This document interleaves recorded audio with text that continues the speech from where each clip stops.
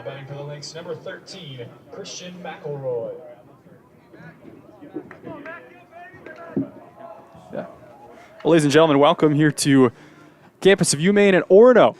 Here at Mahaney Diamond, we got UMPI taking on Lesley in a baseball as the Lynx made the trip up from Cambridge, Massachusetts last night, as did UMPI down from Presque Isle.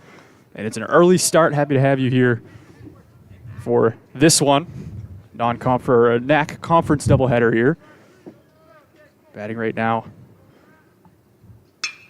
are the Lynx here in the top of the first inning. This one put in play to left field. It's misplayed out there by Wheeler. It's going to get by him and into second base with a base hit. Now batting for the Lynx, number 30, James Brandon.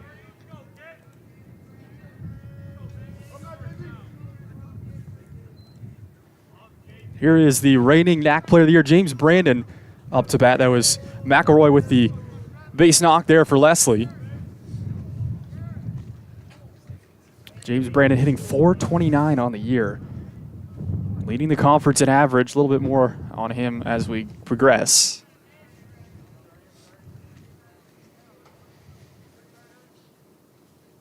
Pitch is a little bit off the plate inside for a ball.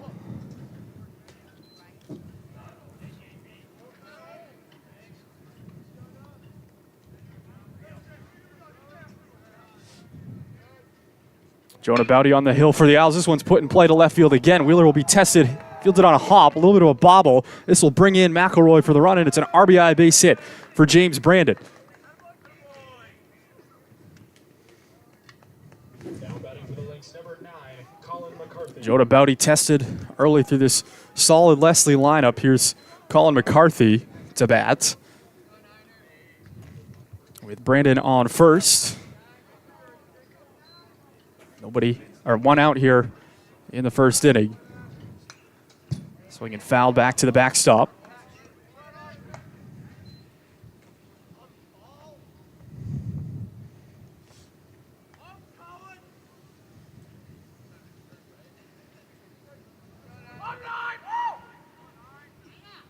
Here's the 0-1 pitch to McCarthy, up and out, and it is 1-1. Aiden Toy doing the catching here for Jonah Bowdy. Sophomore tossing to a freshman. The battery here for UMPI. Runner goes. Brandon's off and running. Toy puts the throw down, and they get him. Nice throw from Aiden Toy as James Brandon will be caught stealing. A great tag as well by Garrett Chadwick out there.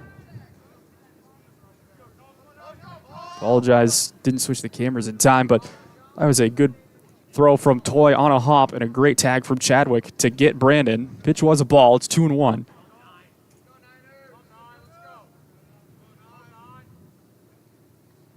The 2-1 pitch is out. 1-0 Lesley here with 2 down in the first inning.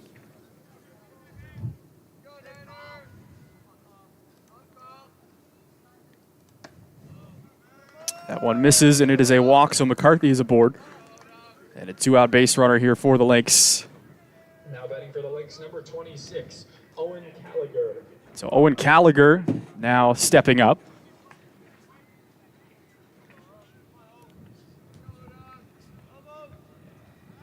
McCarthy the runner on first. They pick over. It's Ian Michaud over there playing first for the Owls.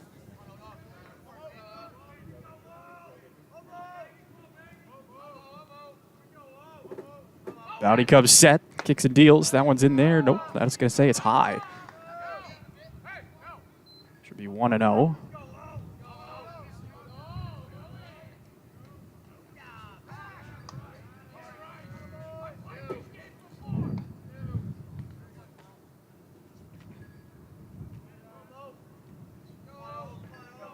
Top of the first, 2 down here. Lesley already with a run in.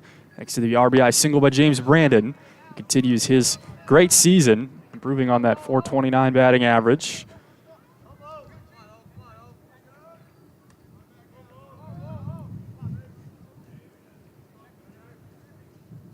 Gallagher the hitter, cut on and missed. 1-2 here. Bowdy a strike away from getting the Owls into the dugouts.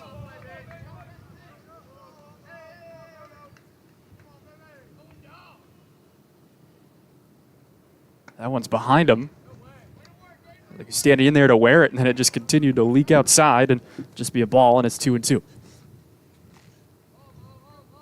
2 hits here in this first inning for the Lynx. Bowdy looks at the runner at first. Umpires today, Mr. Bill Patterson, Mr. Troy Lair. That one is fouled back.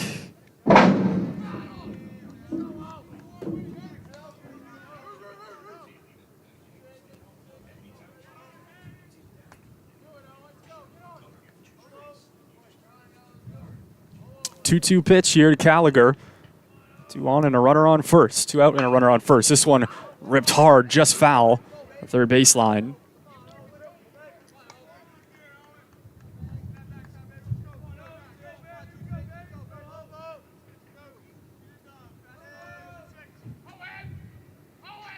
The 2-2. A little bit off speed. This one's fouled back and out of play. Into the bleachers.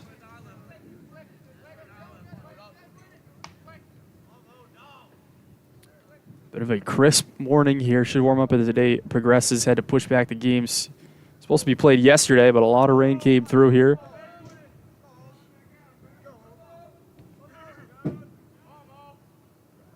This from Bowdy. Another foul ball as Gallagher battling here. It's got to be up to the 7th or 8th pitch of this at-bat.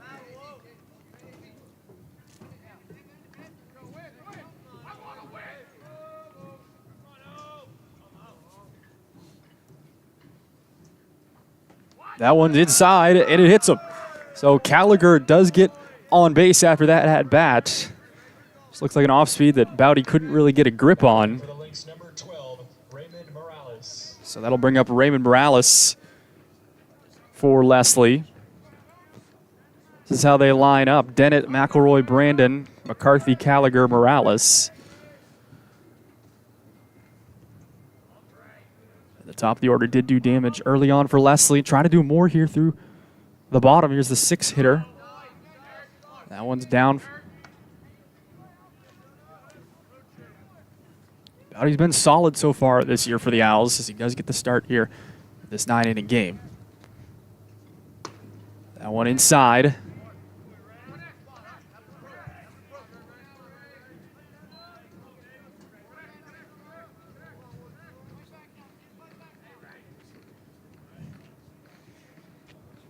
Bowdy comes set, pitch also inside. Seems like that's going to hit him as well.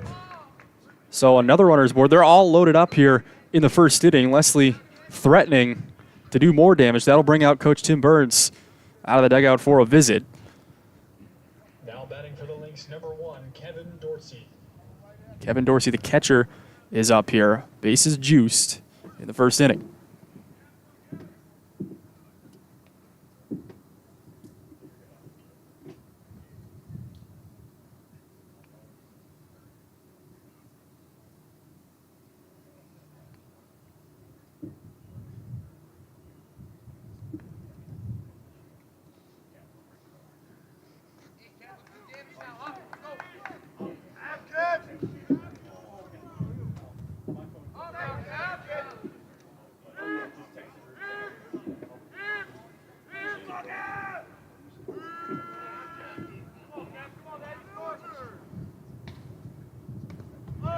And that hits him as well. And that's going to bring in a run. So Bowdy hits 3 batters in a row here after the long at-bats. And then 2 first pitch plunkings. And it's 2-0 Lynx. Now batting for the Lynx, number 8. Uncharacteristic of Bowdy here so far this season. He's had pretty good control.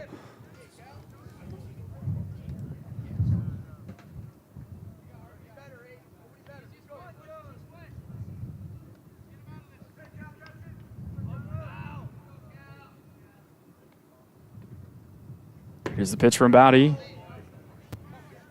Misses, and it's 1-0.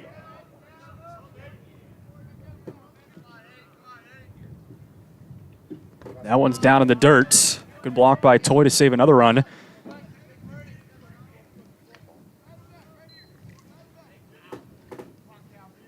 This is Cal Caruso, the right fielder here for Lesley.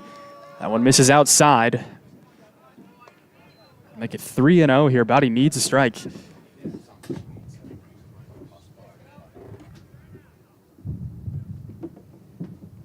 That one's in there, so he does get it over the plates. Caruso daring him to put one in there. 3-1 here, and that one misses. Ball 4, and the merry-go-round here for Lesley. As some hit by pitches and some walks has put him up 3-0. The 2 hits of the first inning came through number 2 and number 3 hitters in the lineup.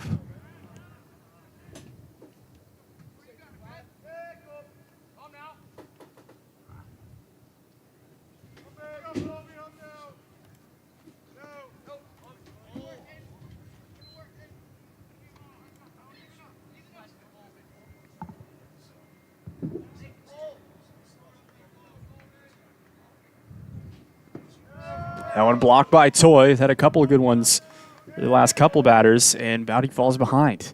2-0. Not the start that UMPI wanted. There, got some action in the pen, it looks like, down to my left. Here's the 2-0. In there for a strike.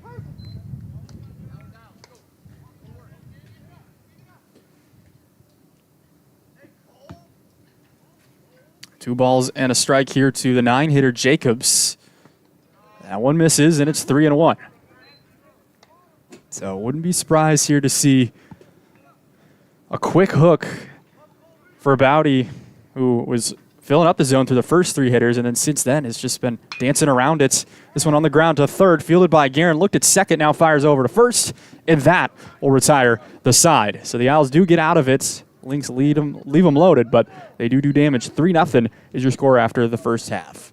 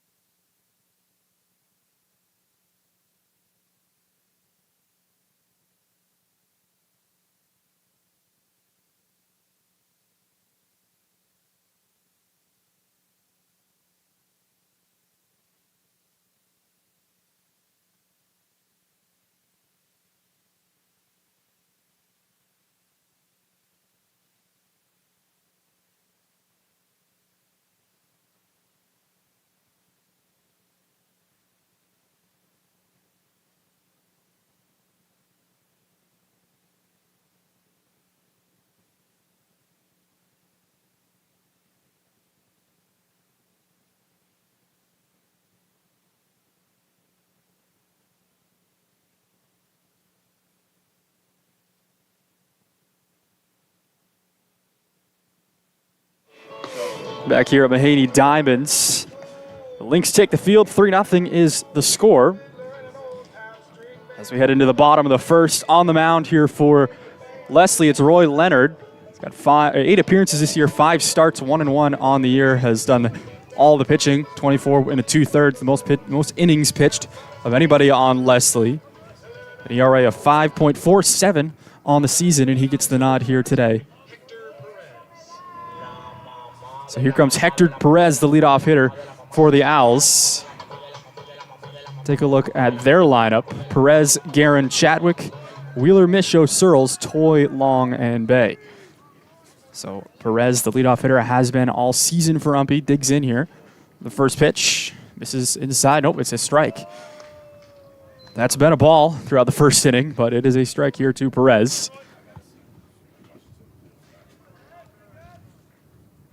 The center fielder for UMPI. A little ahead of that second pitch. So it's 0-2. Perez will have to battle here with Leonard up in the count. Perez 245 on the season. Batting 245, 12 hits. The 0-2. This is outside. Tried to backdoor him. Didn't snap it off quite enough.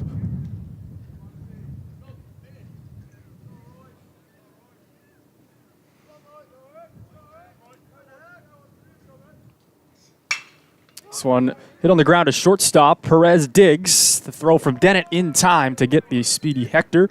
And there is one away.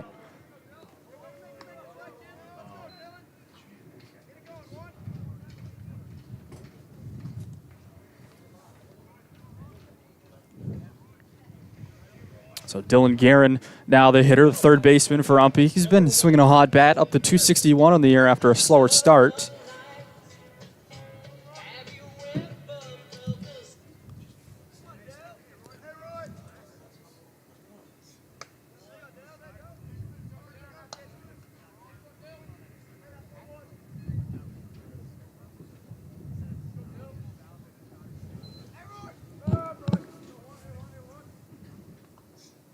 That one misses outside to Guerin, and it's 2-0. He had a good weekend at Hassan last week.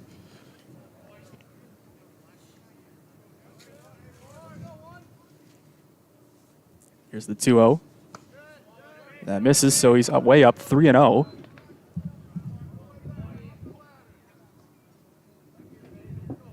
So UMPI trying to get a base runner here. Dylan Guerin way up here. UMPI has the red light. That one is in there on the outside corner for a strike.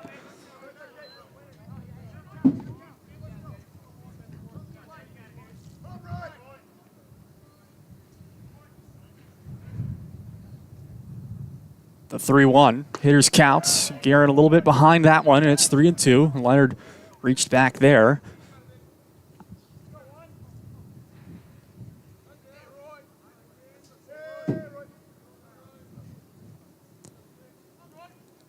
The 3-2 pitch. Fouled away and out of play. Guerin fighting now. Climbed out ahead 3-0, and then back-to-back strikes and a foul ball. And it is all of a sudden a 6-pitch at-bat here for Dylan Guerin.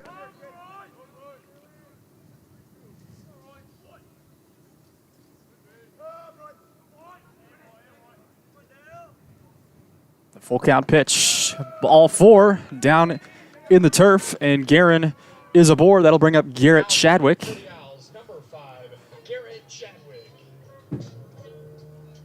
The leading hitter for UMPI, hitting .410 on the year, third in the conference in average. So the number 1 and number 3 best hitters in the conference on the field today, being James Brandon, the first baseman for Lesley, and of course now Garrett Chadwick. Swings and fouls that one back to the backstop for strike 1. UMPI very aggressive on the bases. See what they do here with Guerin. Although Leonard is the left-hander, always neutralizes a base running threat when you got a lefty over there. And he will pick over. Guerin read it.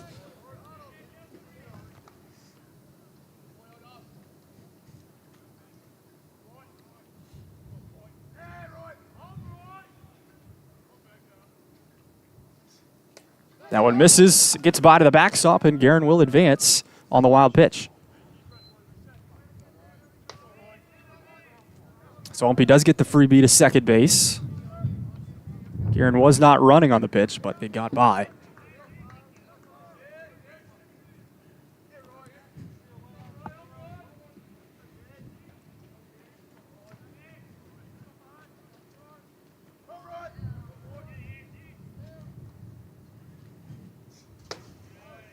That one outside. 2-1 to Chadwick.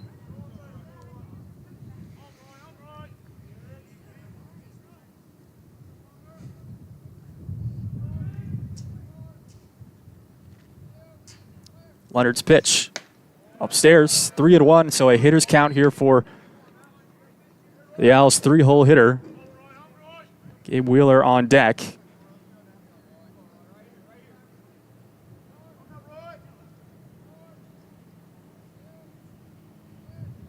The 3-1. Outside, ball 4, and Chadwick will take a free pass. So first and second here for Gabe Wheeler with one down.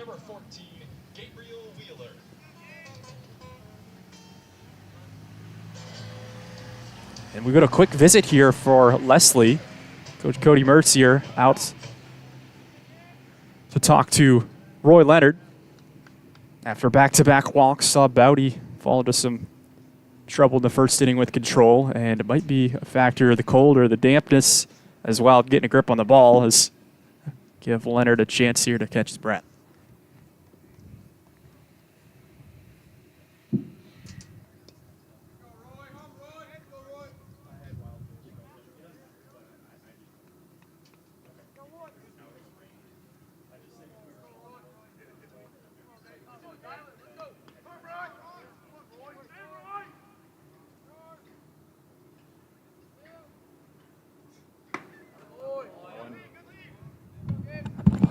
Misses outside for a ball. Leonard a little frustrated, looked like. So a couple runners on here for the Owls. 4-hitter Gabriel Wheeler, one player and rookie of the week earlier this season, had a game-winning grand slam in the 7th inning at Lehman College back on March 16th. Wheeler got off to a hot start, has cooled down a little bit since. He's now down to 244, but a solid freshman campaign so far for the UMPI left fielder. That one misses.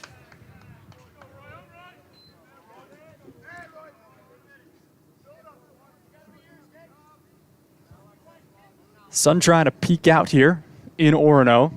A few fans in attendance. Some Lesley fans traveled up. That one there for a strike, and it's 2-2 to Wheeler.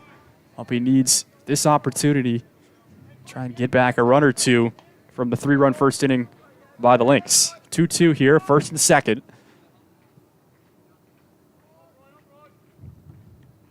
Pitch. Wheeler waits back on it. That one's in the gap, and it's going to be down for possibly extra bases. Fielded by the center fielder into Dennett at short, and Wheeler's in, sliding with a double. Great hit from Gabe Wheeler. And the Owls get an RBI from their stud freshman. Now batting for the Owls, number 10, Ian Michaud.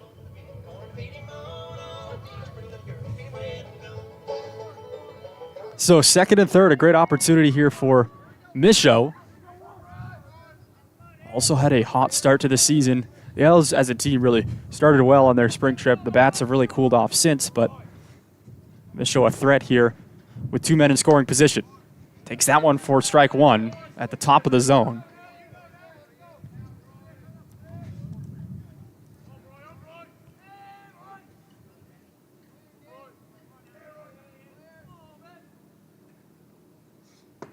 Cut on and miss, strike two.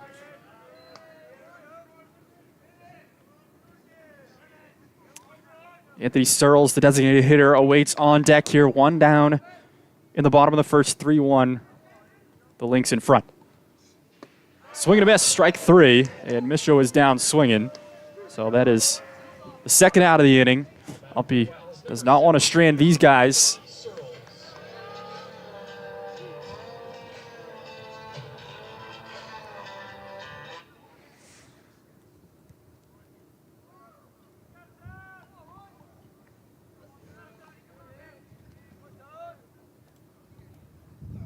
Searles swings and drives this one to center field. Is it hanging up?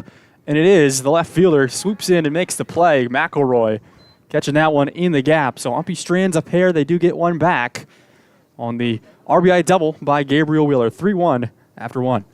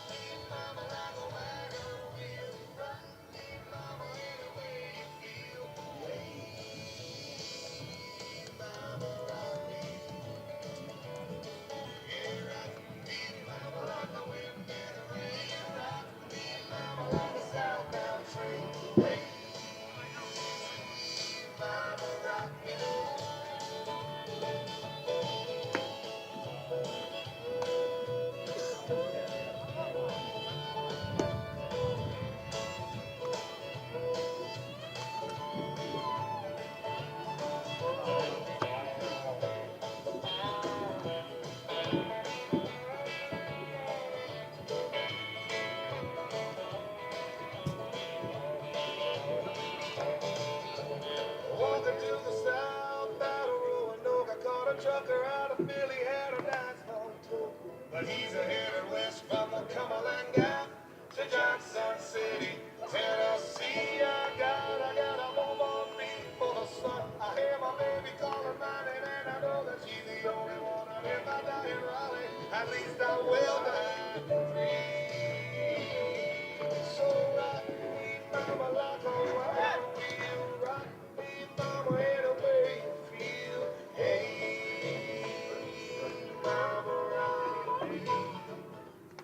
Now batting for the Lynx, number 2, Justin Dennett. So the top of the order due up here again for Lesley. Take another look at their lineup in case we missed it in the first inning. Justin Dennett, the shortstop here, the first batter. Pitch in there, strike one. So Bowdy does pitch from ahead. He was close to getting the hook there in the first inning. Hit 3 batters in a row, walked a couple, but worked his way out of it, and now is out there for an extra inning of work. Kind of salvage his outing, and he does pitch ahead here to Dennett. It's 0-2.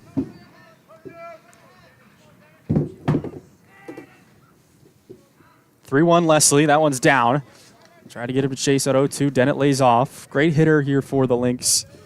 The shortstop was in a first-team all-conference a year ago. This one belted to left field. That's going to be behind Wheeler, and it drops in fair just barely down the left field line. It's out of frame, but take my word for it, that was close, as Dennett is in standing up with ease with an extra base hit. So the third hit of the day for Lesley. Number 13, Christian McElroy.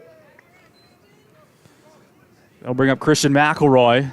He singled to get things started in the first inning. 1 for 1. Bowdy's pitch count up to 37, as you can see in our score bug. Took Roy Leonard 20 pitches to get through the first inning for Lesley. 33 for Bowdy in that first inning. That one misses outside.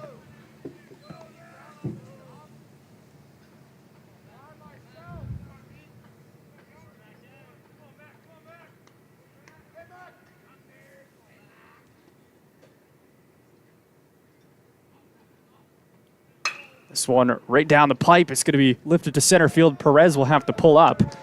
And they're going to wave Dennett home. This one could be a relay here. Michaud fields it. Dennett too quick. And it is an RBI single for Christian McElroy. 4-1 Lesley. Perez caught in between there. Had to kind of let it drop. Either sell out and dive or let it drop. And early in the game decided to let it drop.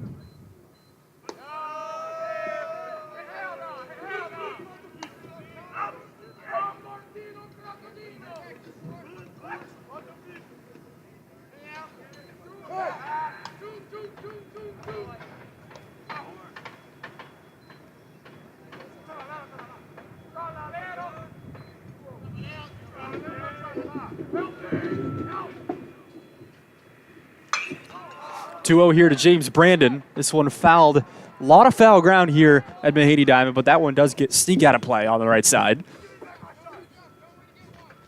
So it's 2-1.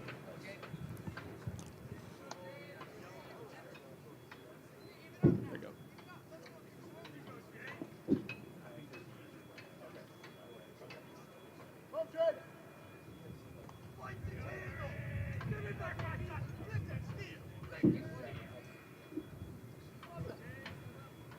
Two-1 to Brandon. This one flared into right field. Tough play for Sammy Bay. He's going to give chase and make the catch. The left-handed right fielder out there for UMPI. Great play down the line.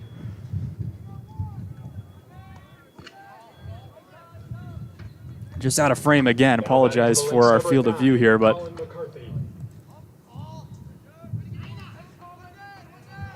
Colin McCarthy, the 4-hitter, will dig in here. Try to zoom out a little, get us more of a field of view here, a little more of the seats, but you can see a little more down the lines now. Pitch here to McCarthy. Misses downstairs.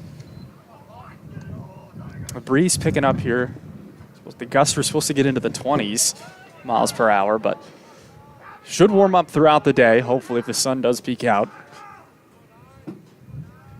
A lot better conditions to play today than yesterday. That one runs inside, and it hits him off the bounce. The 4th hitter that Bowdy has plunks today.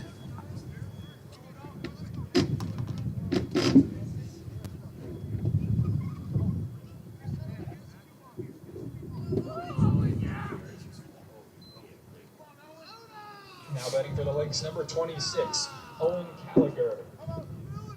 It's Owen Gallagher here with one down, just the fly out to right field from Brandon, the out in this inning. That one's down for a ball.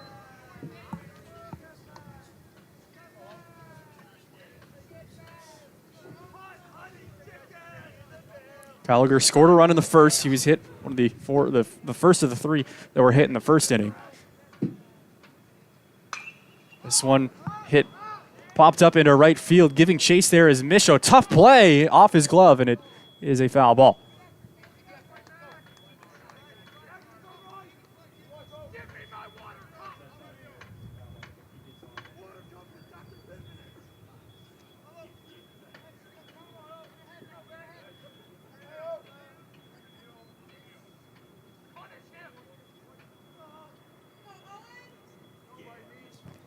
Right. Yeah. Bowdy takes a look at second there.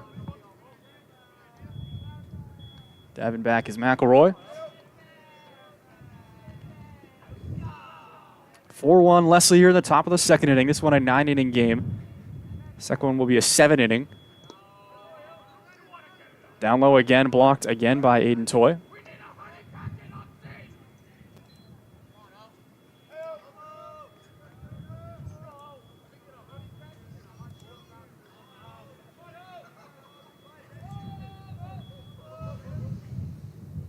Sun peeking out again. This one lifted in the air to left field. Long run here for a Wheeler. It's going to drop up over his head at the track. Wheeler chasing it down there at the wall. This one has scored 2.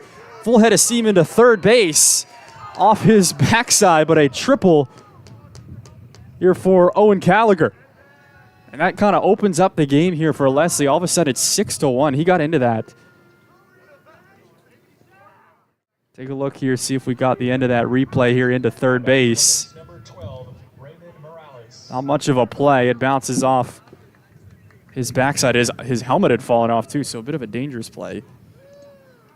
And a visit here. Tim Burns is going to get Jonah Bowdy, and that'll be the end of his day here in the second inning. It's 6-1 Lesley. So they will get Michael Langley in for the change.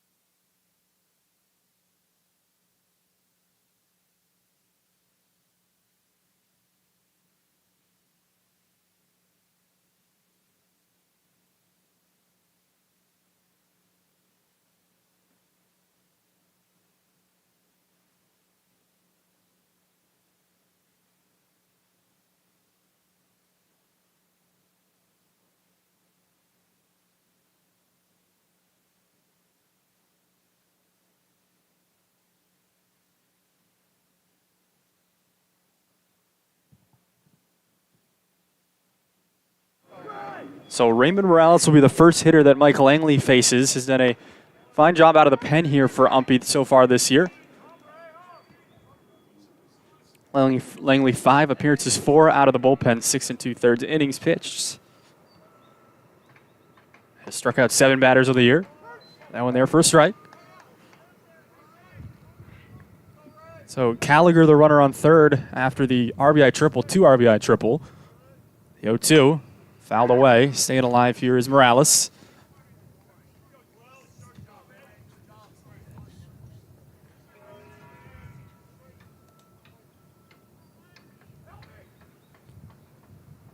Pitch hit right back to Langley. He stabs it, throws on to first quickly, and a heady play there for Langley to fire it over to first, give Gallagher no chance of scoring, and it's an easy 1-3 put out. Batting for the Lynx, number 1, Kevin Dorsey. Kevin Dorsey, the catcher, to bat here with 2 outs. Wants to try to plate at least one more before the inning's up. That one was hit hard there by Morales, but Langley with the sharp glove. That one gets by to the backstop. This will bring in a run. And Lesley will take him any way they can get him. That one, a pass ball to the backstop.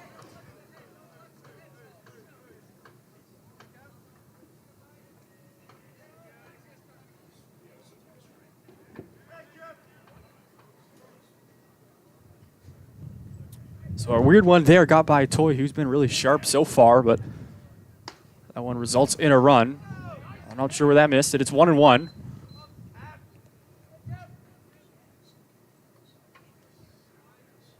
Pitch off the hands there of Dorsey. Langley a little more heat than Bowdy, so the hitter's going to time him up here.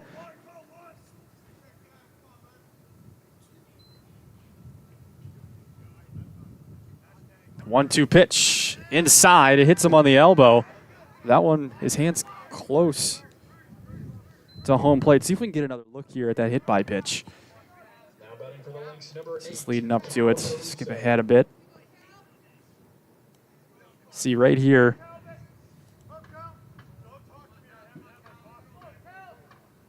We'll come back to that in a second here. The pit, Langley coming set. Pitch in there for a strike. Let's go back to that replay here. Trying to skip ahead for you, but see where his hands are. It's almost over the plate when this pitch hits him. Almost. 1-1 here to Cal Caruso. He walked in the first inning. Lesley almost 2 complete trips through their order here in the first 2 frames. Big secondary over at first by Dorsey. That one swung on and miss. 1-2 here. Langley a strike away from getting out of it.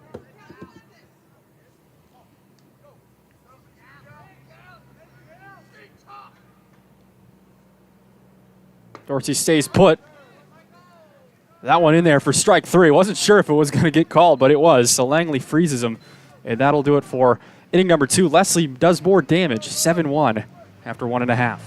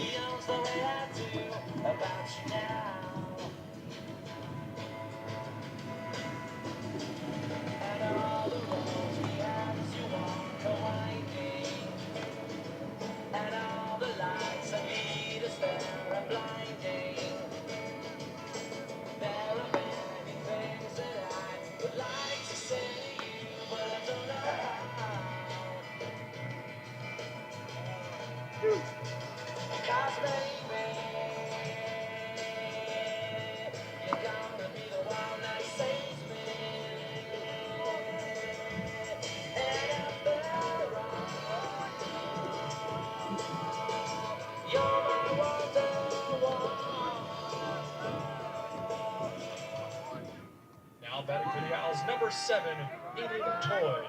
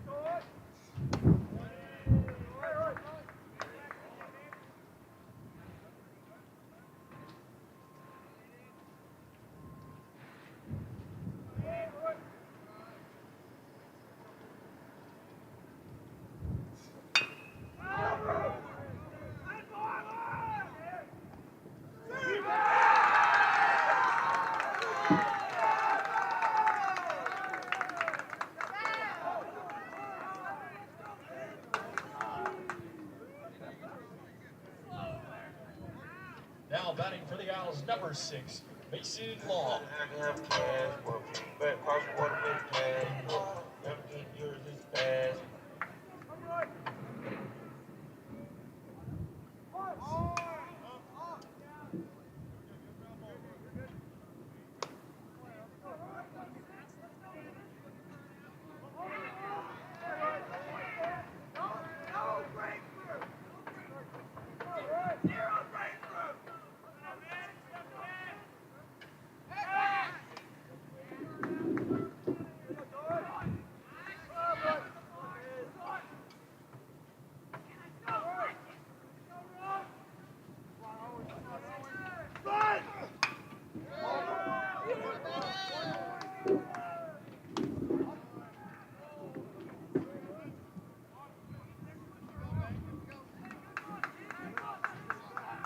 Now batting for the Owls, number 23, Sam May.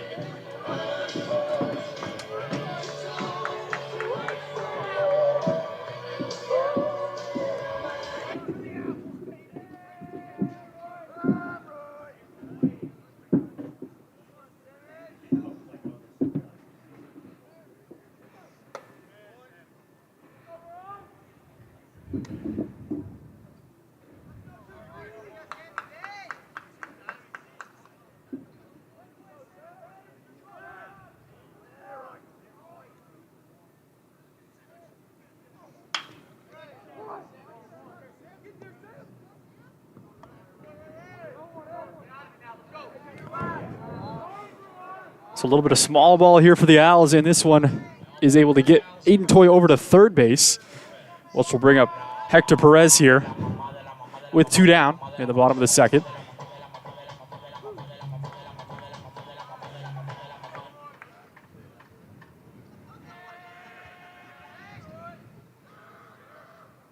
Pitch to Perez. In there for a strike.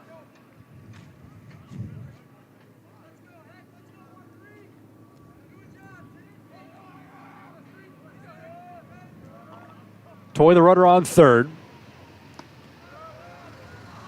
That one misses out, and it's 1-1.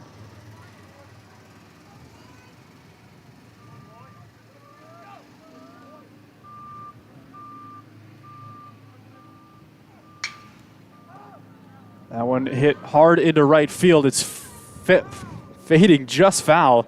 Thought it could drop in there, but unfortunately for Perez, he will have to drop back to the box now at 1-2. Caruso gave chase, couldn't get there in time, and it just falls harmlessly foul.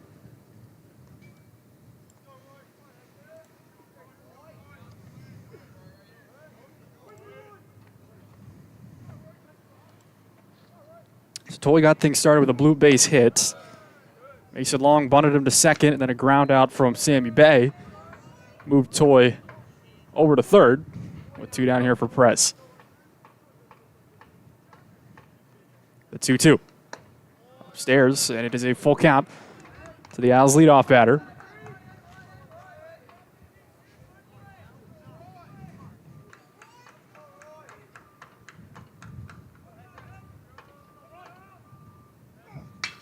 Pitch this one hit into right field. Camping underneath it is Caruso, and it's a can of corn for him. The Owls strand a runner. 7-1 after 2 full innings here. The Lynx in front.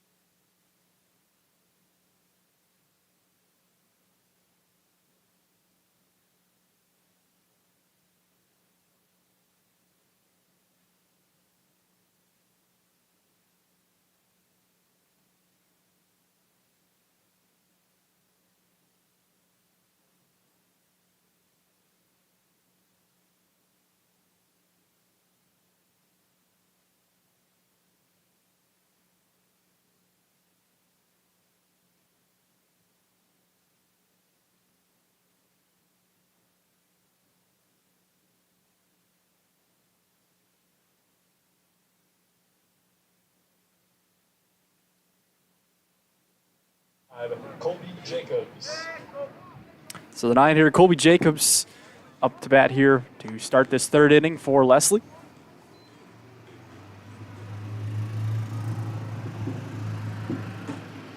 Langley, the pitcher now for UMPI. A little bit low for a ball.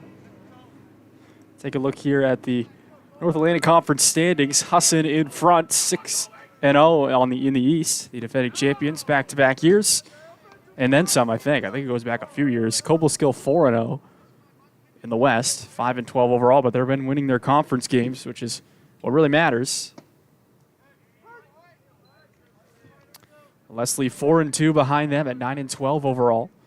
Linden 3-5, so a bit of a realignment. Just 7 teams in baseball this year. 4 in the East, 3 in the West. I'll be 1-7 tied with Farmington for last place. And it is a leadoff walk here for Colby Jacobs. That'll bring up Justin Dennett again, the all-conference shortstop here for Lesley.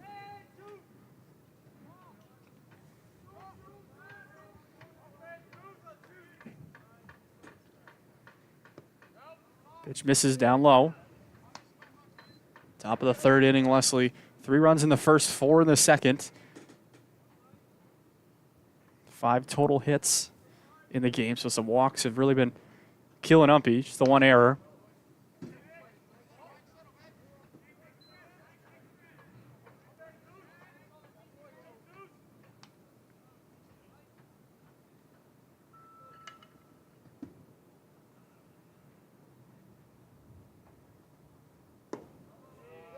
That one misses in as well. And it's 3-0, so in danger of walking another guy here is Mike Langley. See if there's going to be some more action in the pen here for UMPI soon. It's a long 9-inning game here. Could get shortened to 7, provided a run roll. That one misses for ball 4. So 1st and 2nd, nobody out to start. It's top of the 3rd.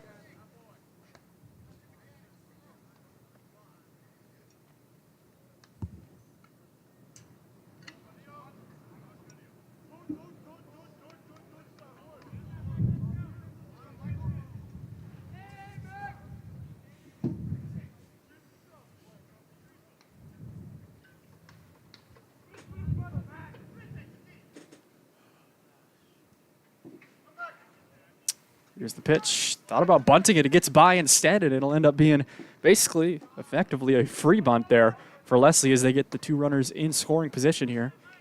with nobody out. Christian McElroy has had a great season so far for Lesley. I believe he's hitting 340 something.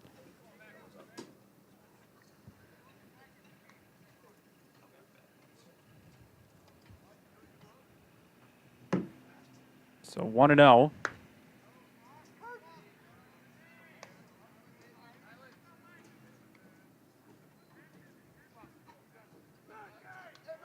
We out.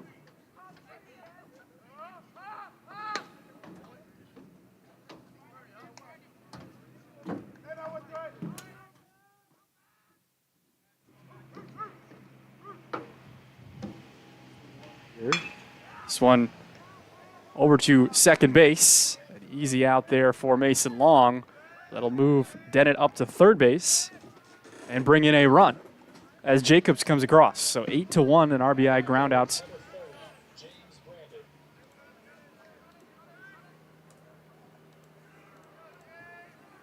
So I'll bring up James Brandon again. 1 for 2 so far. RBI single back of the first and then a fly out to right in the second. That one misses.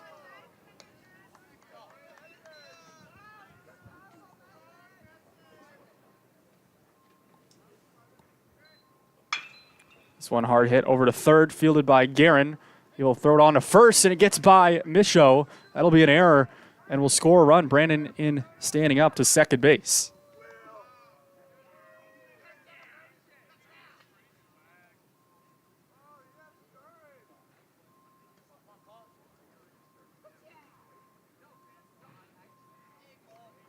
Now batting for the Lynx, number 9, Colin McCarthy.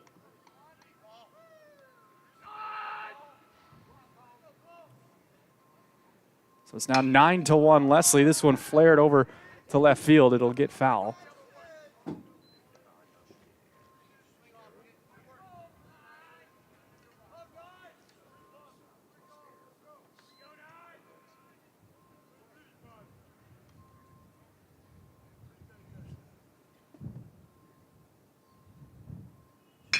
This one grounded towards second base. Long will field it on a hop onto first.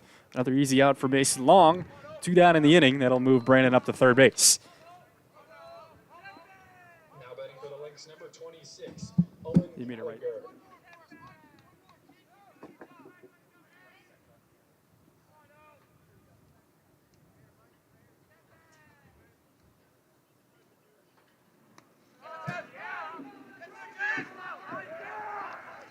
This ball into home. They got him.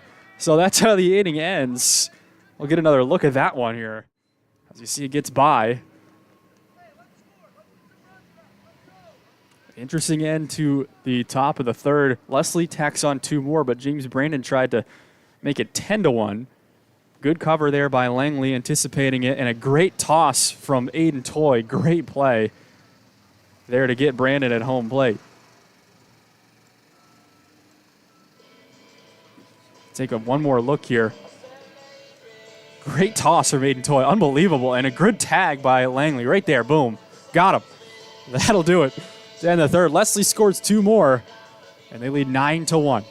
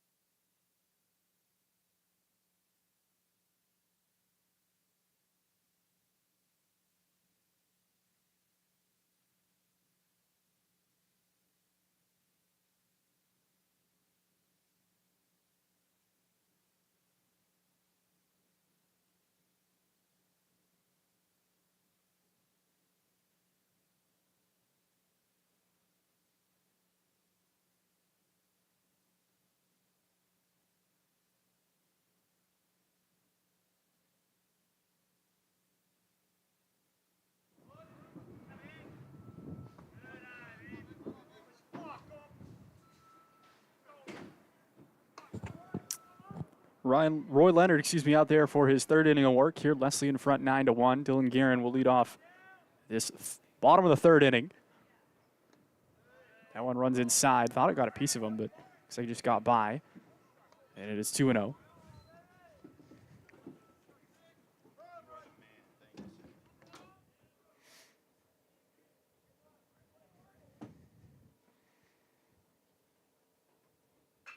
This one hit hard through the gap for a base hit. Dylan Guerin will be aboard with a leadoff single, and he continues swinging a solid bat here for UMPI out of the 2-hole.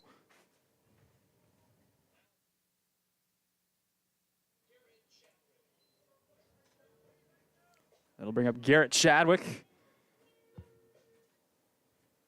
with Guerin on first. Again, UMPI, a very aggressive base running team under Coach Tim Burns so far this season, but can't really run with Leonard, the left-hander, and he's quick to the plate as well. He got a good move. Got to be careful not to lose base runners in that way. This one hit hard to left field, skied in the air, going back. Here is McElroy, and the catch is made.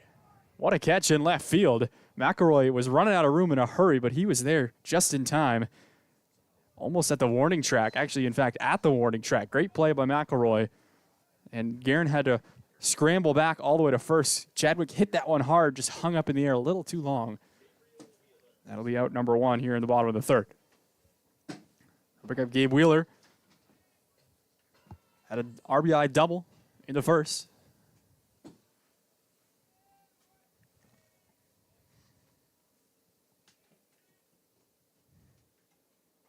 That one right down Broadway for strike one.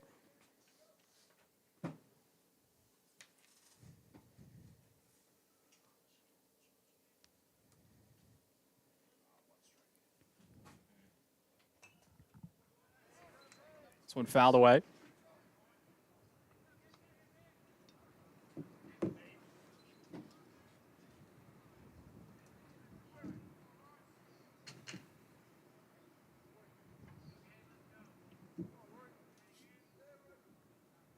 Pitch to Wheeler, swing and a miss. First base was occupied. Guerin can get back at his own peril, and he just barely does. Then that was a weird one. Guerin thought about going, and Wheeler started to run out the drop third strike, but it's not because first base was occupied, so he's out instantly. And then Guerin got caught off the bag. They threw it back, but he dove back just in time. And here's Ian Michaud. Struck out back of the first inning. That one inside.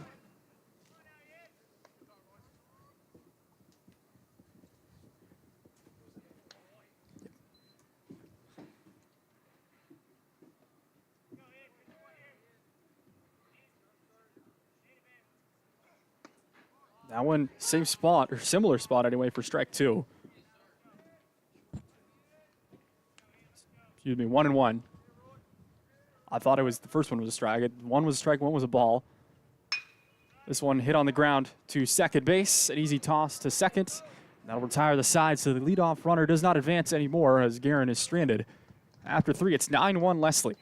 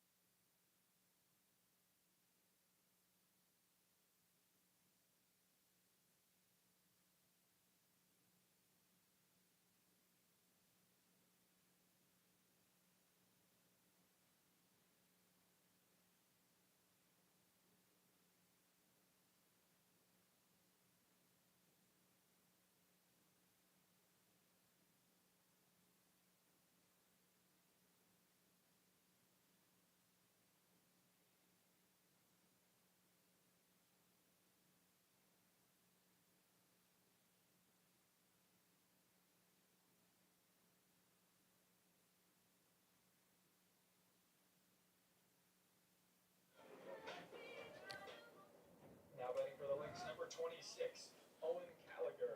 Owen Gallagher to lead things off here for Lesley. He had the two RBI triple back in the second.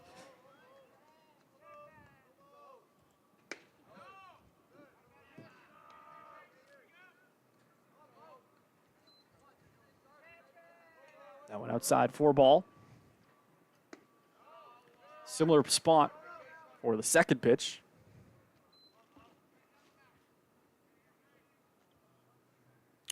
Two 2-0 here to Gallagher. Langley out for his third inning of work. That one in there for a called strike.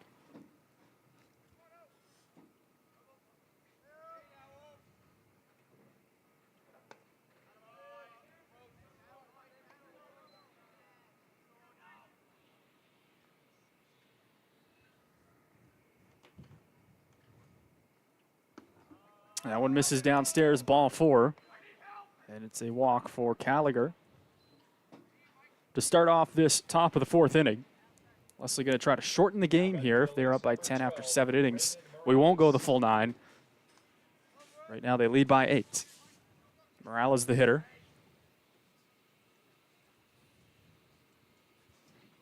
Runner goes. That one gets by.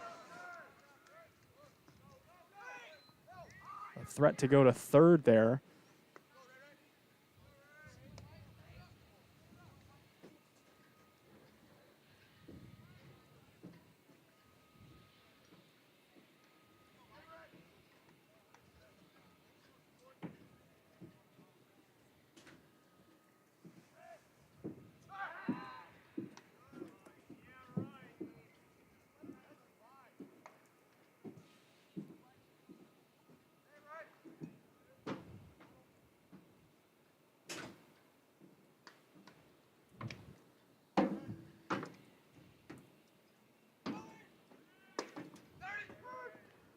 Over to third base. It's a stolen base for Gallagher.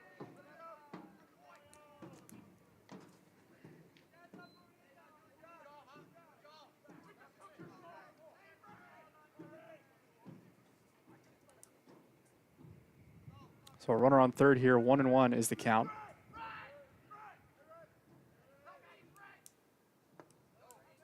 That one downstairs.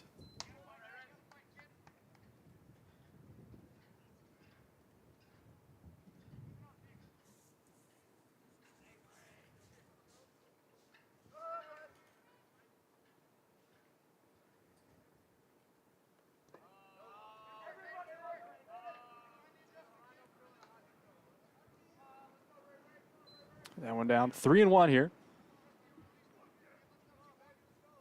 to Raven Morales. Lesley trying to add on one more. 9-1 is their lead. Here's Langley coming set off the hands, foul back. 3-2.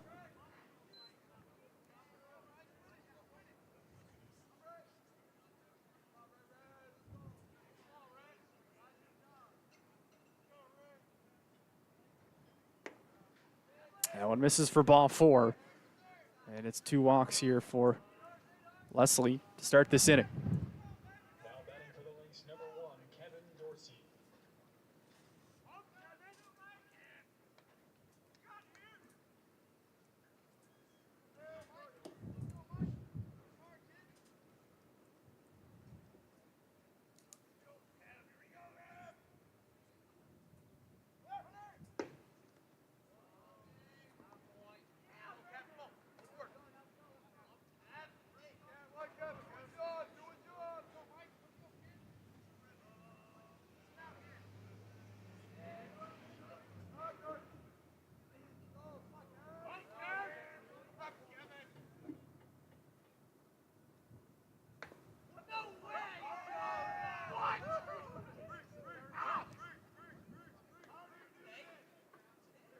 Now batting for the Lynx, number 8, Cal Caruso.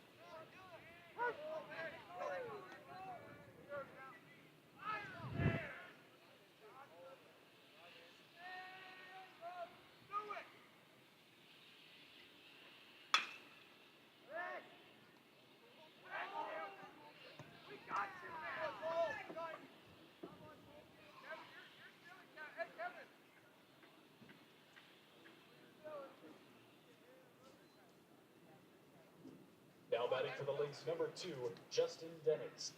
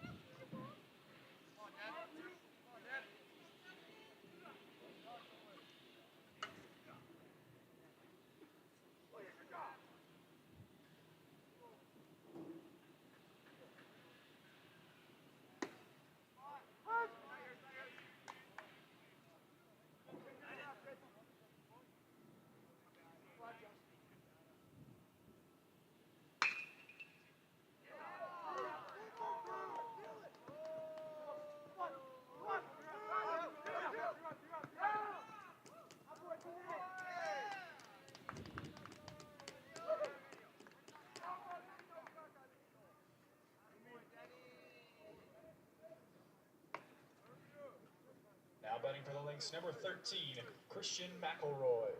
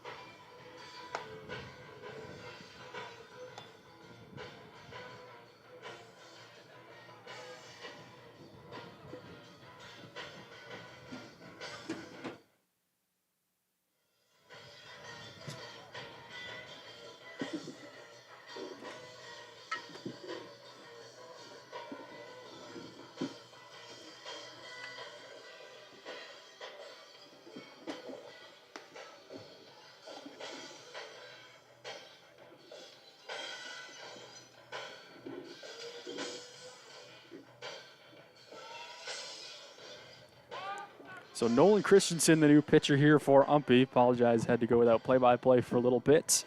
12-1 Lesley did have done some more damage here on a couple of errors, taking advantage of some UMPI mistakes. And it puts the run rule in effect here in the top of the fourth. Of course, a long way to go till then, but in effect nonetheless.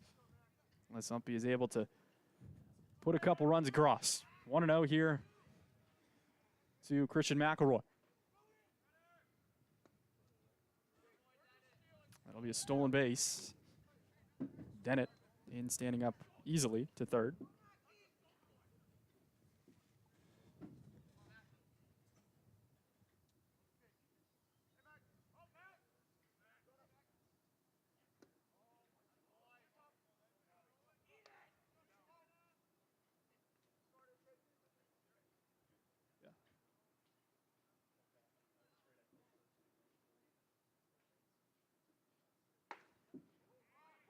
That one in there for strike.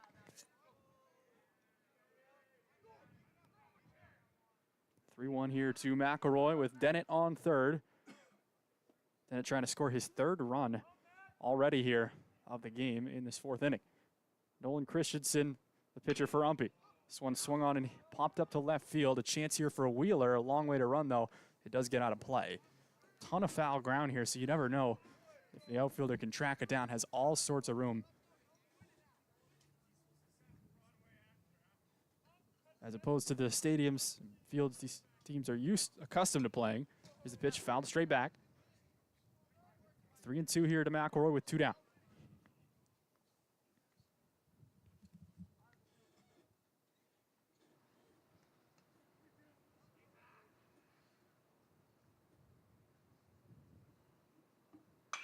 Pitch, foul back again.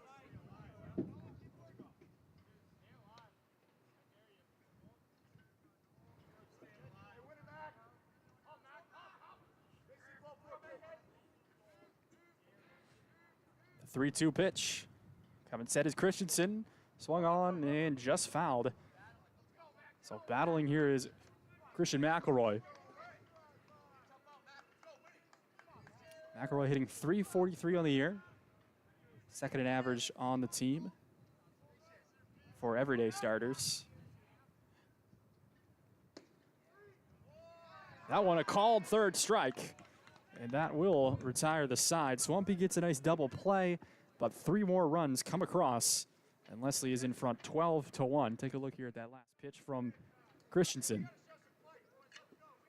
The Owls will try to get on the board going here into the next inning. Then we'll have scored one run in the first and nothing since. Been gone away quietly. This pitch on the inside corner, called strike 3.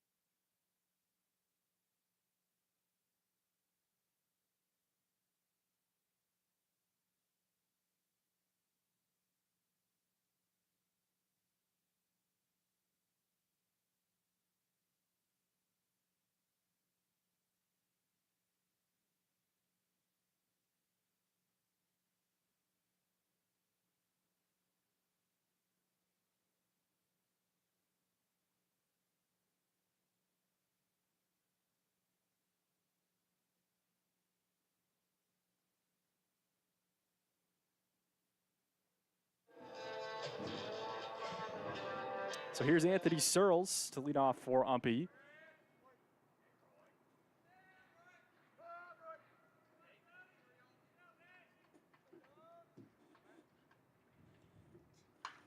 Flew out his last time up.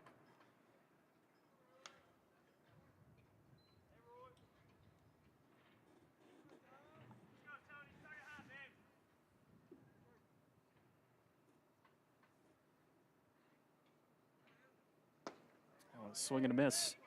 For strike two, Searles quickly down 0-2. Leonard, after 20 pitches in the first inning, he's gone now just 42 total pitches. This one swung on and hit to center field. Should be an easy one out there. And ranging over there for the easy catch is Colby Jacobs. One down. Aiden Toy, who had an infield hit his last time up.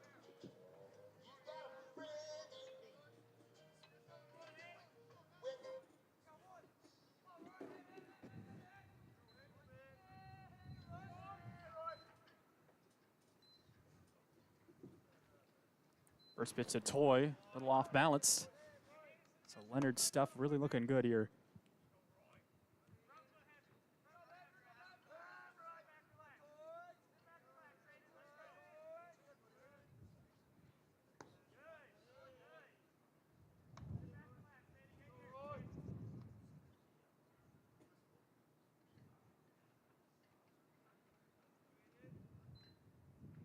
Here's the 1-1. That one he spikes into the dirt there. Not what Leonard would have wanted. Take a look here, just had a missed grip, I think.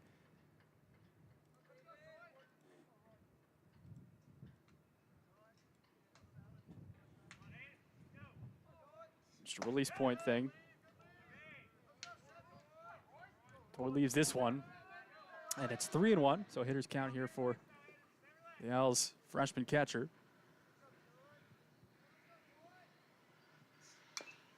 This one foul back, and it's 3-2.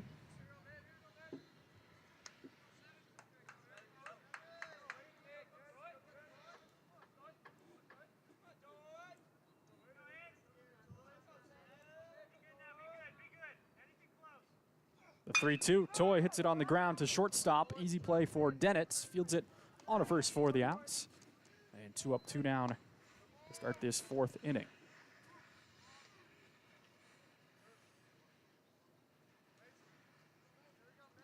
Now batting for the Owls, number 6, Mason Long. 2 outs here for Mason Long. Sacrifice bunt last time to move Aiden Toy over. This one hit to center field. Should be an easy play for Jacobs, and it's a 1-2-3. Bottom of the fourth inning, 12-1 going into the fifth.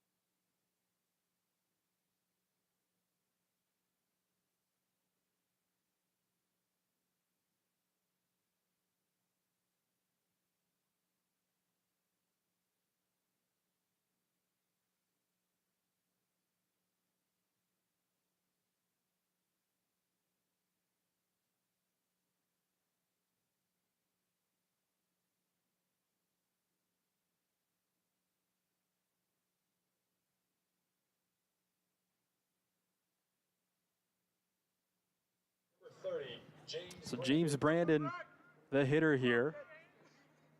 Take a look at the NACA batting leaders. Talked about this a little bit earlier, but James Brandon leading the conference at 429. Garrett Chadwick, 410. There for Umpy Ryan Sargent from Farmington at 415. So good start to the season for those three guys as Brandon hits this one in the air to center field. Long run for Perez. He's going to get to the spot, though. Good track there for Hector Perez out there in center as Brandon just got under it. That is textbook there by Perez. Get to the spot. Don't drift. Got to the spot, got under it, and made the easy play. Now batting for the Lynx, number 9, Colin McCarthy. Colin McCarthy, now the hitter. 0 for 1 in this one, but he walked and was hit by a pitch, scoring 2 runs so far. That one misses for ball 1. Nolan Christensen, the pitcher here for Umpy, making his 4th appearance on the season. Thrown a total of 5 innings going into this one.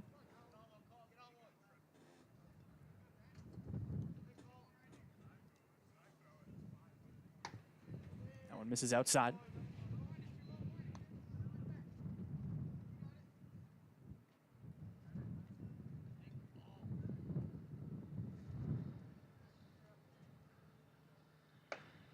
That one in there for a strike. It's 3-1. So 12 runs on 5 hits here for Lesley, taking advantage of 4 umpy errors and some walks, some hit by pitches. A bunch of little things have resulted in the lopsided score so far. And that one's fouled out, and it's 3-2.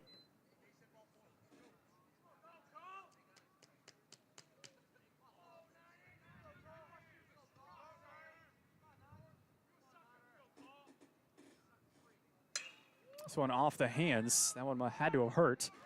Ranging over is Guerin, who makes the play near the wall. Good catch there in foul ground by Dylan. Guerin had a long way to run, ran out of frame, but he made the catch over near the fence for out number 2. Number 26, Owen Callagher. Owen Callagher, the hitter.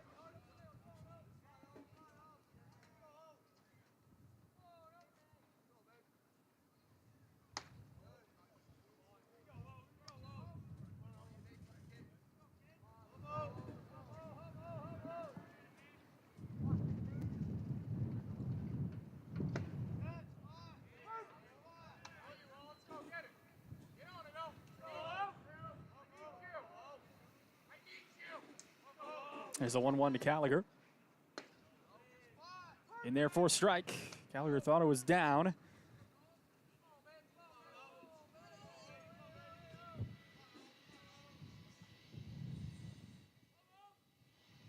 Here's the pitch.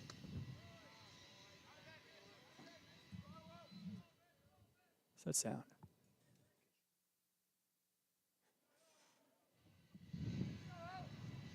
Two. Fouled off, out of play. So some long at-bats here for Lesley in this one. Hitters definitely know how to foul a pitch away and wait for a better one.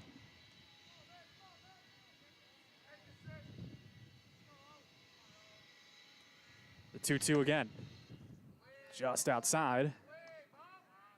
Close one there to take Gallagher. And it is full, 3-2.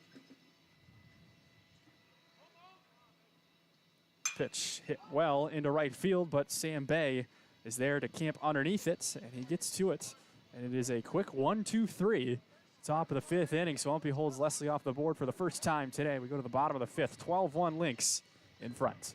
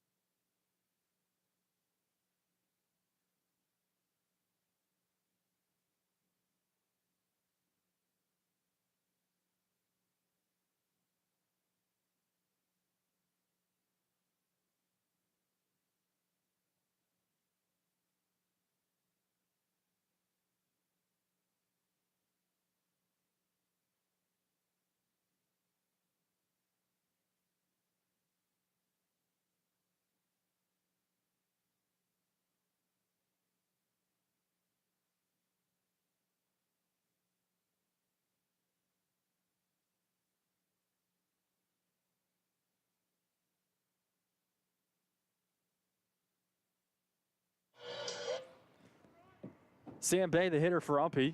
His second at bat, grounded out his first time up. That one misses inside. Bay, the speedster for the Owls. Good way to turn over the lineup. They go Long and then Bay, and then to the top of the order, Perez, Guerin, and Chadwick. So there's 5 guys right in a row that can run for UMPI. Unfortunately, they haven't had enough base runners today to do too much. It's the 1 run in the first inning. They've left a couple guys on at times, left 2 on in the first as well. 2-0 here to Bay. Swung on and missed.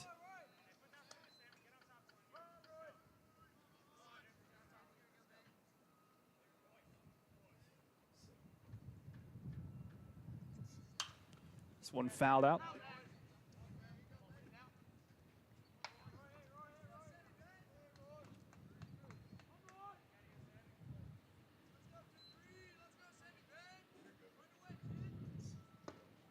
Swing and a miss. Strike 3. Bay is down by way of the K. The 3rd strikeout so far today for Leonard. UMPI's been put in play, but For the Owls, number 13, Hector Perez. here comes Hector Perez, leadoff batter. 0 for 2 so far. Ground out and a fly out.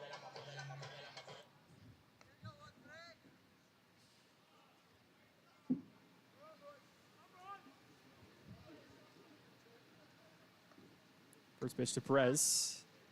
This is down and in.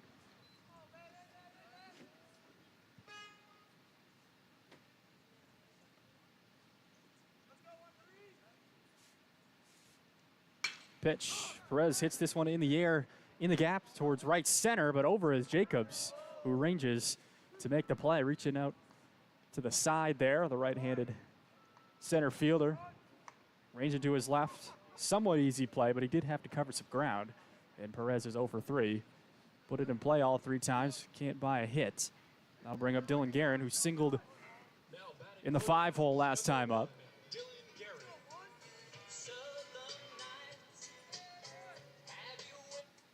So he's 1 for 1 with a walk. He's been on both times. Scored the only run back in the first inning.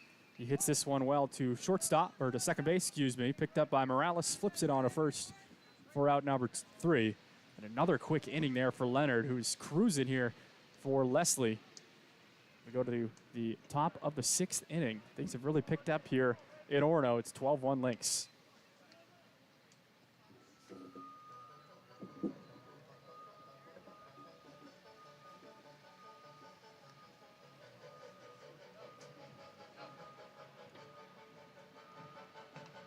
I might be too strung out on compliments, overdosed on confidence. Started not to give a f and stop fearing the consequence. Drinking every night because we drink to my accomplishments. Made it way too long, I'm floating in and out of consciousness. And they saying I'm back, I agree with that. I just take my time with all this shit, I still believe in that. I had someone tell me I fell off, who I needed that. And they wanna see me pick back up, well, where I leave it at? I know I exaggerated things, now I got it like that. Tuck my napkin in my shirt cause I'm just mobbing like that. You know good and well that you don't want a problem like that. You gon' make someone around me cause nobody like that. Oh, don't do it, please don't do it. Just one of us goes in and we all go through it. Drizzy got the money, so Drizzy gon' pay it. Those my brothers, I ain't even gotta say it. That's just something they know. They know, they know. They know, they know, they know, they know, they know.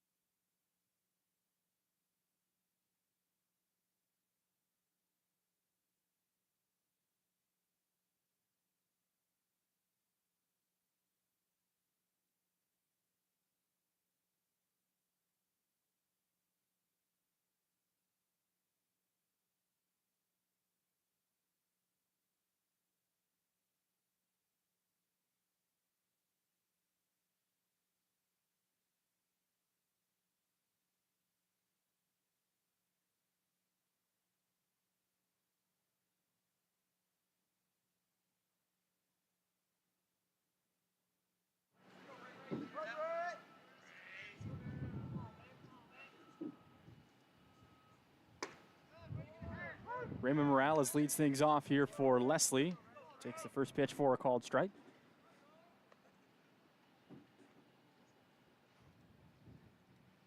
This one hit to center field, going to be down for a base hit. Perez ranges over to cut it off, but it is a leadoff single for Ray Morales. Now batting for the Lynx, number 1, Kevin Dorsey. The catcher Dorsey is up, and he does not have an at-bat yet in this one. He's been hit 3 times. All 3 times that he's come to the plate. One of them an RBI, and he scored a run.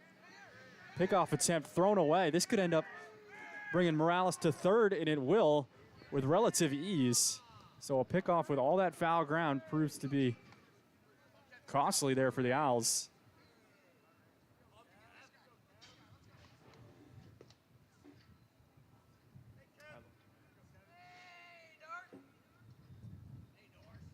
So Dorsey trying not to get hit for the 4th time today.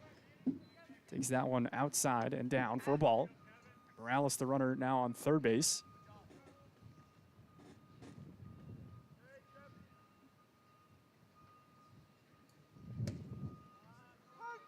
That one's there.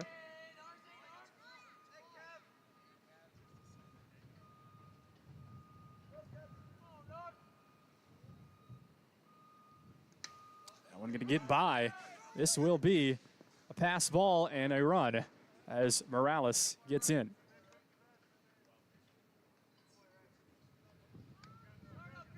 So Morales dives in safely. Take a look here at that replay. Had a chance to get him, but the toss from Toy a little bit off. It's 2-1 here to Dorsey. 13-1, Lesley. Big hack there for Kevin Dorsey. Wanted to get his first hit of the day, but makes it 2-2.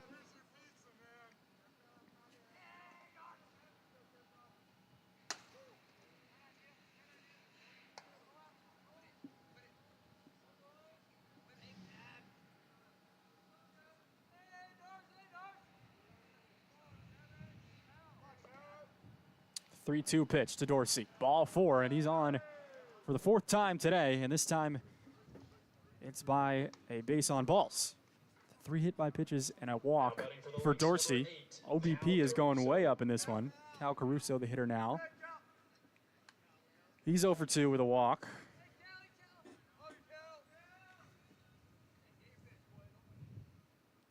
Christensen comes set. Hit right back to him. A chance to turn 2 here on to second for 1. And they get him. It'll just be a fielder's choice there for Cal Caruso. Christensen flipped it on to second to Garrett Chadwick for the easy out number 1 of this inning.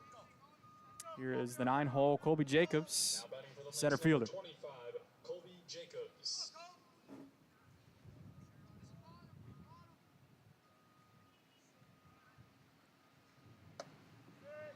That went upstairs, ball 1.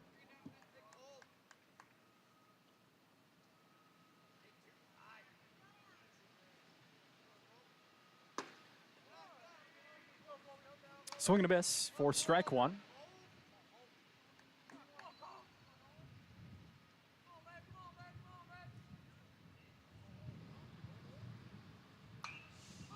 And fouled out of play.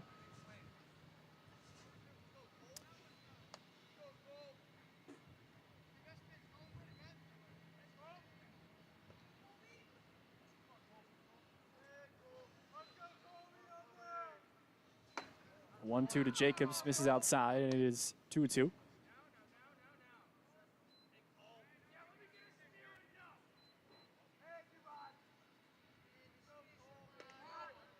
Check over at first, diving back easily is Caruso.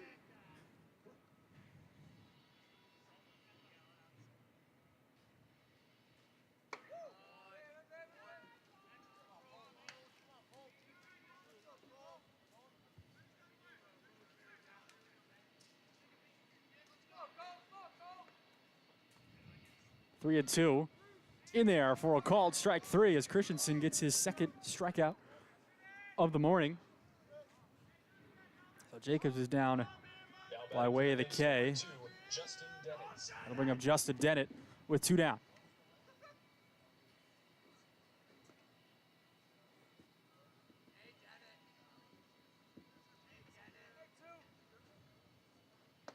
That one in there, strike 1 to Dennett.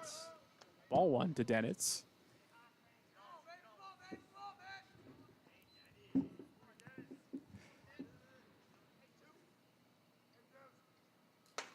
That one upstairs, 2-0. Christensen, an effectively wild reliever for UMPI.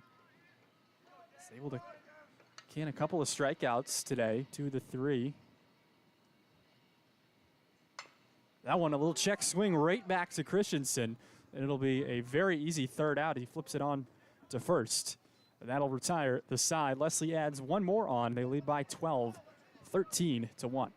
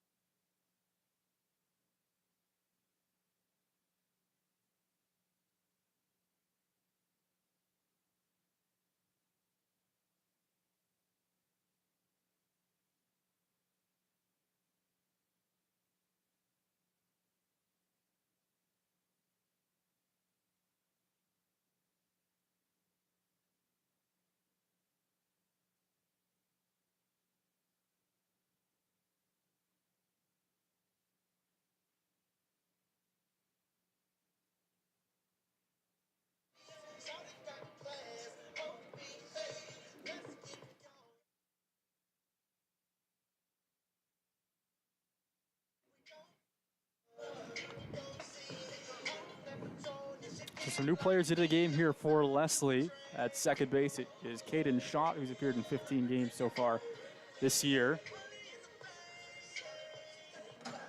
Then, who's number?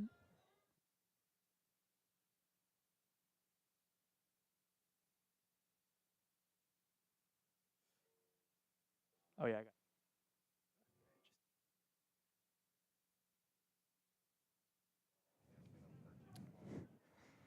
And then in right field, Dylan McDonald's. And then in left field, I believe everything else is the same. Excuse me. So those are the changes. So the first batter is Garrett Chadwick here for UMPI. Also a new pitcher on the mound here for Lesley. Number 36, James Labombard, if I'm saying that right.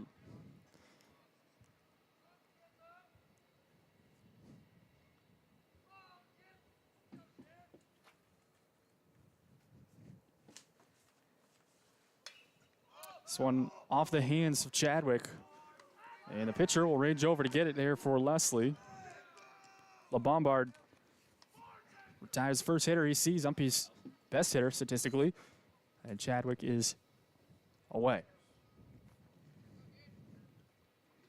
So here's Gabe Wheeler. Had a double back in the first. The only run scored for UMPI. Courtesy of a freshman from Wasilla, Alaska.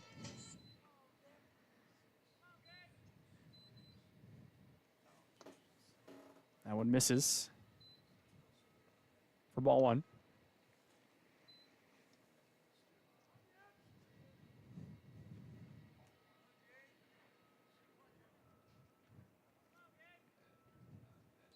13-1 is the score. UMPI needs to score to extend this game. They'll have this at-bat and the next. Got to get it within 10 to keep the game going. Of course, I'm not sure if UMPI would probably like to save some pitching as well. Wouldn't mind a shortened 7-inning affair either, I don't think.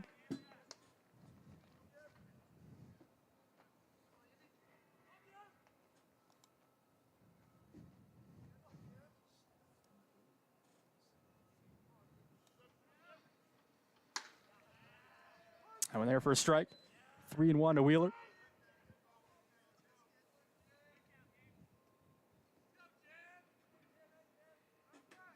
I mean, you can add Wheeler to the list of guys that can run as well. So if you go from hitter number 8 to hitter number 4 in UMPI's lineup, that's all guys that can move. So that's good to have speed in your order. It's helped UMPI in this one, or in this season so far. Hasn't really helped him so far today. The 3 hits. So Ian Michaud to the plate.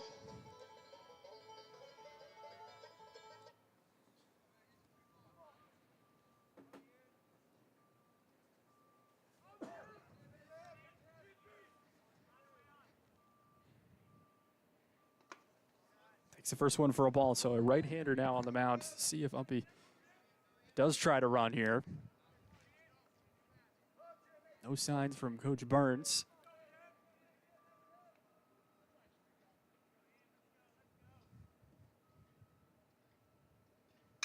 And Michaud swings and bloops this one over the first baseman's head into right field. It is scooped up out there by the new player into the game for Lesley, Dylan McDonald. And Wheeler goes first to third on the base knock from Ian Michaud. And he needed that for his psyche. Had a really good start to the season for the Owls. Cooled off down at Hassan last week. All it takes is one sometimes. Here's Anthony Searles with first and third. Men at the corners. Michaud on first, Wheeler on third. Coming set is LeBombard. That one, curveball, stayed high and in.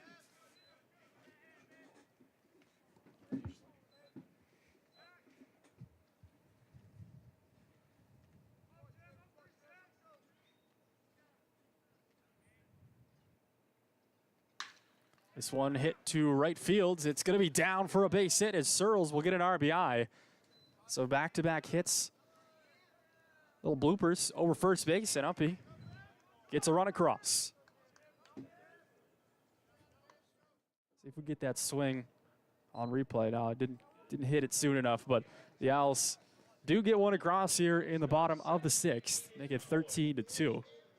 They score 2 more to extend this game and then hold Lesley.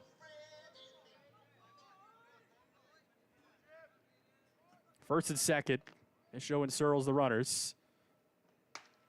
See, with 1 out, a bunt not in play, really.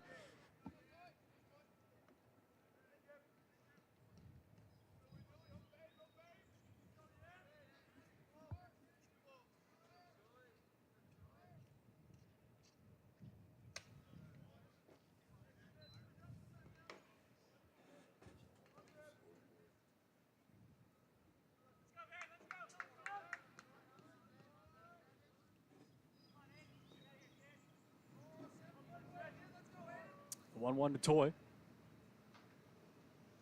Toy hits it on the ground to second base, fielded there, and a chance to turn 2. Dennett spins. Oh, what a turn by Lesley. The twin killing ends the threat. Take a look here at that double play. Toy hit it hard, but right at the second baseman.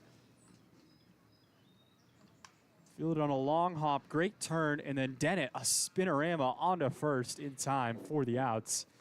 Great defense by Lesley, and that ends the bottom of the 6th. So it's 13-2, the run rule in effect here going into the 7th. UMPI wants to hold them off and score a couple if they want to extend or save some pitching. Either way,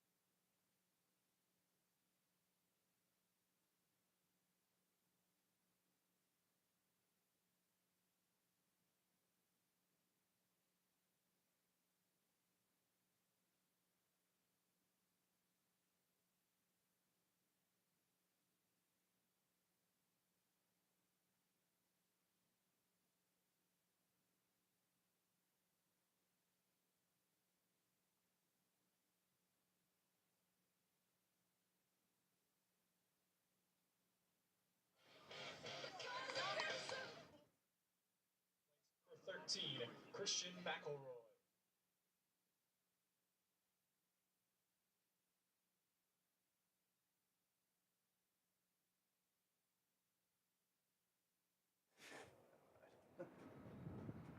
McElroy, the hitter, and he's hit on the shins. And he'll be aboard on the first pitch from Danielle Moser, the new pitcher for the Owls. Wind picking up a little. Moser, this is her third appearance now on the season, 5 2/3 innings of work. Now batting for the Lakes, number 30, James Brandon. So James Brandon is the hitter. McElroy on first. This one hit hard to left, way out in front of it is Brandon. Hit that on the screws.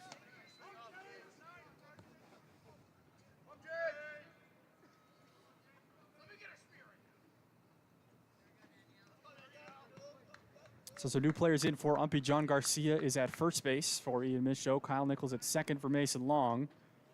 And then, of course, Moser on the mound. This one kicks away from Toy.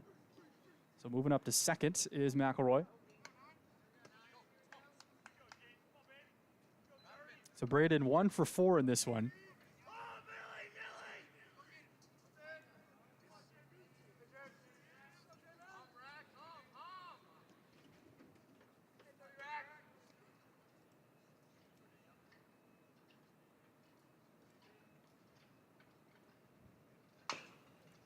This one a dribble right back to Moser. She fields it on a first for the outs. So Brandon, frustrating day for him, is retired. She'll move McElroy up to third, though. Now batting for the Lynx, number 9, Colin McCarthy. Colin McCarthy, the hitter.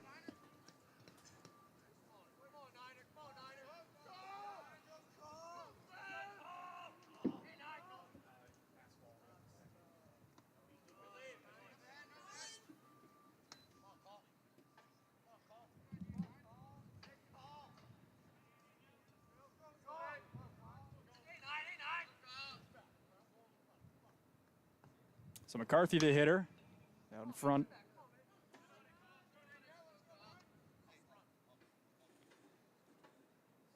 McCarthy 0 for 2. A walk and a hit by pitch. 2 runs scored.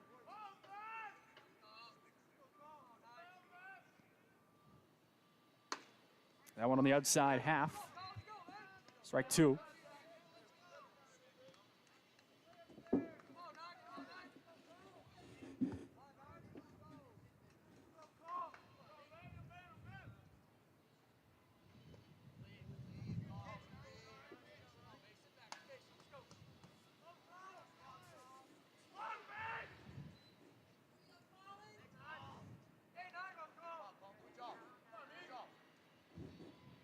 The 2-2.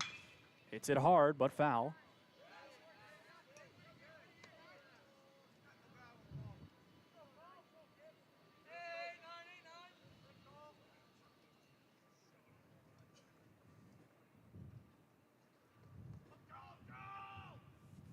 Two to McCarthy again. That one just down the line and just foul again.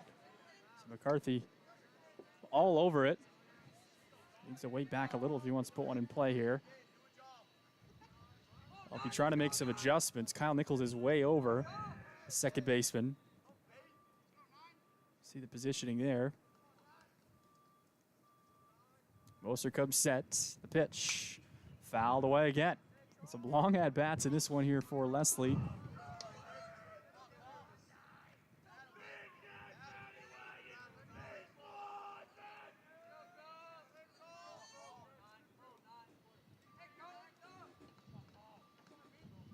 Here's the pitch again. That one out over the plate a little bit. In foul ground, Guerin giving chase, and it just gets out of play. And we'll do it again.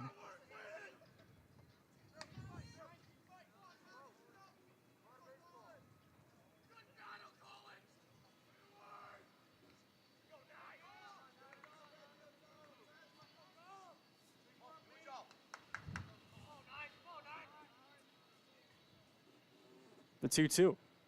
McCarthy lifts it in the air to right field. Sam Bay takes a step back. This one drifting. Got to get back there, and Bay is there. And it will be a sacrifice fly. to get in another run as Colin McCarthy does a job. Brings home McElroy.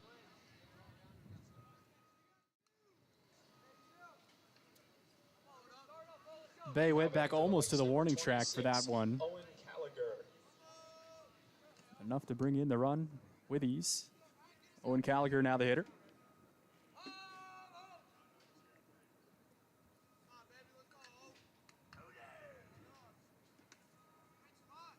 There for strike one. So Garrett Chadwick is to be the starter for UMPI in game 2. I'm not sure who Lesley plans to trot out. They got their fair share of arms that had done damage last year for sure. Lesley was one of the best pitching staffs in the conference. Put him up there with Husson for sure. They say Gallagher offered at that one. He's 1 for 2 today with 2 RBIs. Had a triple, I think, at the second inning, maybe the third.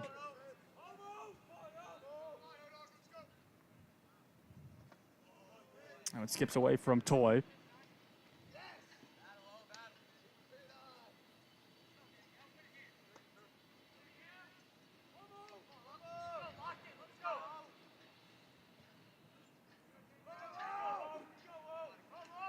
The 0-2. Hit hard, almost took out Coach Cody Smith, or Cody, excuse me, I'm forgetting the name of their coach. Cody Mercier, there you go. That's it. Almost took him out.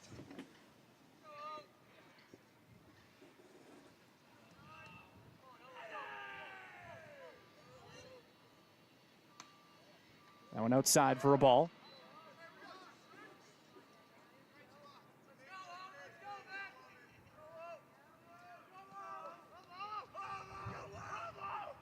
Two down here in the top of the 7th. That one misses.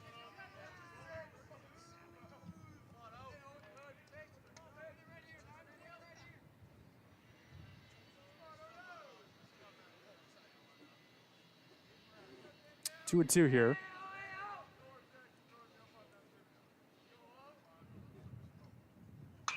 One hit high in the air. UMPI's going to have to communicate. In is Guerin. It drifts his way, and he will make the catch to retire the side. Lesley tacks on one. They lead at 14-2 going into the bottom of the 7th.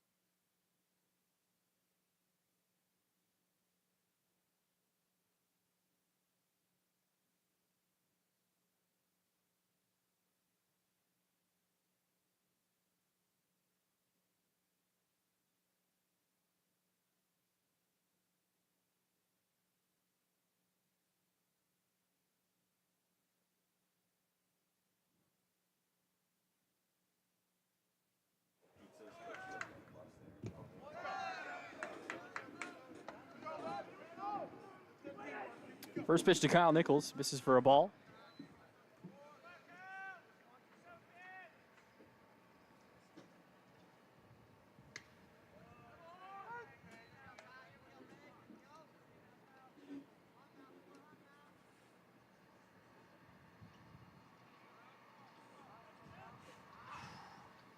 1-1 here to Nichols. Couldn't snap off a curveball.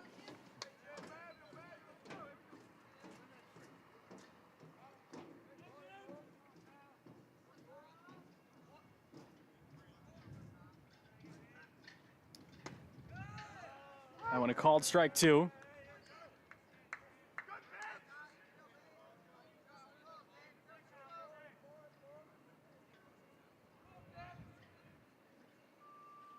The 2-2.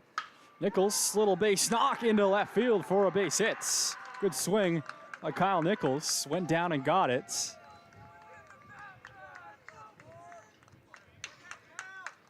And that is the second hit in the career of Kyle Nichols. His previous one in 2023 kickstarted a 9-run ninth inning for UMPI. It was a double off the wall up in Presque Isle, and this one his first one since then, so good for him.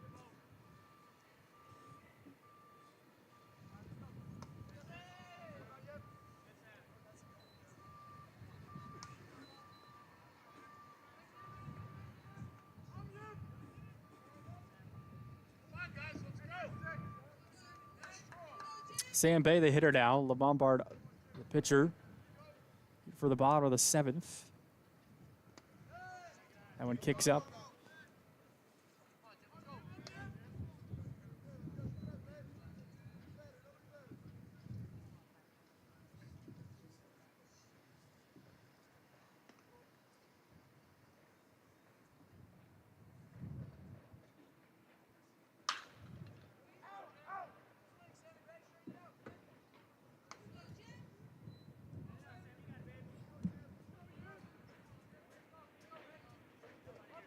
Two and 1 here to Sam Bay.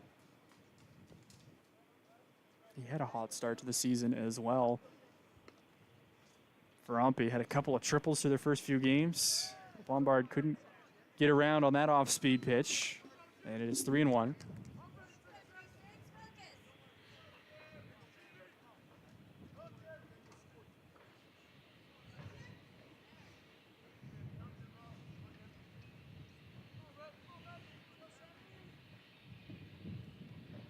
Three-one, good hitters count, down low, and Bay watches it go by for ball 4. They'll bring up the top of the order in Hector Perez.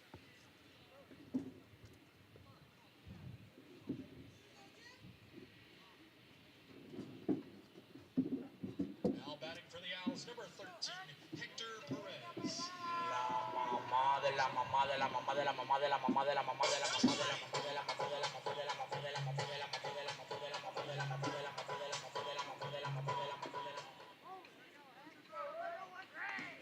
So a quick visit there as LeBombard walks Bay. Hector Perez up for the 4th time today. He's 0 for 3. Flown out a couple of times, grounded out early on. Outside for ball 1.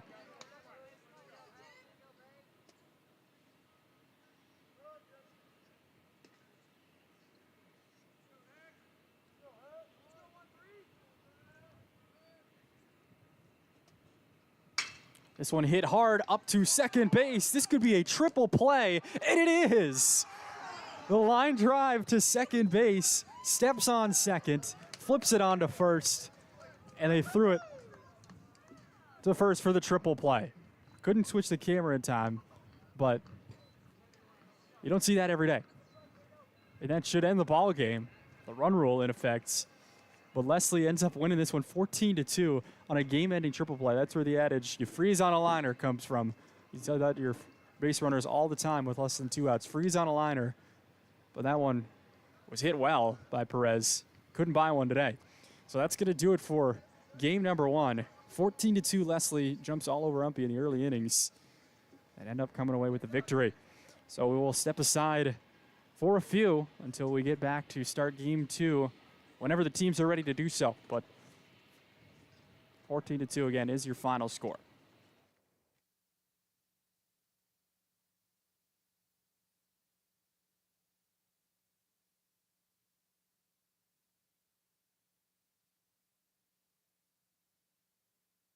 The University of Maine Presque Isle baseball team has seen a lot of change this season.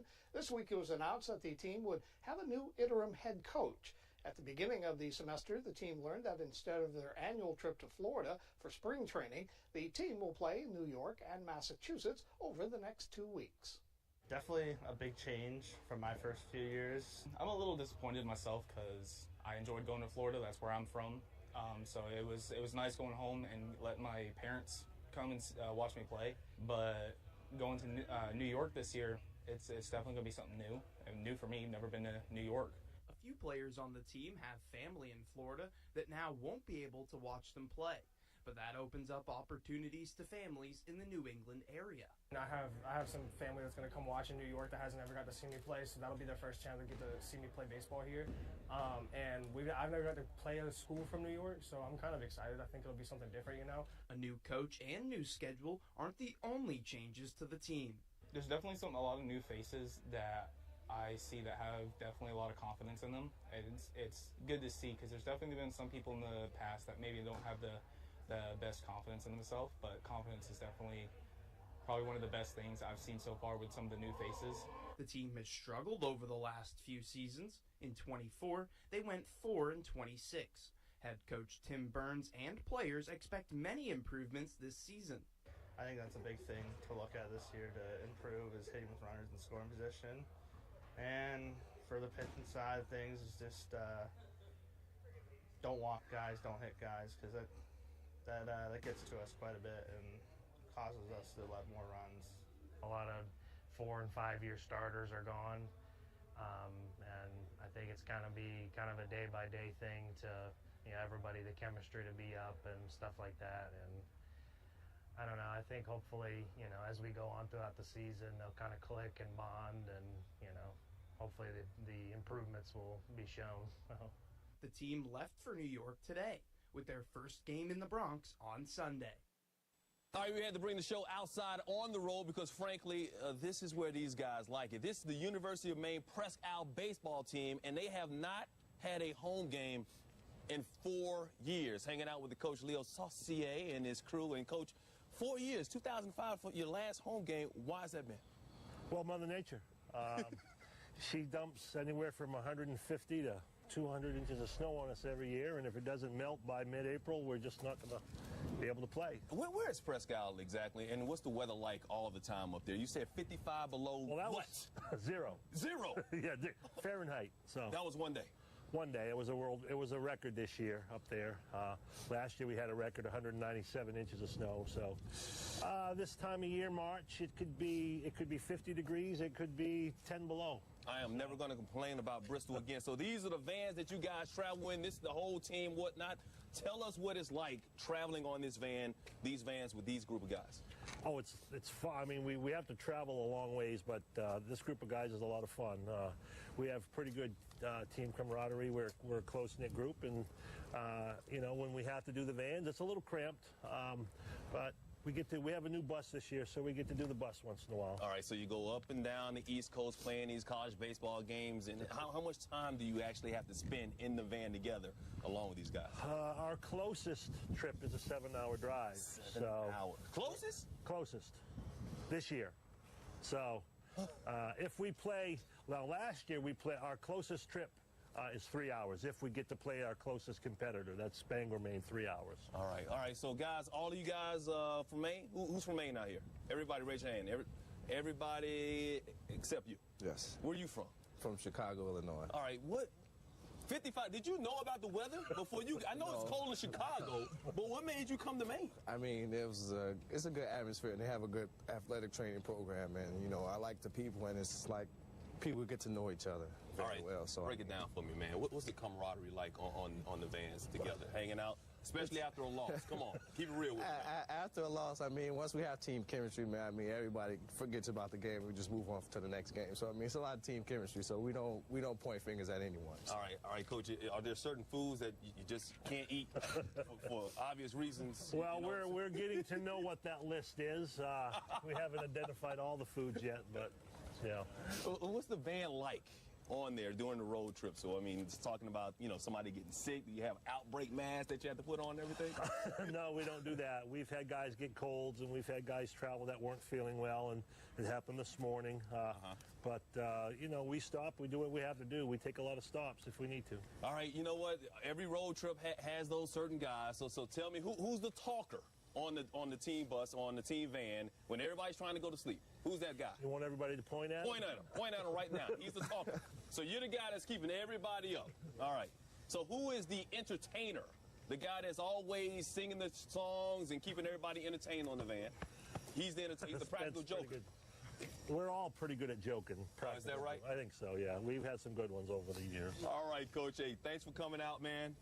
Good luck on your road trips. Thanks for having us. What's the record, by the way? Right now, we're 0-8. 0-8. We've got 13 games this week, so we're hoping for a few of them. All right, go get them on their road. A 4-year road trip, man. Maine Presque Isle, baseball team. Thanks for hanging out with us. Hey, can I borrow your coat, man? It's kind of cold. I got a lot of extra ones. Never complain about Bristol again. It's been a rough start for the season of baseball for the team from the University of Maine at Presque Isle. They're hoping to come back from losing their first 10 games. It is a comeback that will likely have to happen without the teams once having the home field advantage. Our Rob Nesbitt visited the team in the county where the field is buried under nearly 2 feet of snow. And he joins us now with more. Oh, I like this. Yeah, we've been anticipating this story because you don't think about it. Exactly. Their field is buried, and the chances of them having a home game this year, they're not looking good. Even if the snow melts, they're going to have a lot of mud to deal with.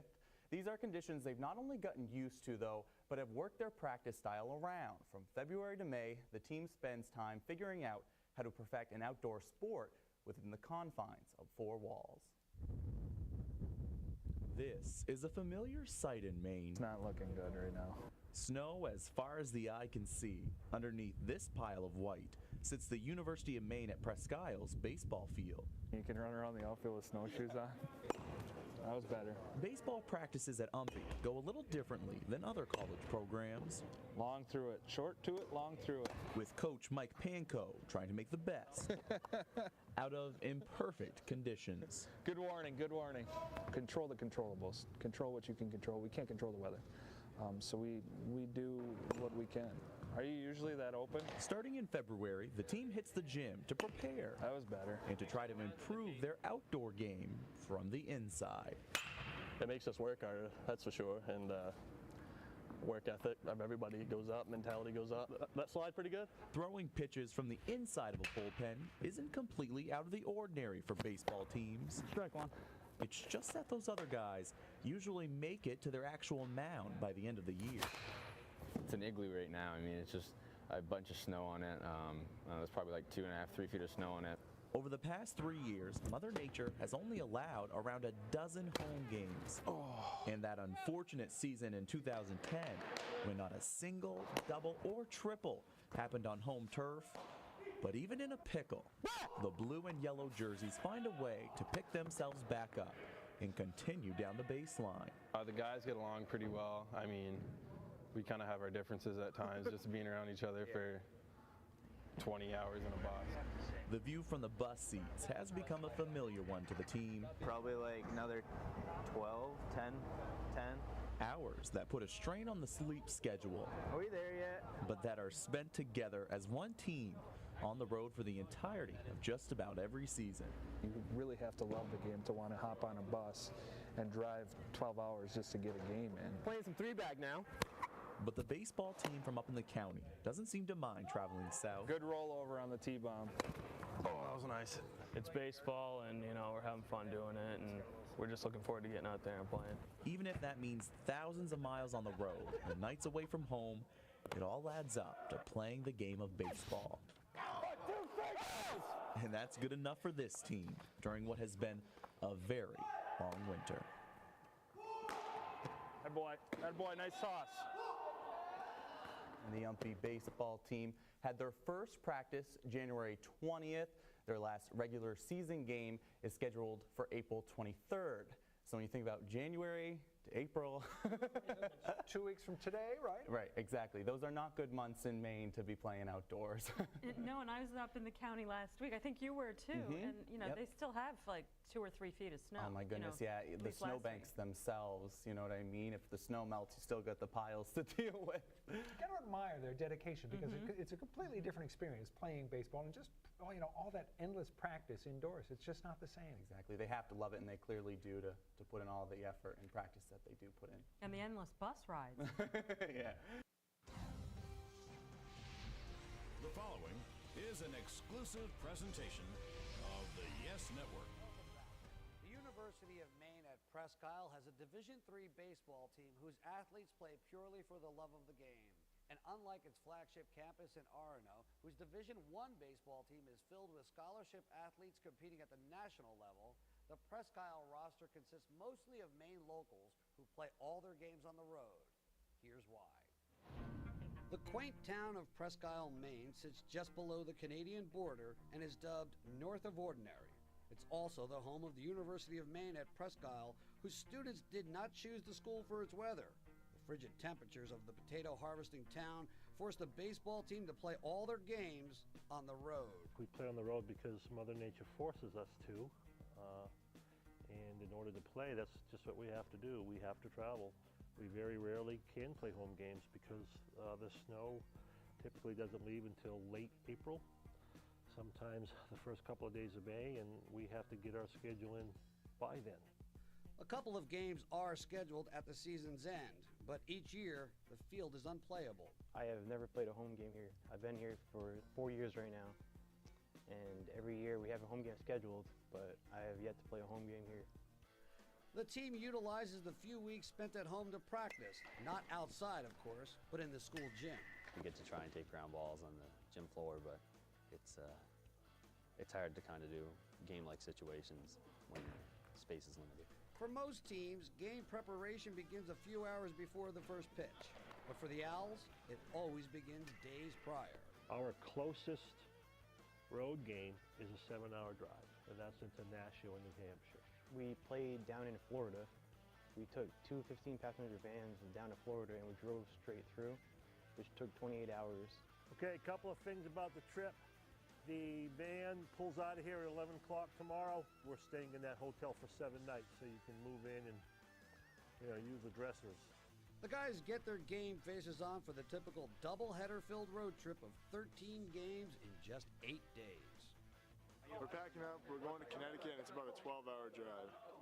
We always get excited when we can leave the snow and get out and go play ball. And off they go. DJ doesn't like scary movies. I watched one last night and I almost cried. What'd you watch? Are you sure you watched it?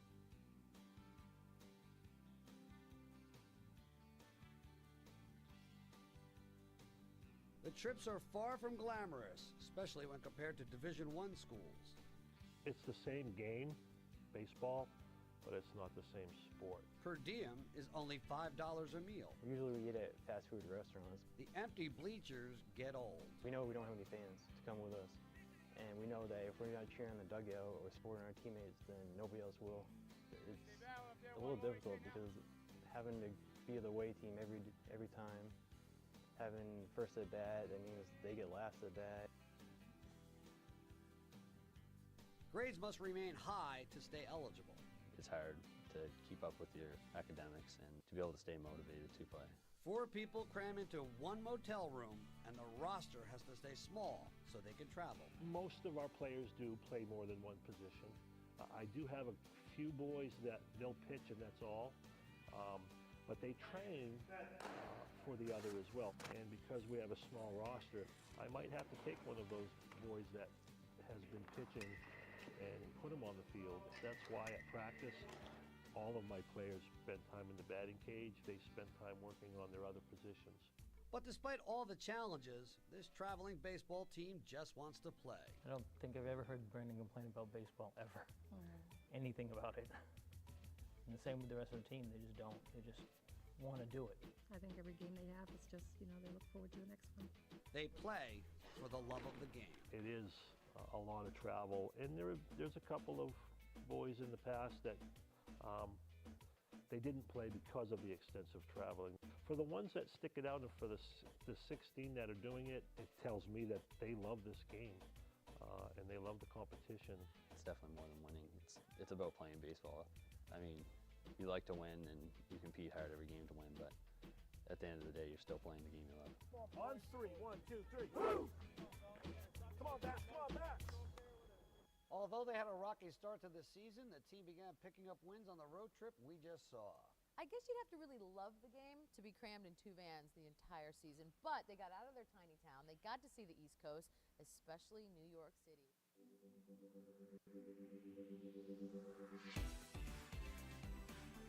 Expect to be challenged.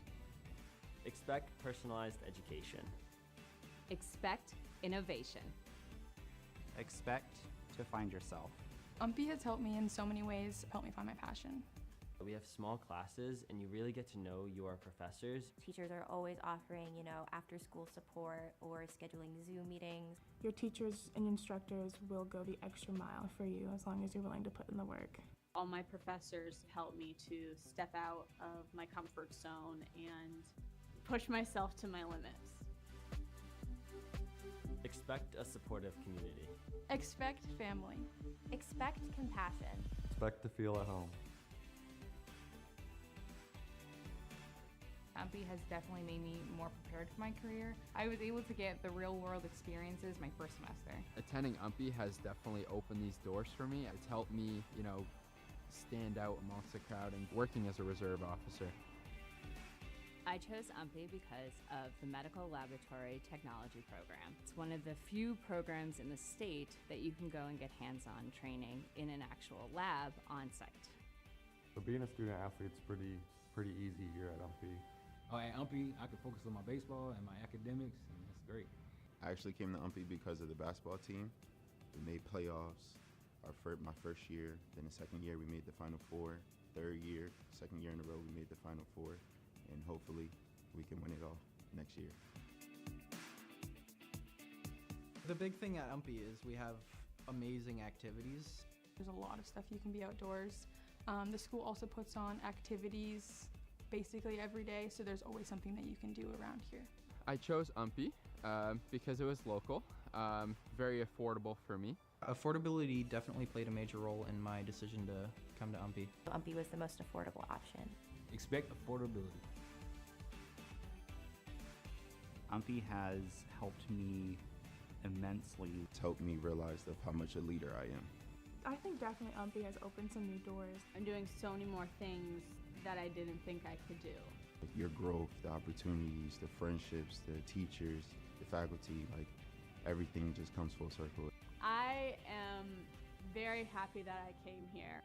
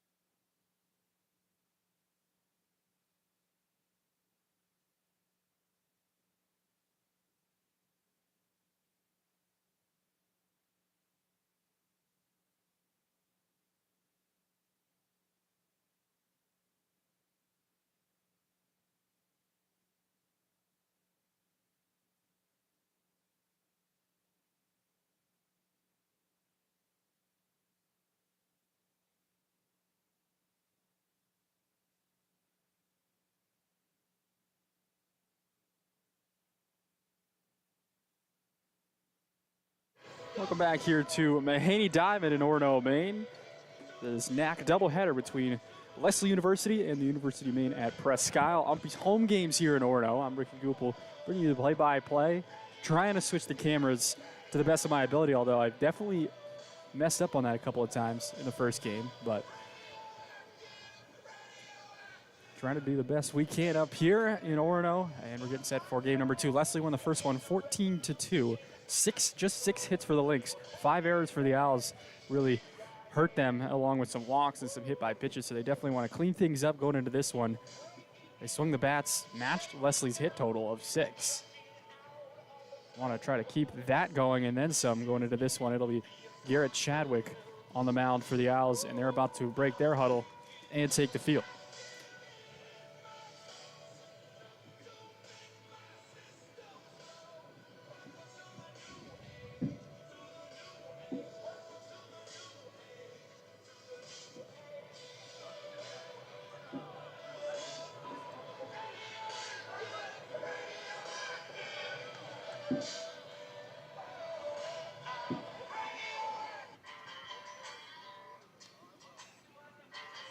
So it'll be Garrett Chadwick on the hill for UMPI.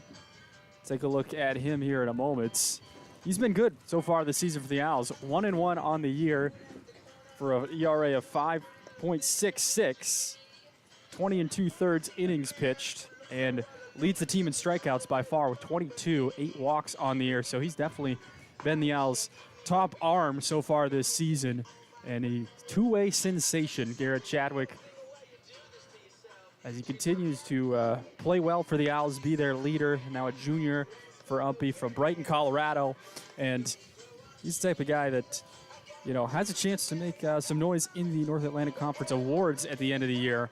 He had a case to be in it last year, hit 300, around 300 last year, and he's definitely taken that big step up as the leader for UMPI as he warms up here. Kept the Owls in the game against Husson in his last start a week ago, a little over a week ago. It was 4-4 going into the 5th inning of that game before Garrett was on the hook for 4 extra runs. UMPI ended up losing 8-4 in that one, but definitely pitched and kept the Owls in it in that game.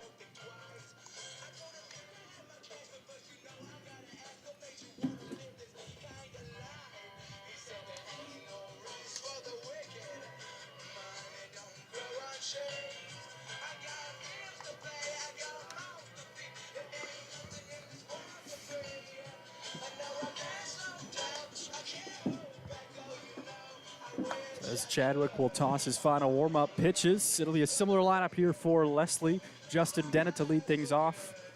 Christian McElroy, James Brandon, then McCarthy, Gallagher, Morales, Dorsey, and then Irwin gets the start at second base, and then Jacobs the center fielder. So here's Dennett.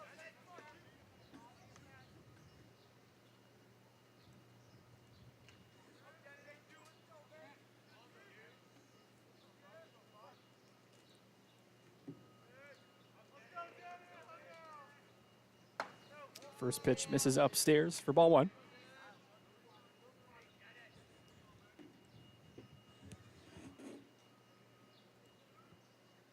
That one similar position, and Dennett is quickly up ahead, 2-0.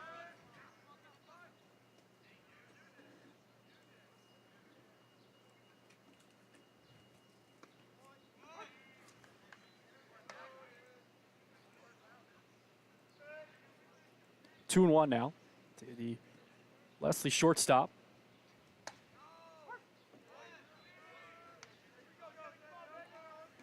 Here, our score bug set here, and we're even at 2-2. Chadwick's pitch, swing and a miss, struck him out, and Justin Dennett is down by way of the K to lead things off. So a good start for Garrett Chadwick. Fell behind 2-0 and then fired 3 straight strikes, working quick here on Dennett. And now he'll face McElroy.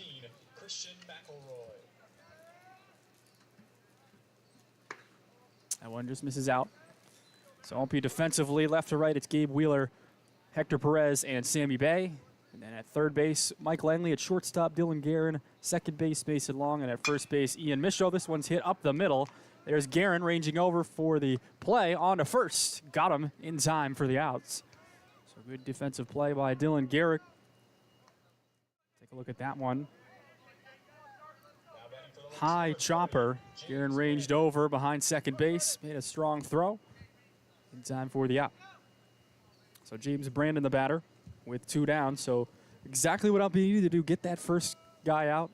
First couple of guys now, and they settle in here for the dangerous James Brandon, but nobody on for him to bring in.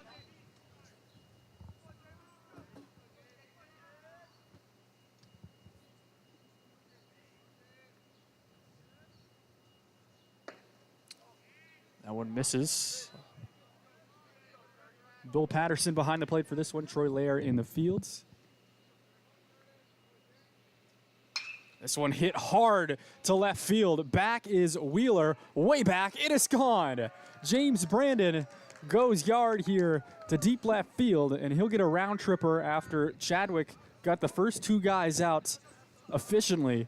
I said there was nobody for James Brandon to bring in but himself, and he did exactly that for the home run. That is why he is the NAC Player of the Year in 2024, making a case to go back-to-back with how he's been hitting. He had a frustrating first game today, though, 1 for 5, but that is an exclamation point to start game number 2, taking Chadwick deep.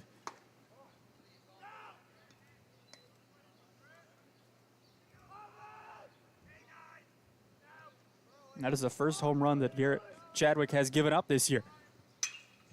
This one fouled. Over is Wheeler. Can't quite cover enough ground to get to it.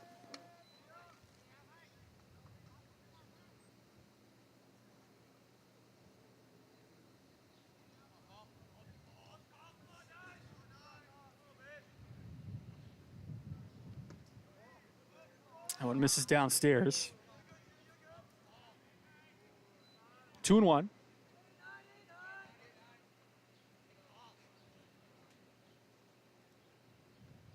Four-hitter Colin McCarthy. And a hitter's count for him now 3-1.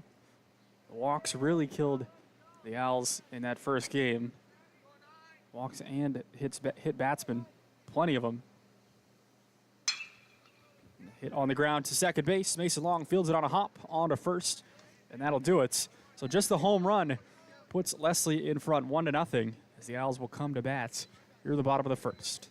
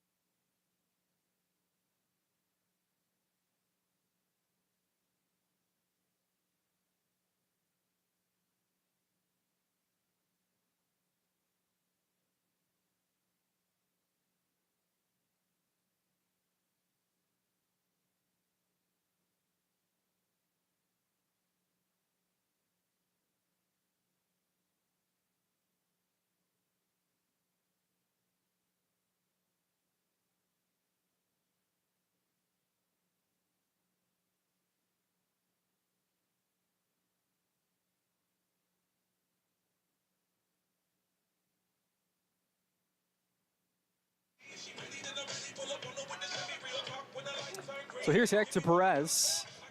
Hit into a game-ending triple play to end that first game. So I apologize to the guys at Lesley. They're going to try to go back and clip that. I missed it. Didn't change the camera in time.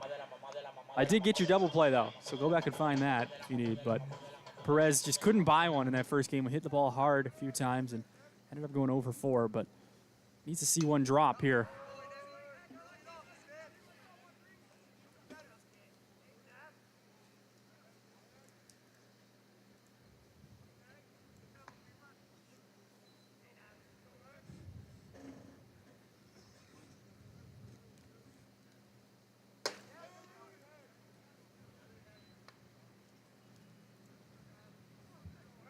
One-on-one here to sophomore center fielder Hector Perez, transfer from his JUCO over in St. Louis last year.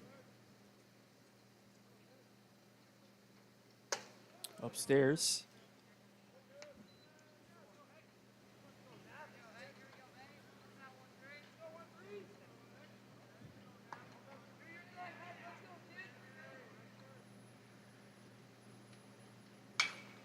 Perez hits this one high and up our way. And out of play. Big bang on the bleachers. Probably heard that on the stream. So it'll be 2-1 here to Hector. 2-2, excuse me.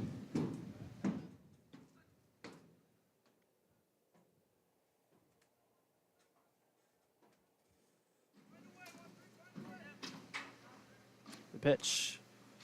Swing and a miss, strike 3. Great off speed to get Hector Perez. And there is one down here in the first. Now batting for the Owls, number 1, Dylan Garrett.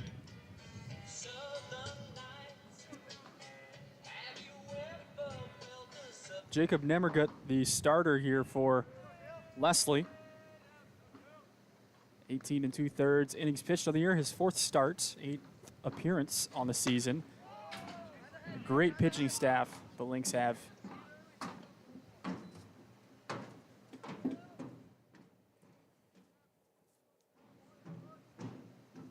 Kieran had a base hit in the first game.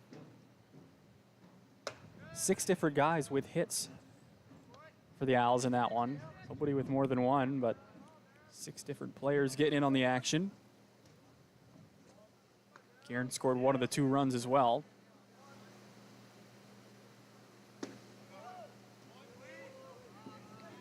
That one misses low.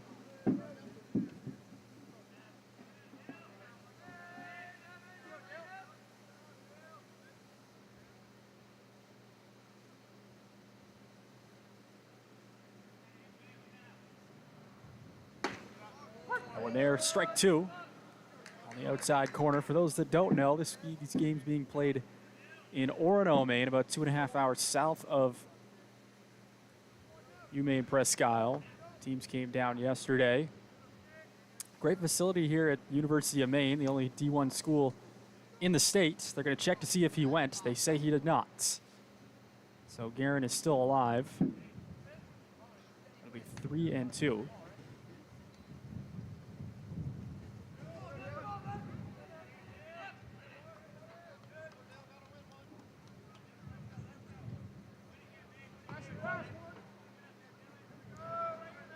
Home of the Maine Black Bears here, borrowing their facility for the day.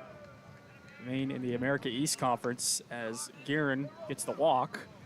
Black Bears started off the season slow, getting hot as of late. Now batting for the Owls, number 5, Garrett Chadwick. Here's Garrett Chadwick, the pitcher. I'll be going with a straight 9 in their lineup.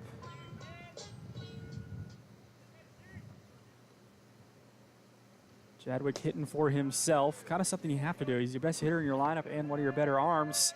Have to let him go out there and hit. Can't go without Chadwick in there.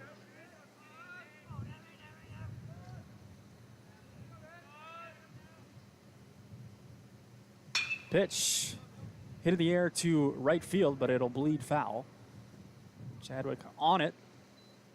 Got the barrel to it. It's 1-1. Guerin the runner on first.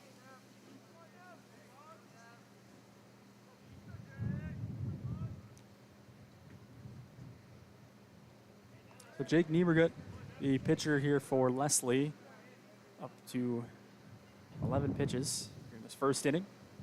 Guerin earned the walk. Pitch to Chadwick, hit well to shortstop, and it gets through Justin Dennett. That'll be an error. And Garrett Chadwick is aboard. Hit it hard, but right at Dennett. Couldn't aid him up a little bit. Let's see if we can get another look at that one. Just got through.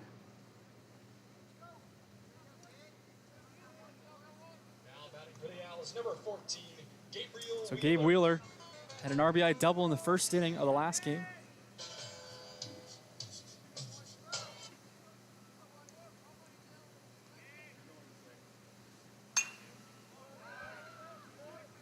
Wheeler fouls it off. Two guys on here for UMPI, an opportunity to get back that run that James Brandon took over the left center field fence. Back in the top half of the first. 0-1 here to Wheeler. Niebergut's pitch. Outside. Good block back there.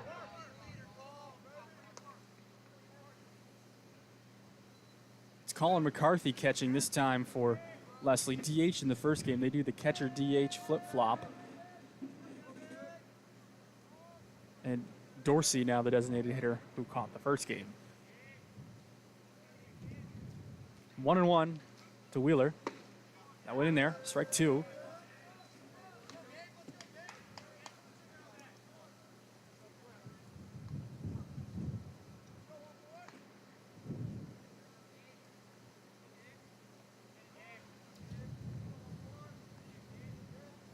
The 1-2.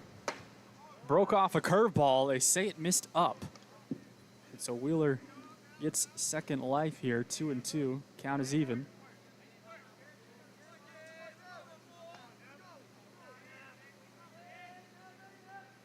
Big spot here for the Owls cleanup hitter. The pitch swung on and popped foul. Out of play.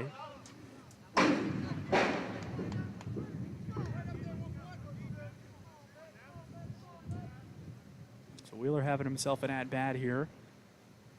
Wants to get on top of one, try to get the Owls on the board. Guerin can run, he's on second. But he does have to tag here with just one out, not going on contact necessarily. Pitch, Wheeler held. Not even gonna check. 3-2. Ian Michaud, the batter, on deck.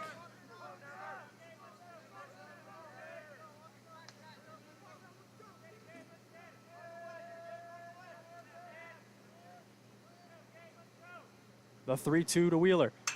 And he fouls it away. That'll get out of play also.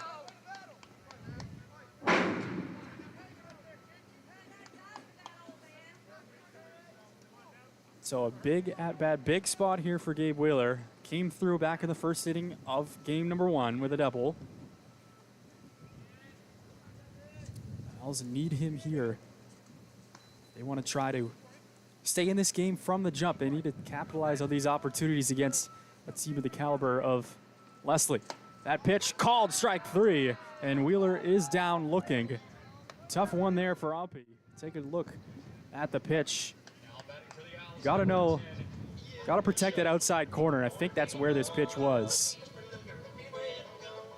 Tough one as a hitter. You want that ball 4 call, but also with the at-bat that you've had, maybe try to fight another one off. And Wheeler will have to go to the dugout empty-handed and second-guessing that. So here's 2 outs for Ian Michaud. Michaud fouls this one off. A lot of foul balls. That one way over near the field hockey facility.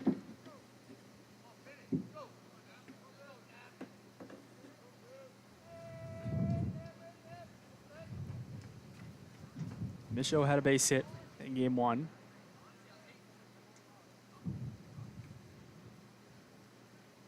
Pitch hits this on the ground. A shortstop Dennett made an error earlier. This time, sure-handed Justin Dennett flips it on to second for the outs. Morales is there to cover. So the UMPI strands a pair. It's 1-0 Lynx after 1.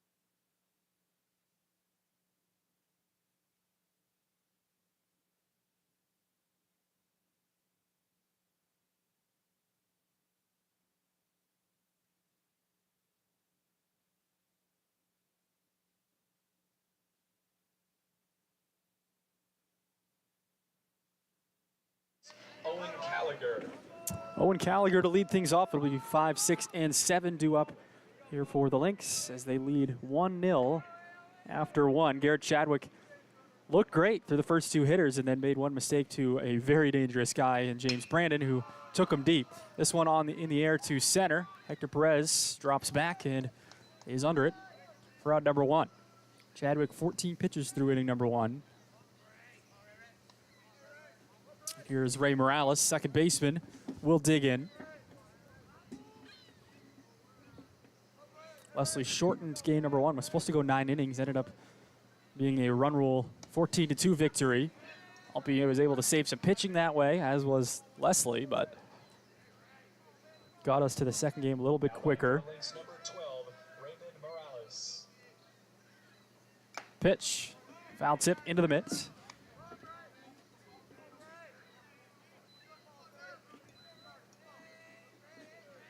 Oh and 2. As Chadwick pitches ahead here. Good offer on the outside corner. Looked like a similar pitch to how Gabe Wheeler went down looking back in the first. 1-2. That one low and out.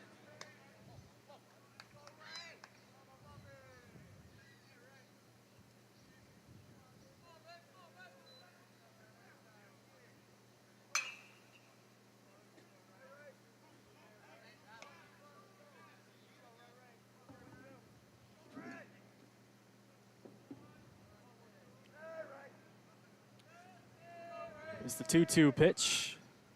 Swing and a miss. Strike three, the second K of the day for Chadwick. And Morales is down. UMPI will throw it around the horn here. And there are two down. Now batting for the Lynx, number 1, Kevin Dorsey. Kevin Dorsey caught the first game, now the designated hitter. Foul tip into the mitt for strike one. Dorsey was hit 3 times in the first game. Ended up with not a single at bat. It was hit 3 times and walked once.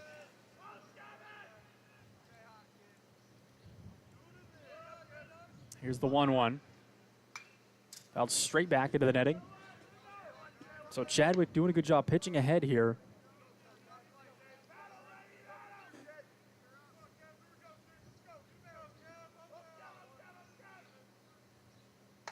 That one in there, a called strike 3. Garrett Chadwick, quick 1-2-3 inning, freezing Kevin Dorsey. That'll bring us to the bottom of the second, just like that. Take a look at that pitch from Chadwick.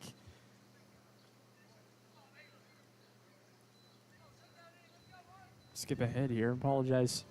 Working out the kinks on the replay, but good off speed. I think it was a front door slider, looked like. A little bit of a break, enough to freeze Dorsey in his tracks. And that'll do it for Lesley's half of the second.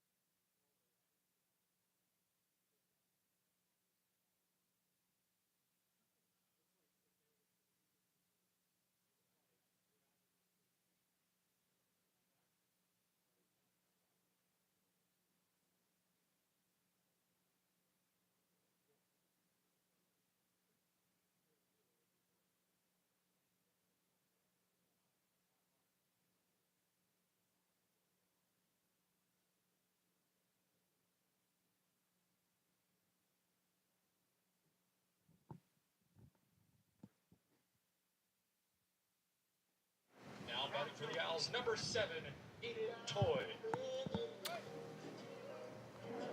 Aiden Toy will lead it off. The Owls backstop.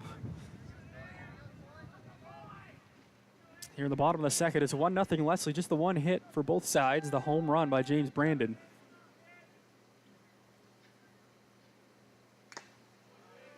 Foul tip straight into the mitts. That was Brandon's third round tripper of the season. There's the 0-1.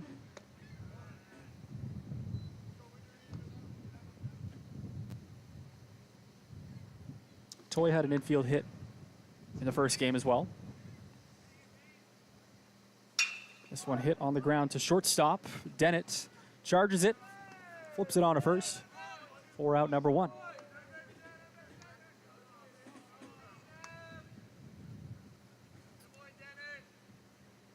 Both pitchers have done a fine job in the early goings as the first inning, Niemergut ran into a little bit of trouble. Couple of runners on, but then pitched his way out of it, and then Chadwick just the one mistake so far. Other than that, it's been down in order for Lesley. Mason Long hits this one in the air to left field, deposits it in for a base hit. Nice job by Long.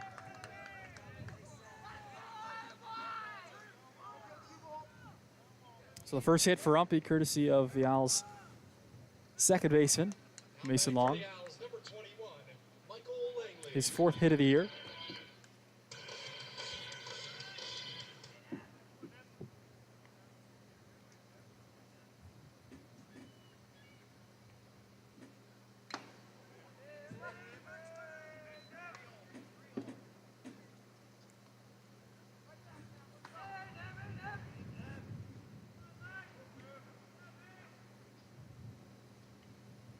Long, the runner on first. Langley takes that one for strike 2. Sam Bay, the hitter, on deck. They check on Long at first, close one, and he just dives back in time.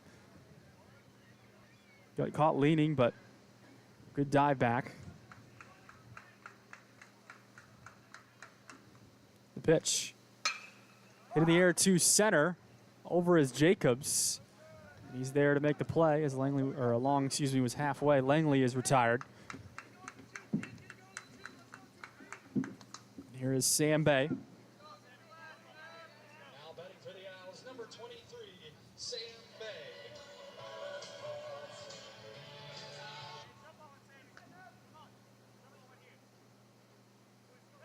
They check on Long again.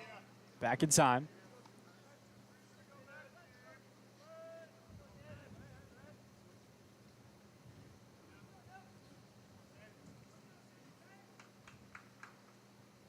First pitch to Bay. Swinging, foul back. Hector Perez, the top of the order, awaits.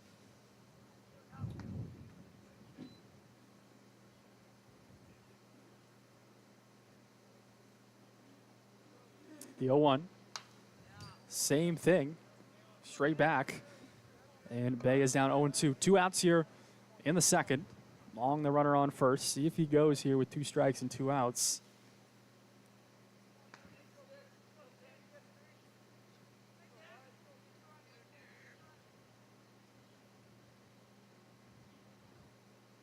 Long stays put, and Bay fouls another one back.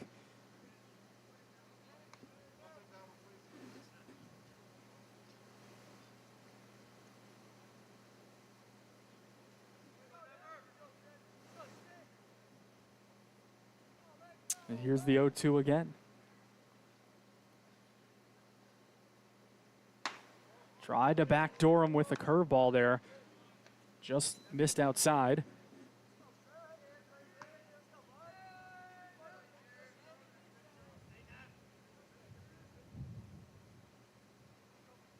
The 1-2. Lost that one, and it is now even at 2-2. Be trying to do something here with 2 outs. Long got on with 1 down.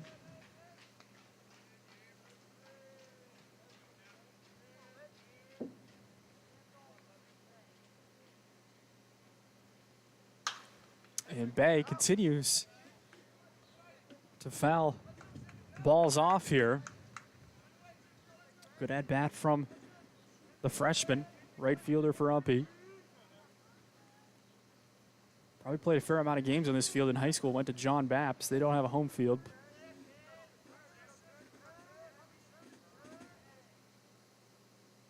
That one inside. He takes it for a ball. And it's 3-2, so Long will be off on the pitch here. Hope we could really use something to get through the infield. Maybe get Long go first to third at worst case scenario. Bay needing to put one in play here with 3-2. The pitch. Upstairs, ball 4. And a great at-bat from Sam Bay gets UMPI to the top of their order here with 2 outs. So first and second, Perez will bat. Now batting for the Owls, number 13, Hector Perez. He struck out to lead things off for UMPI in the first. We'll get a quick visit here. Lesley will. 2 on and 2 out. UMPI stranded some runners in the first game. I think ended up stranding 5 base runners.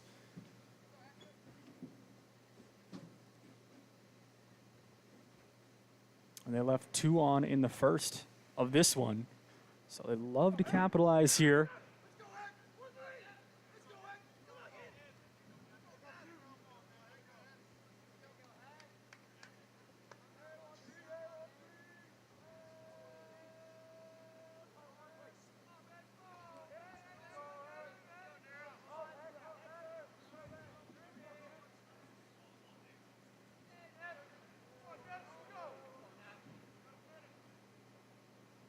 Perez has hit the ball well today. Would love to see one find some green here.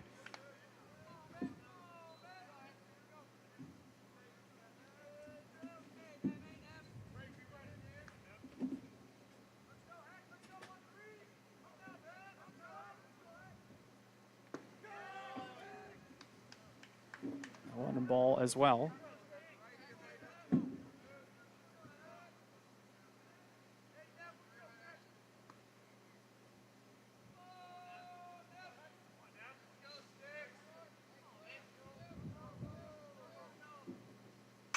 Perez fouls it off.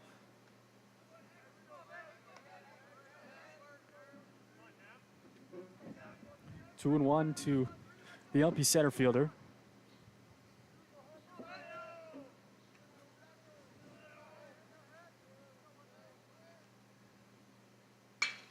Perez lifts this one in the air to right field.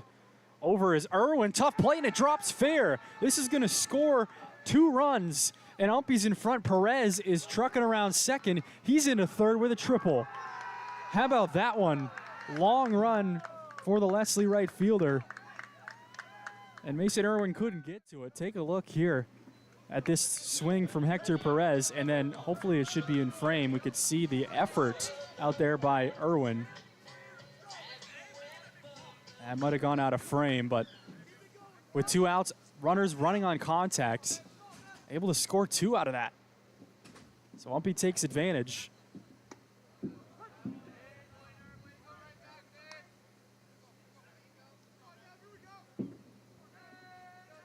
And the Owls have their first lead of the day here, a chance to add on too, as Hector Perez, the runner on third.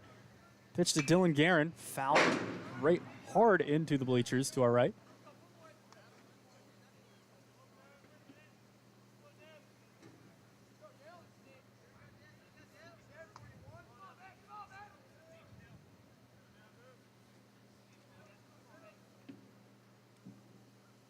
The 0-1 to Guerin. Actually, that is the 0-2 to Guerin, and it's strike 3. So that ends the frame, but UMPI does do damage with the 2 RBI triple from Hector Perez. And the Owls are in front 2-1 now after 2 full innings.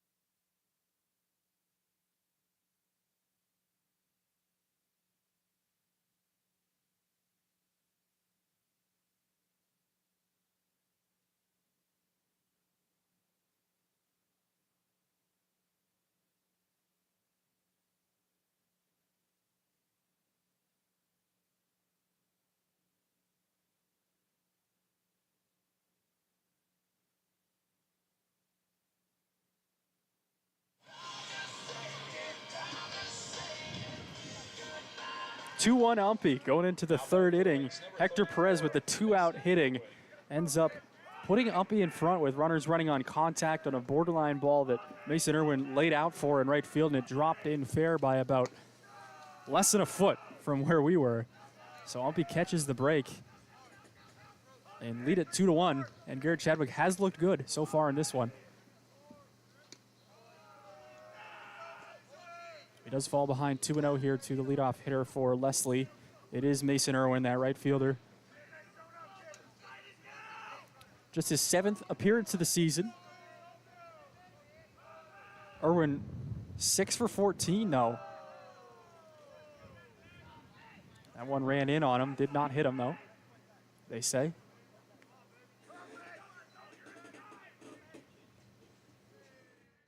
Take a look at that last pitch. Almost. It'll be ball 4 there to Irwin, and he's aboard. So not what UMPI could have wanted there. Leadoff walk for Mason. Batting for the Lynx, number 25, Colby Jacobs.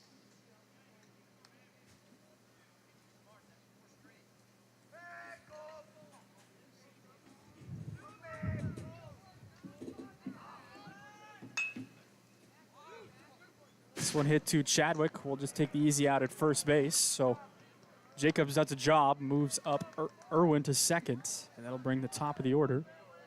Now batting for the Lynx, number 2, Justin Dennis.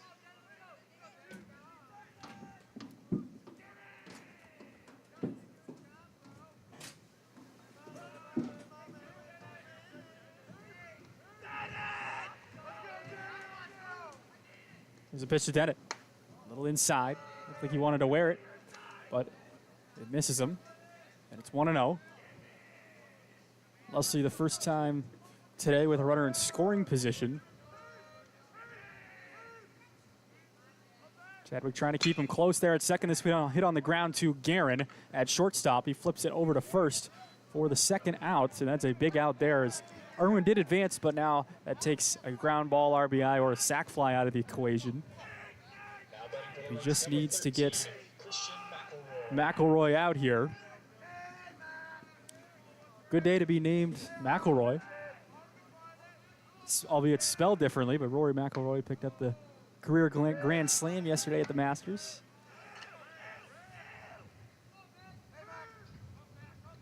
McElroy had 2 hits in game number 1, the only player in Leslie's lineup with multiple. It is 2-0 to him. Chadwick likes to work quick. The pitch, down and out. It'll be 3-0. James Brandon is on deck. You got to believe if they walk McElroy here, they're just going to give Brandon the intentional pass. Try their chances at McCarthy. And it is ball 4. We'll see if Coach Tim Burns just elects to do that.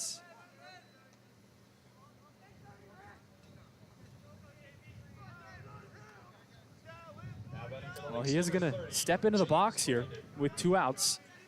First and third for James Brandon, who got the best of Chadwick earlier and now has a chance to tie the game or worse here. See how they handle this at-bat with Brandon. A big spot. That one down low for a strike.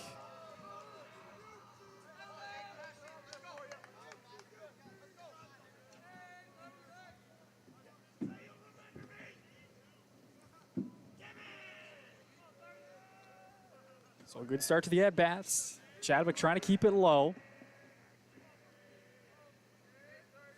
As McElroy moves up to second, fouled off, and Chadwick's ahead 0-2 now.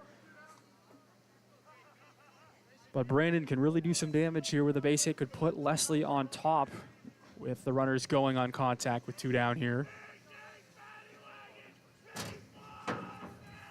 Trying for his second hit of the day. Would be Leslie's second hit. Here's the pitch. In there, called strike. Thought it was strike 3. Could be wrong. We had a ball. Okay. I thought the first one he called a strike. So it is 1-2. My mistake. That one in there, called strike 3, and Chadwick is fired up. UMPI gets out of it. and Lesley strands a pair as Chadwick, two of the better hitters in the conference. Chadwick ends up striking out Brandon. Big spot there for UMPI, and they go into the bottom of the third. Out in front, 2-1.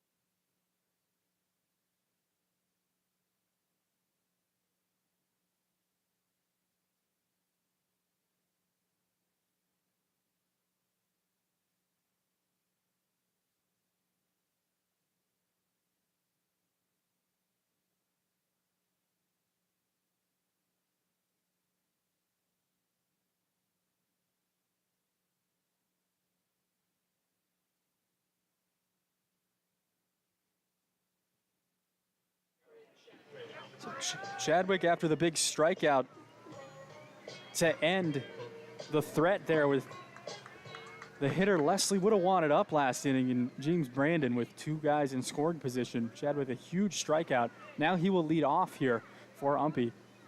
Try to get things going and add to their lead, although he flies this one up high. James Brandon's going to give chase. Slowing down, he might be under it, and he is. So first pitch, Chadwick pops out foul. He's frustrated with himself as there'll be one away for Gabe Wheeler.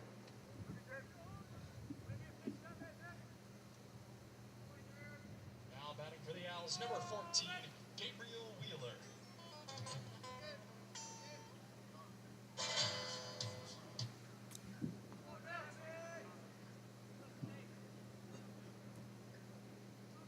Pitch to Wheeler. That one grooved right down Main Street for strike one.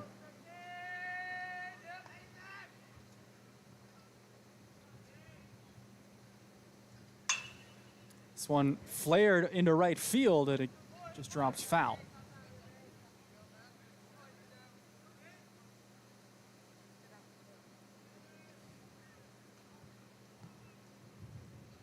Wheeler looking for his first hit since the first inning of game one. Drove in a run. Struck out in his first at-bat. Had a great at-bat. Took it to 3-2 before he went down looking. Here's the 0-2 pitch to him. That one upstairs. Tried to get him on the high cheese, and Wheeler laid off. Ian Michaud's on deck for UMPI.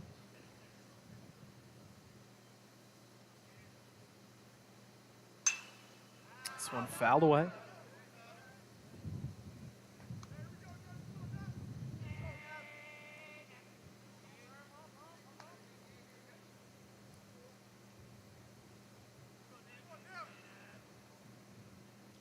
Here's the 1-2 to Wheeler. Checks his swing. That's in the dirts. They're not even going to send it down here. Let's see if we can get another look at that check swing. With the 2-2 upcoming. That's a good hold.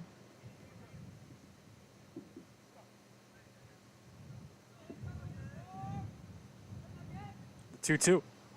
Down low, and Wheeler works it full after falling behind 0-2. Fouled off a couple, taken a couple. And it is 3-2. The pitch. That one another called strike three. And Wheeler, despite the good at bat, goes down looking again. Take a look at that one. It's a good spot. I mean, that's just paint. From my angle, it looked like it was paint on the black on the outside half.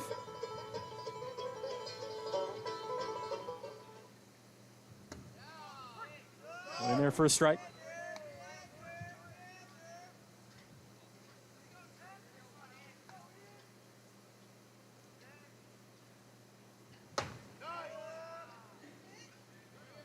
The show grounded into a fielder's choice to end the first inning.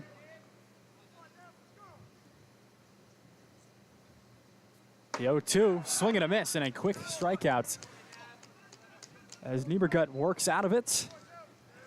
And in order here at the bottom of the third, it's still 2-1 UMPI. We go to the fourth.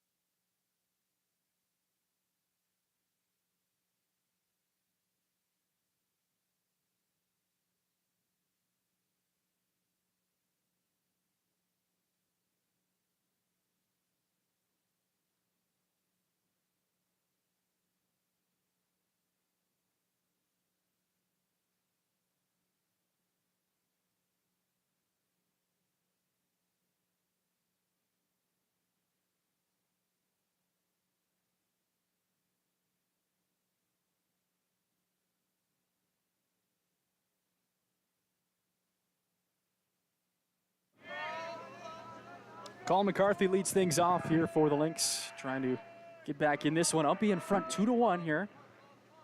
Chance to upset the Lesley Lynx. One of the premier teams in the North Atlantic Conference. Currently in second place over in the West at 5-2. Cobleskill 4-0. They're playing Husson today, I believe. Or it could be tomorrow. I know Husson has Cobleskill and Linden this weekend.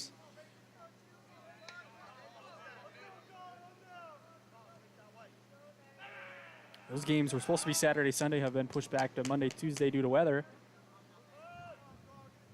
They play Tuesday, so Husson plays Cobleskill tomorrow. That'll be a good matchup.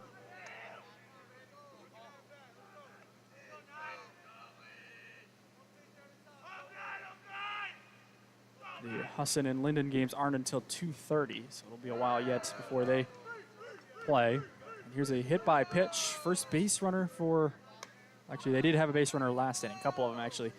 But first one to start this inning, as Colin McCarthy is aboard, bringing up Owen Gallagher. They have the leadoff guy on.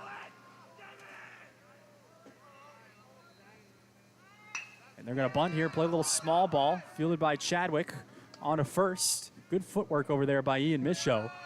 Slide over and keep the bag, but it does move McCarthy up to second base. So Gallagher, the 5-hole, does a job. Now batting for the Lynx, number 12, Raymond Morales. And Morales, who struck out his first time up. Chadwick up to 4 Ks in the game. First pitch here, swung on and lifted high in the air. Got to communicate over there. Langley is camping underneath it, and he does make the catch.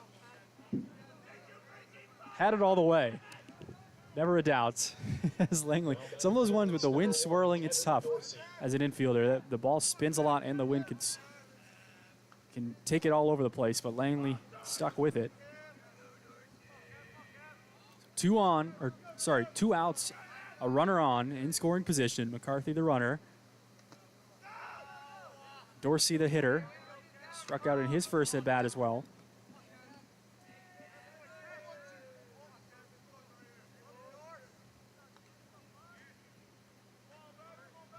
The 1-0. Swing and a miss.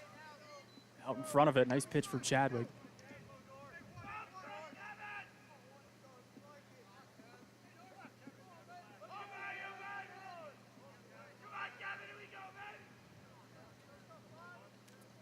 1-1 to Dorsey. Chadwick kicks and deals. That one, his elbow is almost hanging over the plate. Take another look at that. I mean, made no attempt, which you can stand there. That one's borderline. Tough break for Uppy, but it'll bring up Mason Irwin, the 8-hitter. And I guess no harm, no foul. The runner is still at second. That one in there for a strike. Had a few of those today where Lesley hitters are already crowding the plate, but they stand in there. I mean, that's part of the game. You stand in there and wear it. It's just, is it a strike? Is it over the plate or not? Don't have a great angle from up here.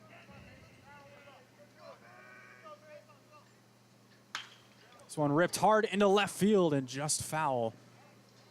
Gave Umpy a bit of a scare there, but well hit by Irwin.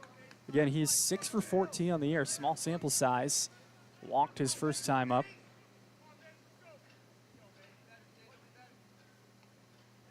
Irwin trying to drive in a run here with 2 outs. It's 0-2. Chadwick kicks and deals. That one misses.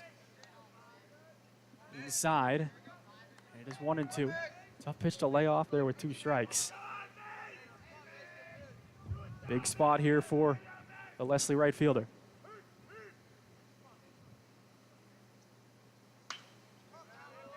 Fouled away.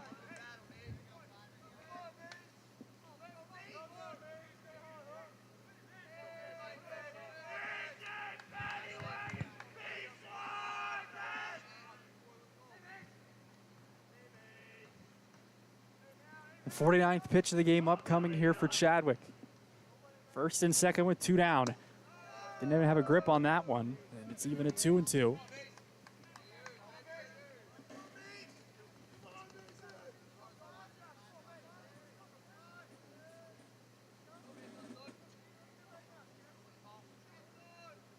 Pitch. That one misses, down and in. Big spot here for Irwin. Colby Jacobs, the 9-hitter center fielder, awaits on deck. And the runners will be off on the pitch here. Chadwick needs to make a pitch here for Umpy. And he misses outside. So everybody will move up. Bases loaded for the 9-hitter, Colby Jacobs. Coach Burns is going to take a visit here, a good spot to do so. Want to try to get out of this right now, not have to face the top of the order. Chadwick had Irwin down 0-2, and then he battled back into it. Earned the big walk, his second walk of the game.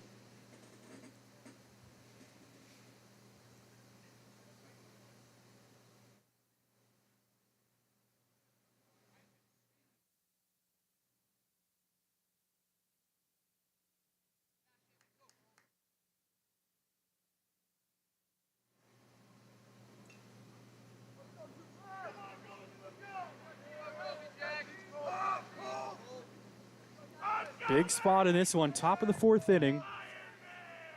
Umpy in front 2-1, but the bases are all loaded here for the bottom of Lesley's order. The pitch to Jacobs, swing and miss, strike 1. Jacobs 0 for 3 in the first game, had a walk, scored a pair of runs. The pitch hit hard into left center. This one is between Perez and Wheeler chases it down, and he makes the play. Big catch there by Gabe Wheeler in the gap, ranging to his left. And that one I thought had the alley written all over it. But Umpy's defense comes up big there, and it forces Lesley into straining. The bases loaded. So nobody scores it. It's 2-1. Umpy in front. We go to the bottom of the 4th.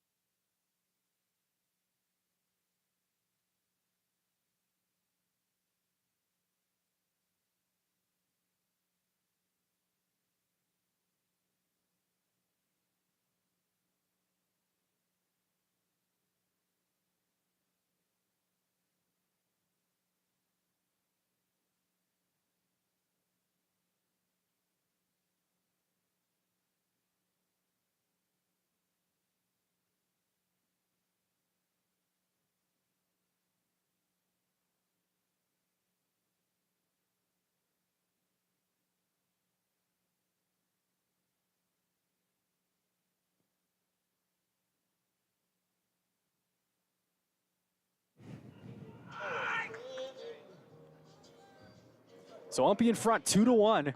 And that is the hit totals as well for both sides, 2-1. As we enter the bottom of the fourth, Aiden Toy to lead things off. Takes the first one for a ball.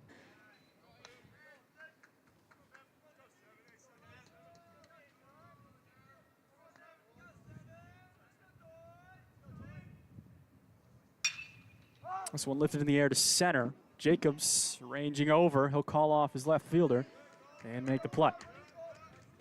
So 1 up, 1 down. Start the bottom of the fourth. Now batting for the Owls, number 6, Mason Long.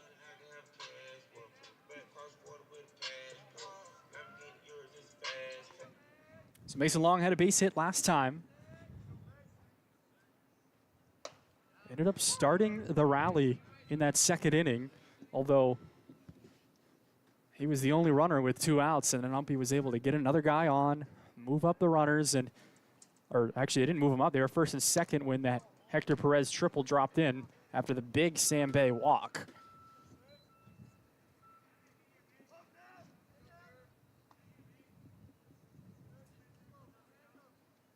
Pitch inside, too long.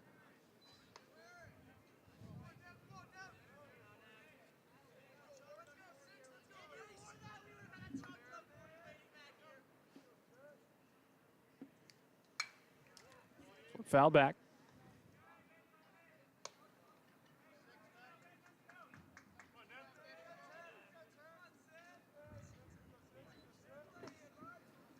Two and two here, Mason Long. He leans and spoils that one, goes right into the Lesley dugout.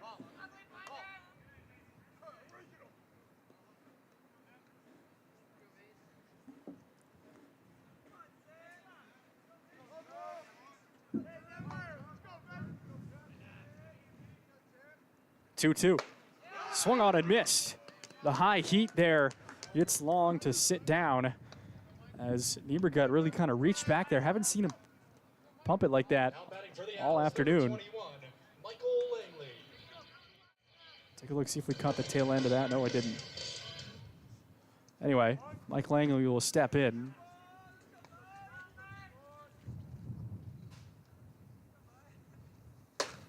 Happy to have you for today's NAC doubleheader. UMPI 4-11 overall, Lesley 10-12 overall, but in conference, that's how things are looking. UMPI now drops to 1-8 after game one. Lesley to 5-2 after game one. That one a called first strike. Husson and Cobleskill, the leaders in both divisions. They will clash tomorrow afternoon over in Bangor. There's a pitch to Langley. Strike two. Gonna have to protect the plate here with 2 down and 2 strikes. This one slated for a 7-inning affair. Hit high in the air to center. Jacobs calling off. And Langley has flown out to center twice in this one. That'll do it for 4 complete innings of play. It's 2-1 Owls as we head to the 5th.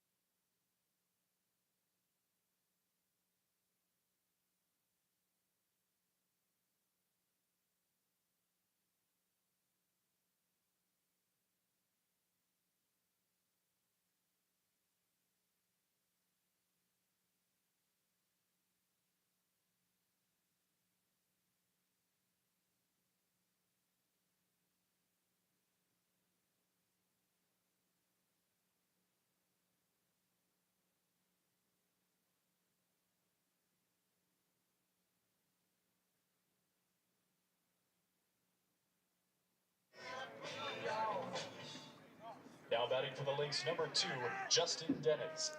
Justin Dennett leads things off for Lesley. As Garrett Chadwick enters his 5th inning of work, 57 pitches through 4 innings, has been relatively efficient so far today. He works really quick too. He's fallen behind a few times and has had some high counts. Worked out of a jam last inning thanks to some great defense in the outfield. This one going to go to the outfield as well. Hector Perez giving chase. He'll call off. And 1 up, 1 down. So the frustration continues for Lesley. Just the 1 hit in the game so far. James Brandon's home run back in the 1st.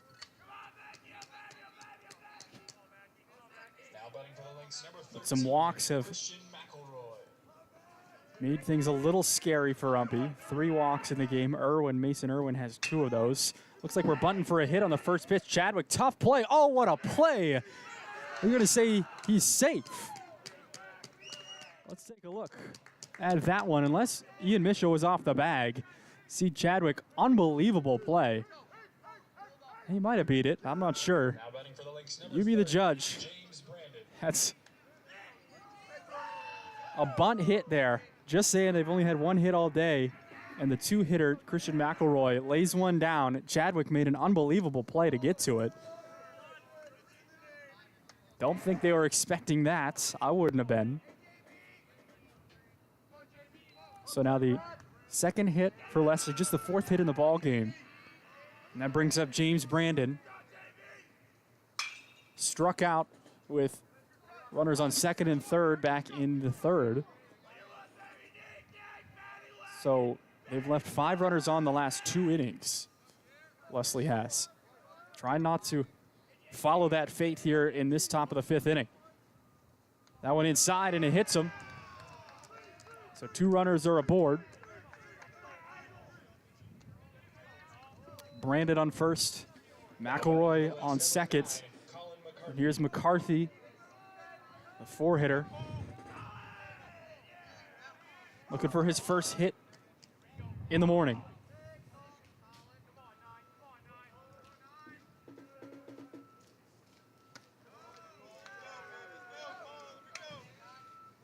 One misses up.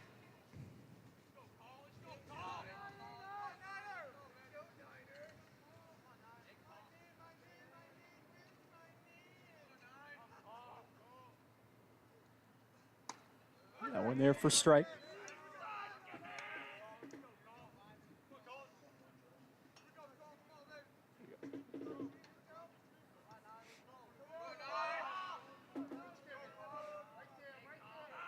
Pitch to McCarthy.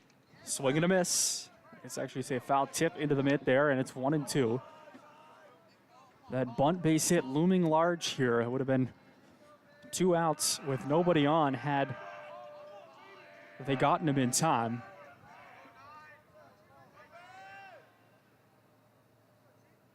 Kicks and deals. That one just misses out.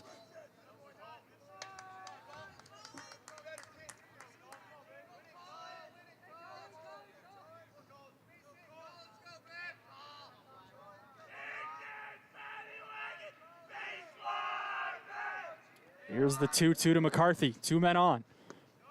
That one he leaves down. Disciplined take there with 2 strikes. Might have looked good for a minute, and then it dropped off. And he works the count full. Another big spot here. There's been so many of them throughout this game. Pitch. Hit hard into right field for a base hit. And it gets by Bay. This could score maybe 2, although Brandon was slow to get by second. They might have a chance at third. He dives in safely. And the game is tied on the RBI single.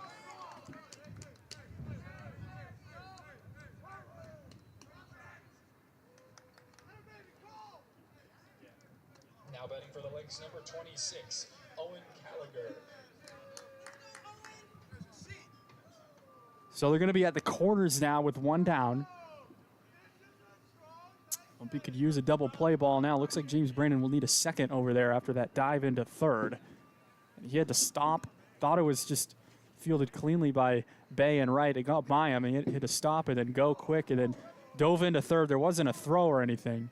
He was a little slow to get up after that, but he will be okay.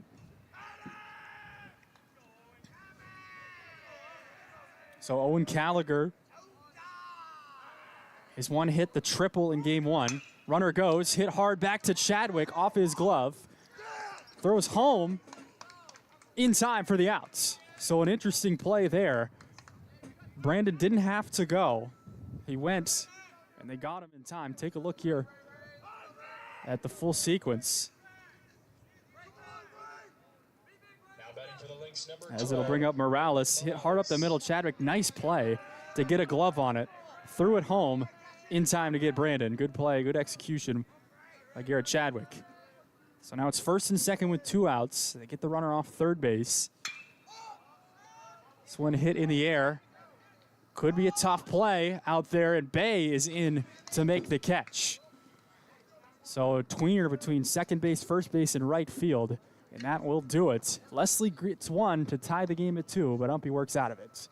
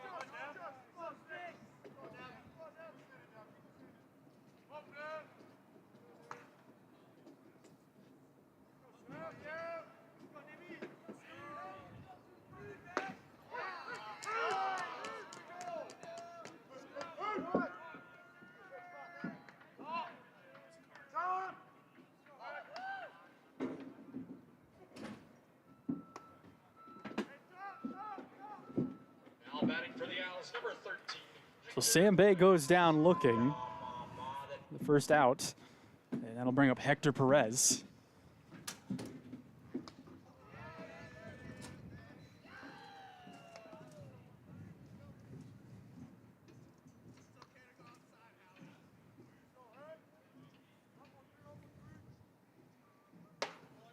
One runs up and in on Hector, and it's 1-1.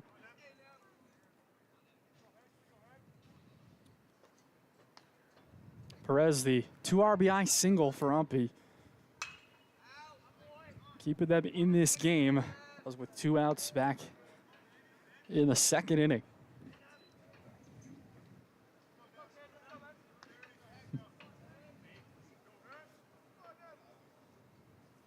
Niebergut's pitch outside. Niebergut with 7 strikeouts for Lesley. Pitching well in this one. Both pitchers, kind of a pitcher's duel. As we enter the 5th inning, still 2-2 as Perez fouls it away. Niebergut looking for his 3rd win on the season. He's 2-3.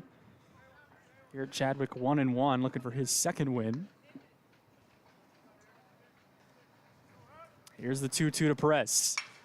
Hit up the middle. Here's Dennett, got a beat on it. Fields it on to first in time as Perez couldn't leg it out. He sure-handed shortstop, makes it an automatic play. And there will be 2 down with nobody on for Dylan Guerin. Now batting for the Owls, number 1, Dylan Guerin.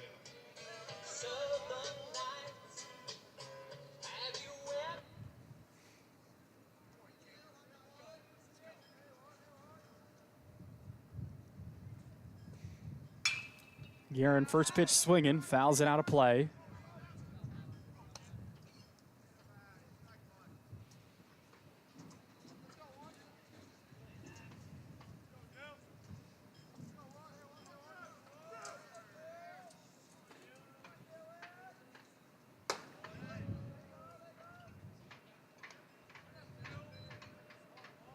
Some action over in UMPI's bullpen, perhaps. I don't know if anybody's throwing yet, but guys are moving over there. In the event Chadwick runs into trouble, but he has been cruising for UMPI. Worked out of some jams, but has been very efficient.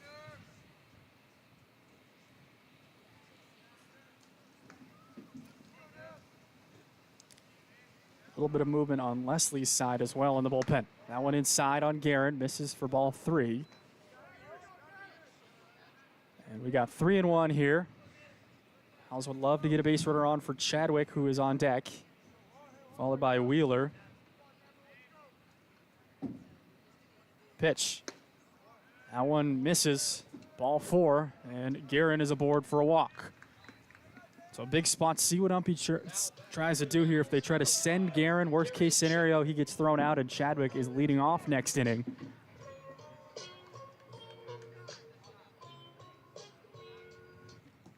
Situational baseball here as the game is tied at 2. They're going to check on Guerin. Not in time.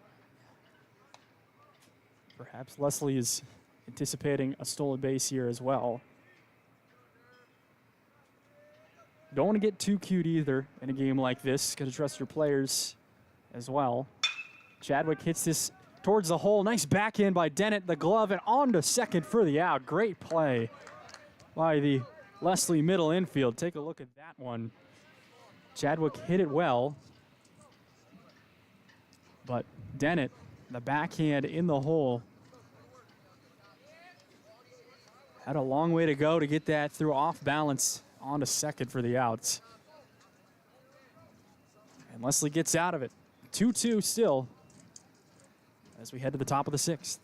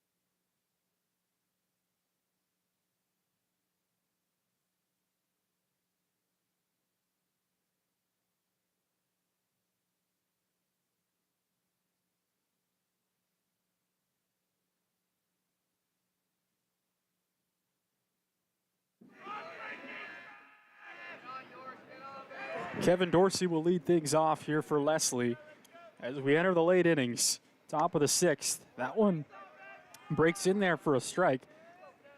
That's one that, had it not, I mean, it almost clipped him. If it hit him, it would have been a base, but it didn't, and it ended up being a strike.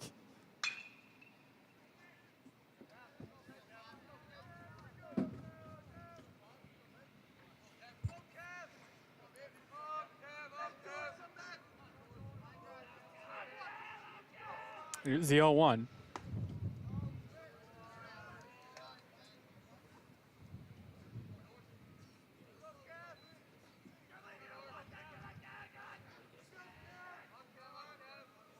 One-two pitch.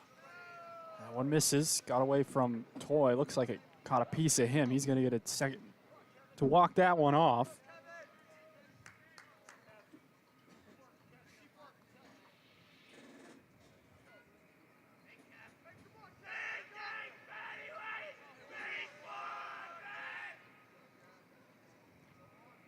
The 2-2. That one outside. Good take by Dorsey. Just a bit off the plates.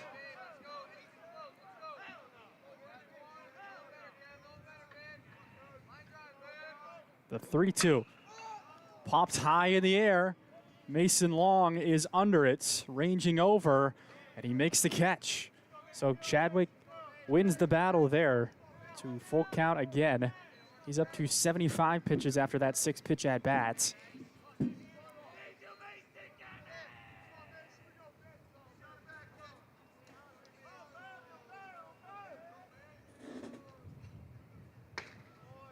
One there for a strike.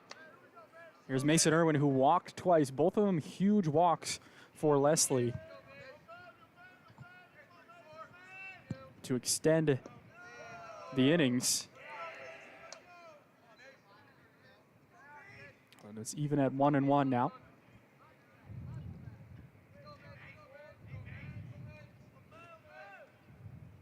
Pitch, swing and a miss.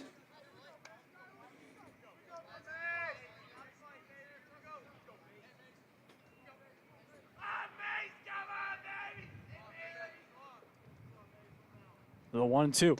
That one's in there, called strike 3. And he is down looking. So Chadwick picks up his 6th strikeout of the afternoon. Take a look at that pitch.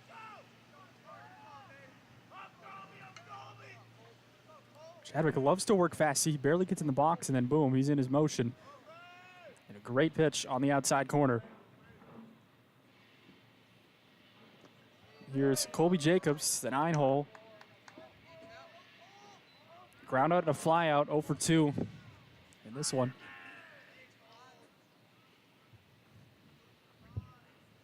Pitch hit hard towards center field. Back is Perez and over, and he makes the catch down near his shins, but counts as an out nonetheless. And Chadwick ends up getting him go down in order. We go to the bottom of the 6th, still 2-2.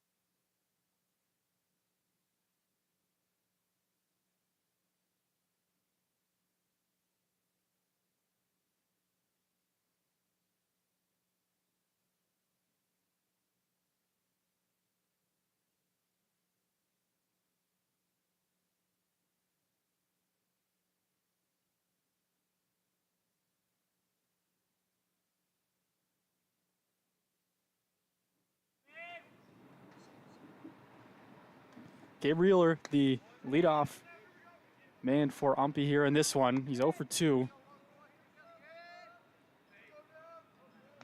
with a pair of Ks.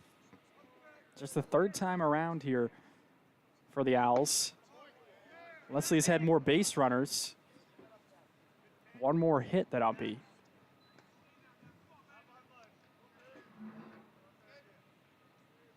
2-0 to Wheeler. That one on the outside corner, strike one.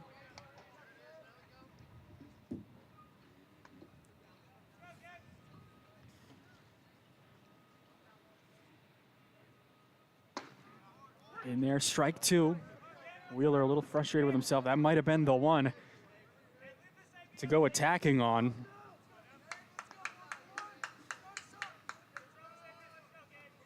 Pitch. Hit on the ground, a chopper to third base. Fielded on a hop and on to first for the outs. And Wheeler is retired. So here comes Ian Michaud after the ground outs.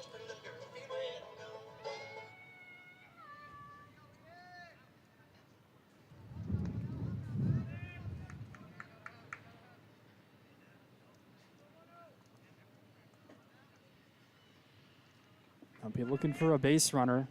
Haven't threatened much since that inning that they put two up. And way back in the second now.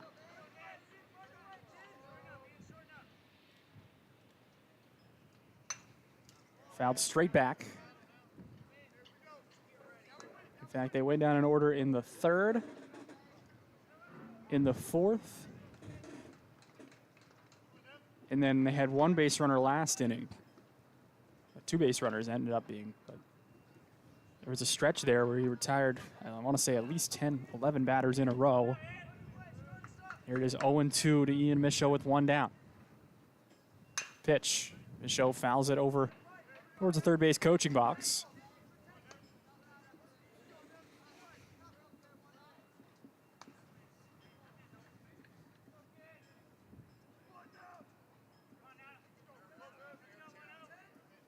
The 0-2.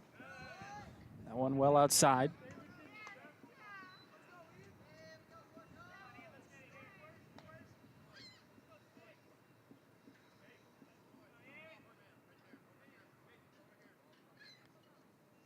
Swing and a miss. Strike three, and another strikeout for Niemergut.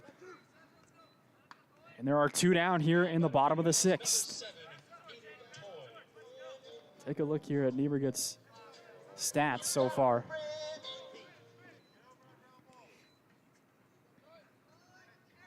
Eight strikeouts on the day, just 3 walks, 2 hits allowed, and of course the 2 earned runs. Over 5 2/3 innings of work. Wants to add to it here, up to 94 pitches.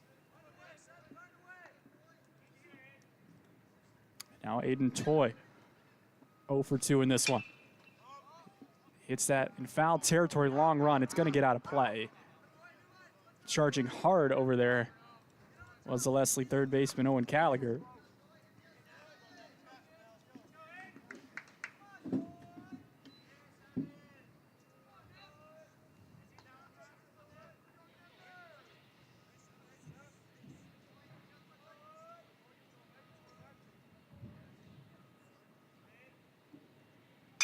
The 1-1.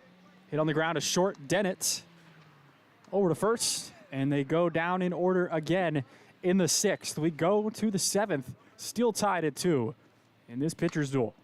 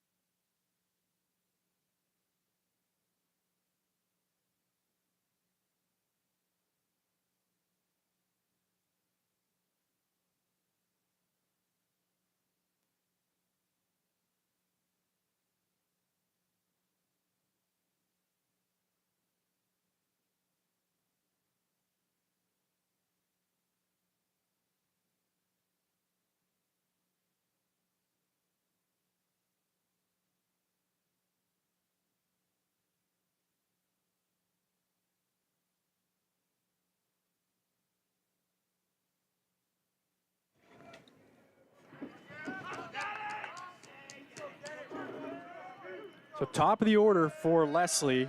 It'll be Dennett, McElroy, and James Brandon. That one's a called first strike.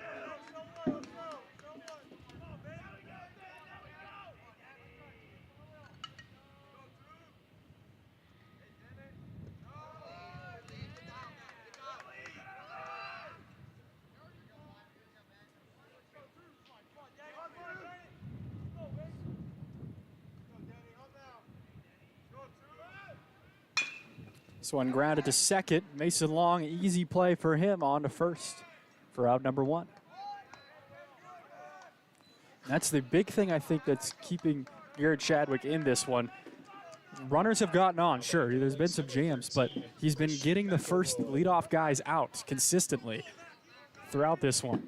I'd like to see the stat on that, see if it's been every inning if they've gotten the leadoff guy out, but done it a lot.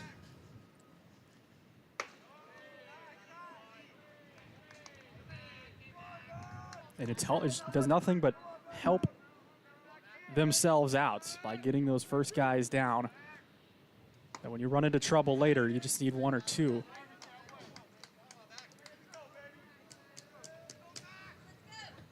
So Garrett Chadwick, once again, keeping UMPI in it.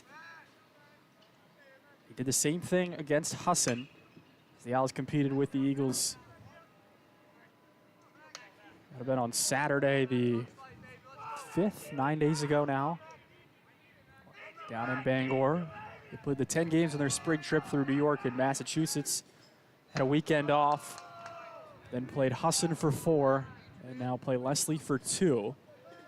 They'll go to Linden for 2 next weekend. Take a look at the team's upcoming schedules here in a second. Strike 3, swinging. McElroy is down, and there are 2 down here in the 7th. But there's UMPI's upcoming schedule. Linden next weekend for 2 non-conference, and they picked up a doubleheader with UMA on the 24th.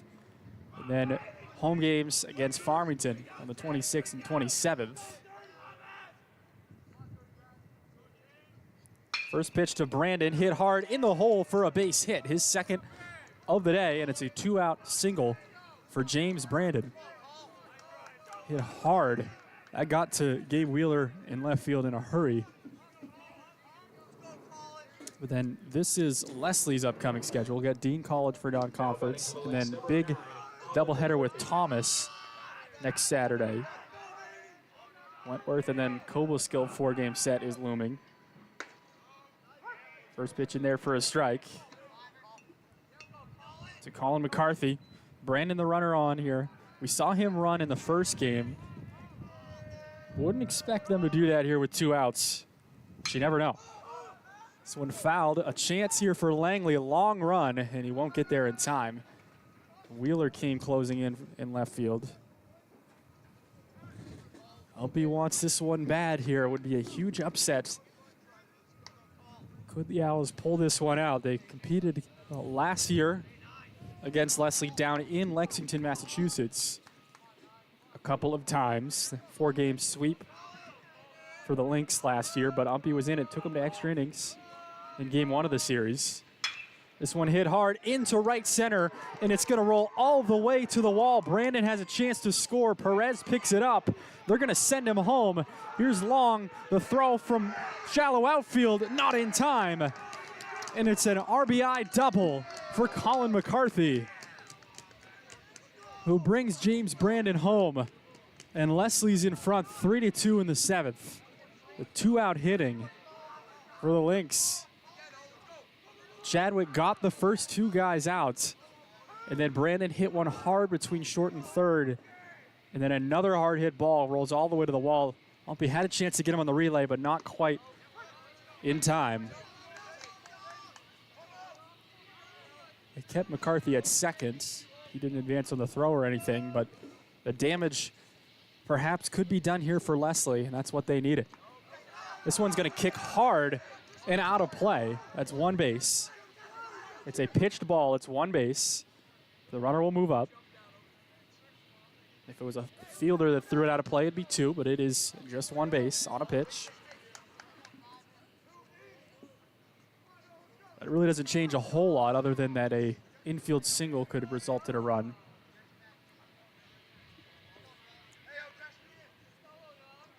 2 outs here, 1-1. It counts to Owen Gallagher. 2 hits in the game now for McCarthy after that double. This one blooped into right field. Bay gives chase, and he chases it down for the outs. But Lesley tacks on one with 2 outs on the double from Colin McCarthy. And it's 3-2. Last chance for UMPI here going into the bottom of the 7th.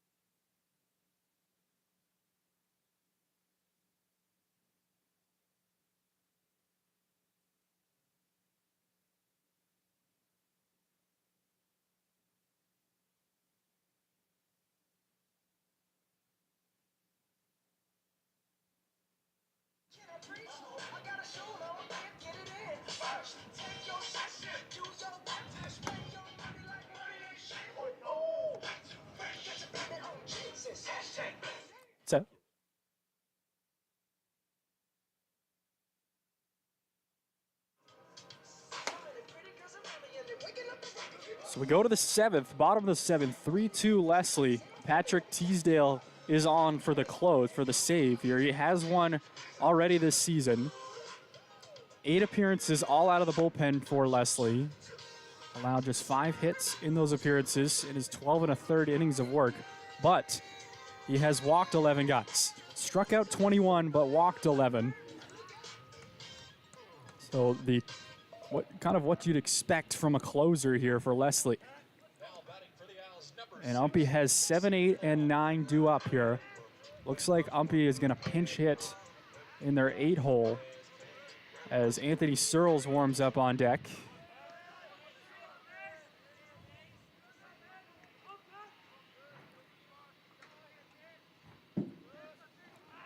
Pitch to Mason Long. First pitch swinging, fouls it back.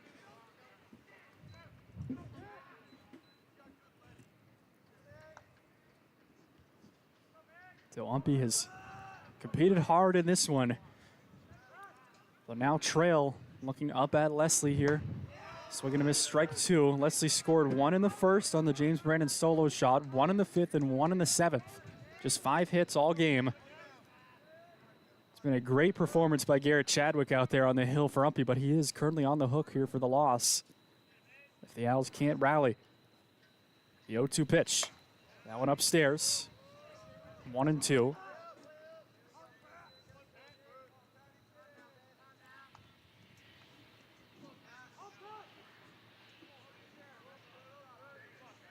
The pitch to Mason Long. Big spot here leading off for UMPI. And he misses. Long, a very patient hitter.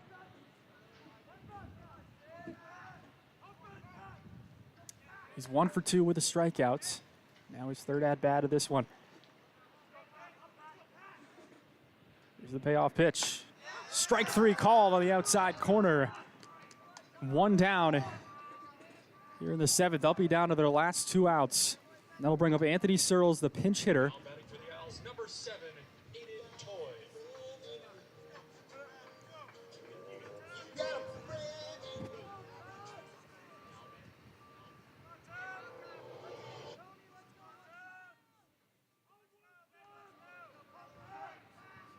So Anthony Searles will hit here in place of Mike Langley, who flew out twice. Searles did have a hit in game one. Takes the first one for a ball.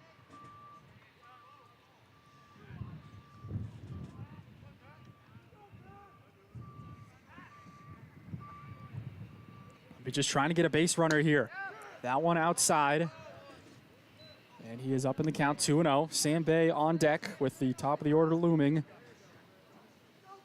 One base runner would guarantee, barring a double play, would guarantee the top of the order. That one upstairs, ball 3.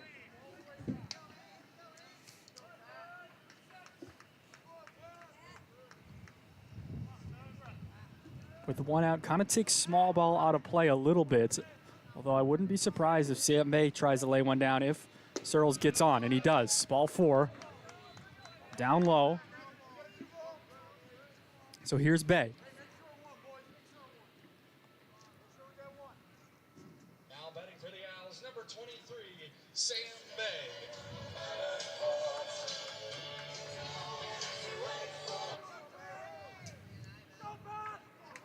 Searles the runner on first. Got to be careful here.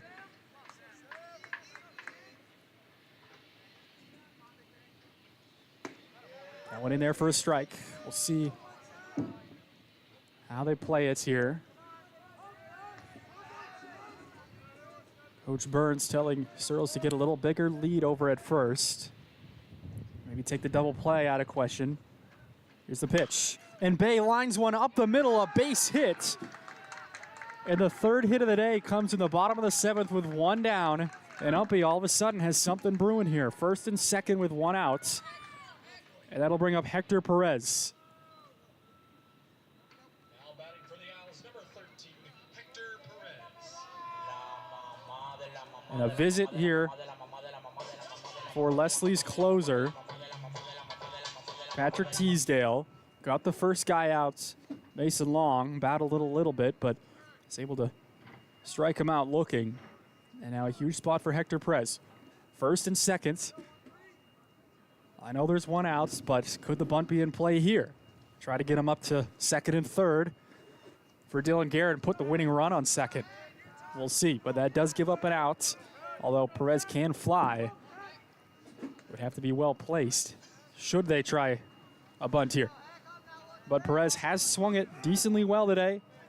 Just the one hit, a triple in this game, the 2 RBIs, but he's been hitting hard at guys. They're going to move Jacobs into right center. That's the center fielder. You can see their positioning here. And the right fielder moves all the way to the line. Here's the pitch. Perez fouls one out of play.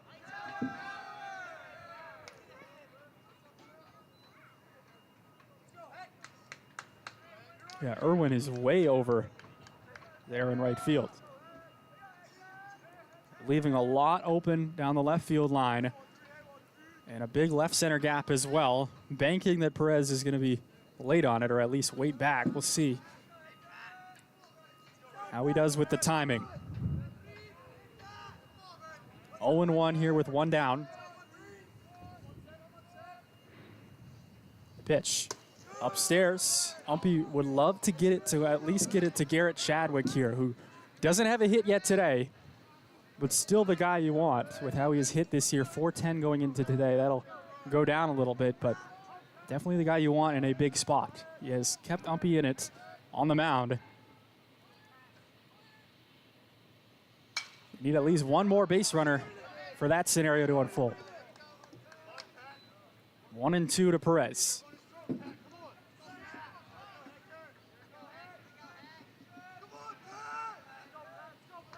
UMPI's dugouts trying to get loud here. Teasdale looks in for the sign. He comes set. Looking at Searles at second. Here's the 1-2. Perez holds off, and it is 2-2.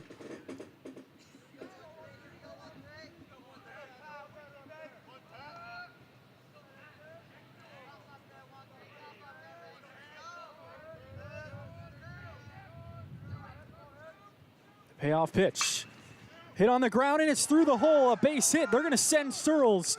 Here comes the throw from center field, a double pump, and UMPI has the winning run 90 feet away on the RBI single from Hector Perez. And all of a sudden, now the pressure is totally on Lesley. Just like that, everything shifts. Take a look at this swing by Perez. Hits it in the hole, no chance to make a play.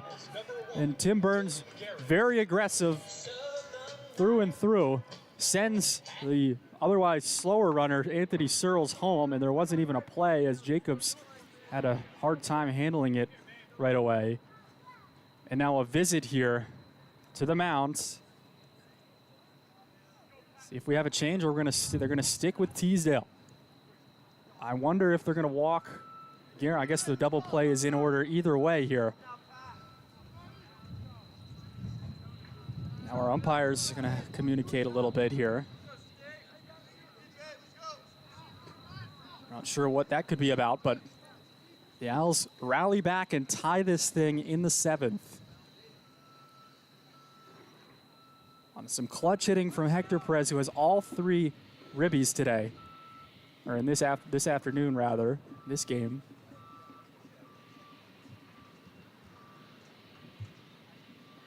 Now a conversation with Coach Mercier.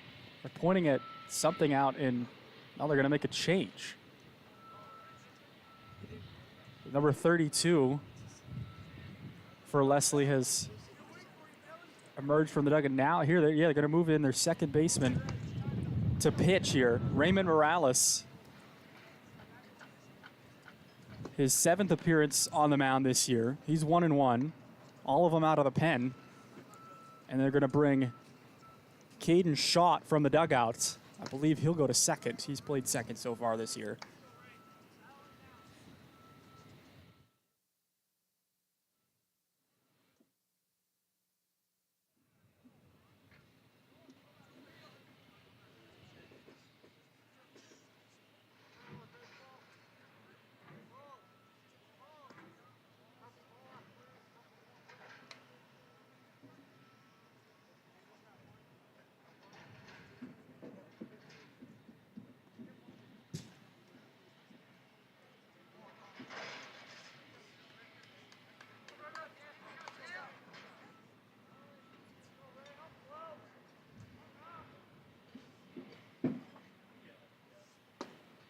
Now batting for the Owls, number 1, Dylan Garrett.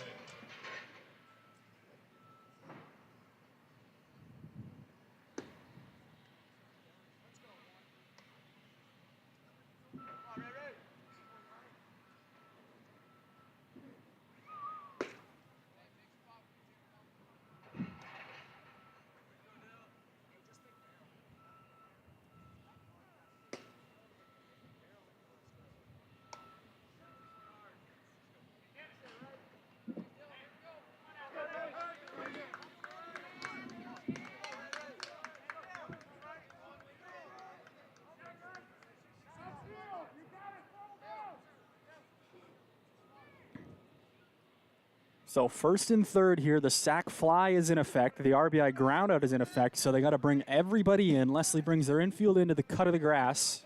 I guess it's all synthetic turf, but they bring them in. The outfield's got to be in too.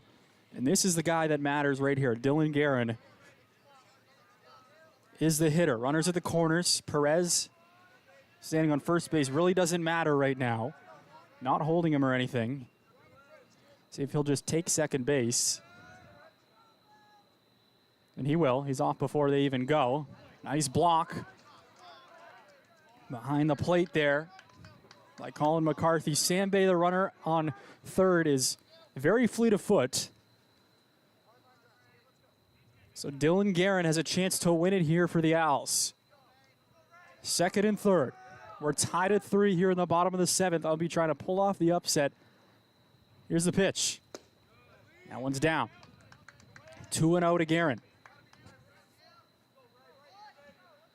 Garrett Chadwick, the hitter, on deck. Barring a crazy double play, he will, or the end of the game here, he will see an at-bat in this 7th inning. The pitch. Guerin hits it hard to second base. He lines it right to Caden Schott, who just entered the game. If he'd have been back, it would have been just a ground ball. That's why you bring the infield in there. So now it's 2 down for Garrett Chadwick. Garen hit it hard. Nothing more you can do. But that's huge because now everybody can go back to normal depth. Chadwick needs a clean hit here. No sac fly, no RBI ground out anymore in play. Here's the pitch. That one in there for a strike. Wanted to see one.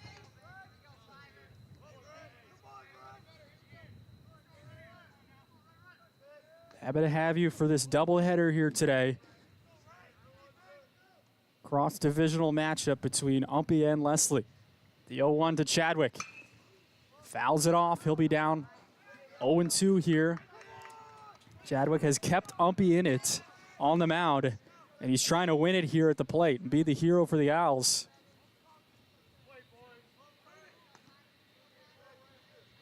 Needs a ball in play. 0-2. Got to protect. The pitch from Morales. Hit on the ground to shortstop. Chadwick's got a hustle. Tough play for Dennett on to first. They got him. And Lesley is out of it. The Owls tie it up, but they can't bring in the winning run, which was on third. And we're headed for extra frames. 3-3 to the 8th inning. What a game we've had.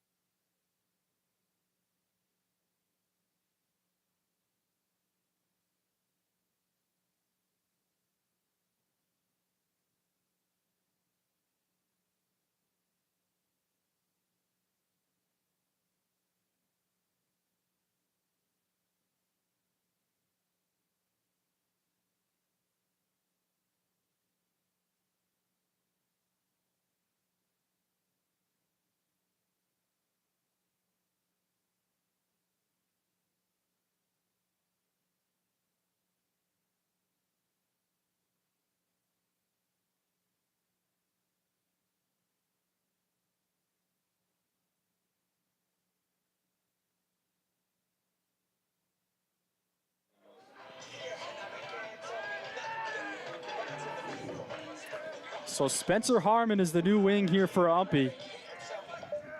And Lesley will have Morales, who came on to try and get him out of the jam, and he did exactly that, jumping from second base to the pitcher's mound, and now he leads off this inning. Morales is 0 for 3 with a strikeout. So Harmon gets him to pop up. Micho has a chance, ranging over, and it drops just in front of the dugouts. Didn't know how much room he had.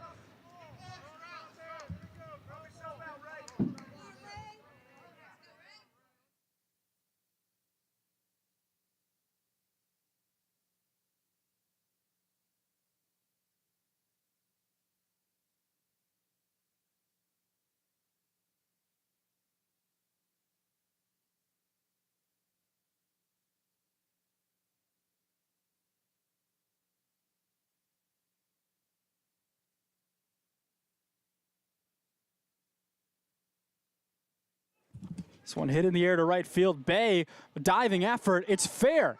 Inside the line, they say. And Morales is running around second. I'm not sure how that was fair. That wasn't anywhere close. They rule a fair ball, and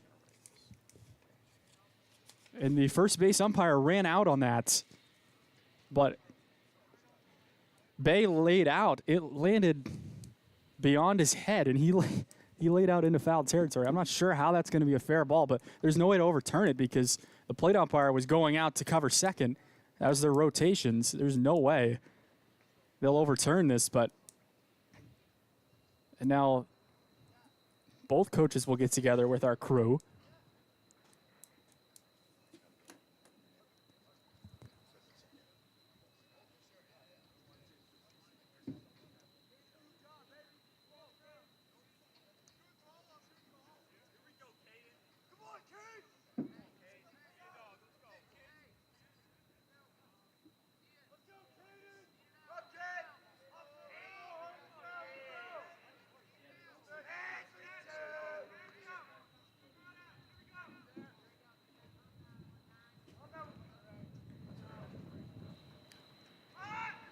Showing bunt here. The ball gets by. They'll get a free bunt, and Morales moves up to third. So now Lesley with the go-ahead run 90 feet away. Nobody out.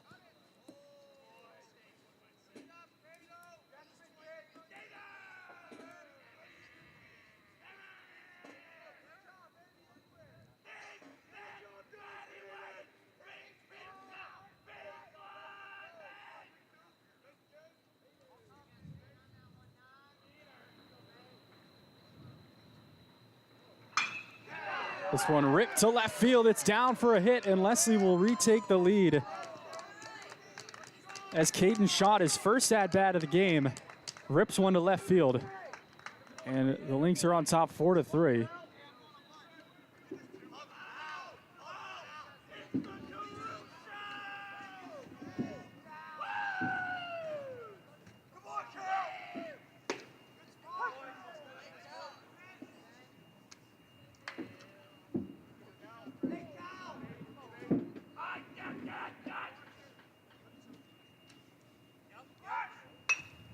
Showing bunts again in is Guerin, who charged it hard. So they move the runner up. UMPI does get their first out of the innings, a much needed one. Good play by Dylan Guerin.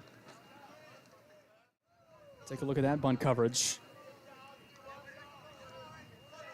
Great read over at third by Guerin. Harmon might have had a beat on it, but Guerin calls him off.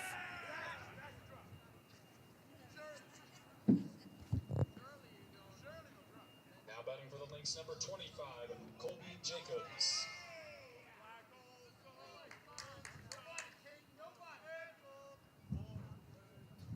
Colby Jacobs, the center fielder, 9-hitter.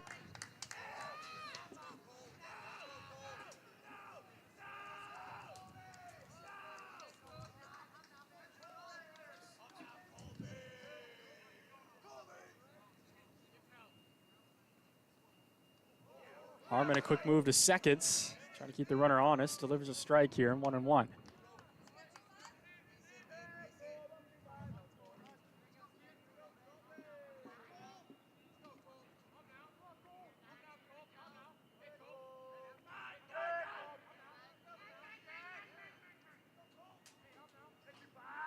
Here's the 1-1 pitch. That one taken for a ball.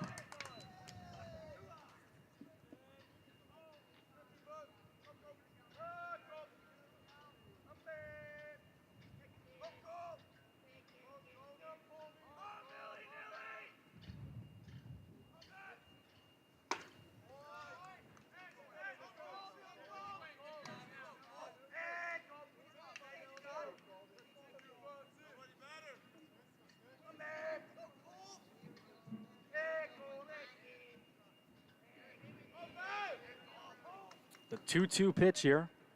I'll be trying to minimize it. This is upstairs. Runner's going to go.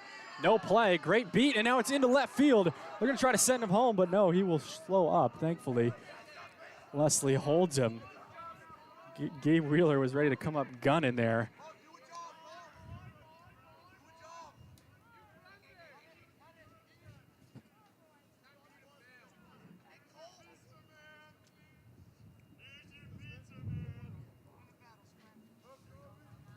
So it's 2-2 to Jacobs.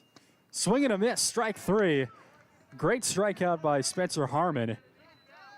Got him to lean out in front. And there are 2 down. Lesley would love to add some insurance here.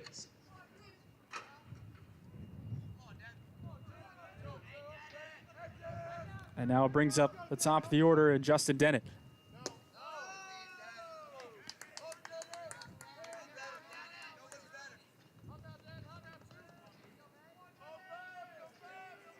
Here's the 1-0.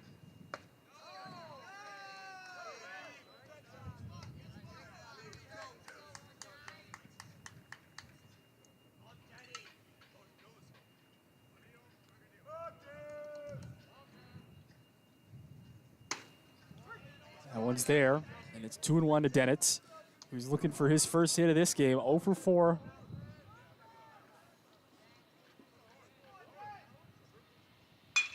Hit on the ground to shortstop, fielded by Mason Long on to first. And that does retire the side, but Lesley adds one more thanks to a double by Morales right down the right field line. And they lead it 4-3 going into the bottom of the 8th.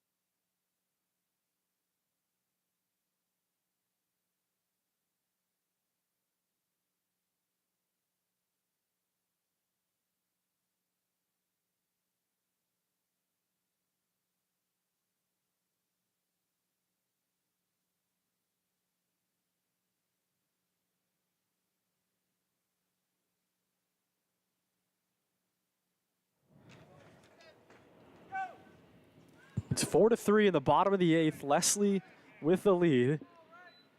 Been a run scored in each of the last 3 half innings. UMPI tied it up, had a chance to win it with the winning run on third. Couldn't capitalize on the opportunity. And then Lesley scored after Morales doubled on a ball that somehow was ruled fair down the right field line. Sam Bay, the UMPI right fielder, laid out for it. Couldn't get it, but it sure looked foul from our angle. But there's no overturning it. There only one umpire had the angle, and so they ruled it a double. Morales got to second, got some small ball to move him in.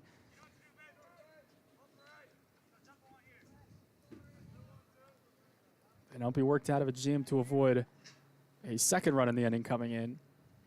Stays 4-3. Morales gets Wheeler to sword there. And it's 2-2.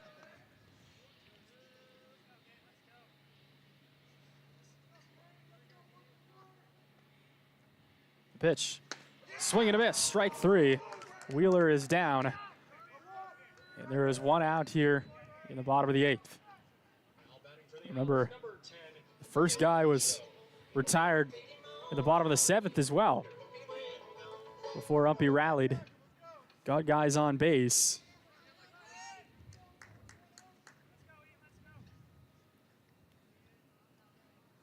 Here's Ian Bishop. Had a hit back in the first game. Nothing yet here in this one. 0 for 3 with 2 Ks. That one's a called first strike.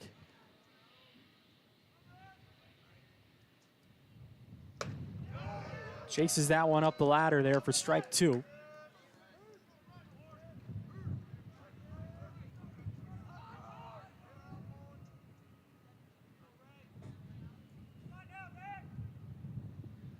Swing and a miss, strike 3. And the first 2 hitters are down via the strikeout. Raymond Morales coming up big in relief here for Lesley. Their first closer couldn't quite get the job done. They took him out, Patrick Teasdale, after UMPI rallied. They brought in Morales as kind of a last gasp, and he has proved to be very effective. Toy on the way just over the head of Dennett. Thought Dennett was going to end it on a highlight play, but Toy with a great base hit over the shortstop's head.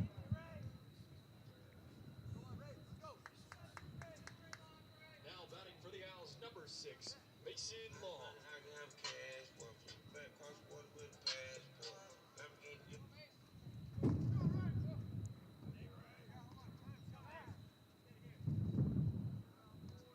Good time here, Aiden Toy.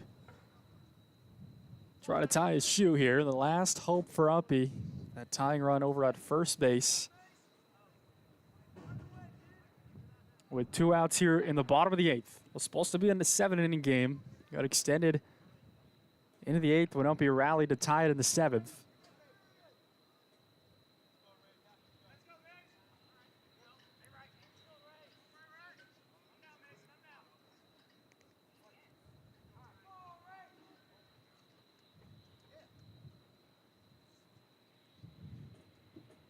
Now, looks like we'll have a mound visit here for Lesley. Colin McCarthy goes to talk to Morales.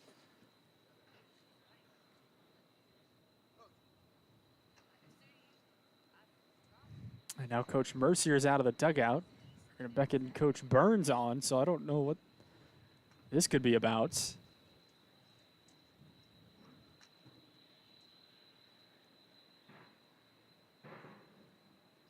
Questioning something about the sub. I think the subbing. All UMPI did was pinch hit Searles for Langley, and then they subbed Harmon for Searles.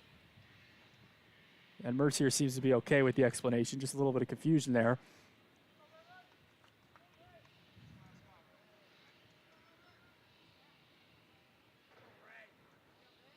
So 4-3 in the 7th here. Mason Long, the last hope for UMPI.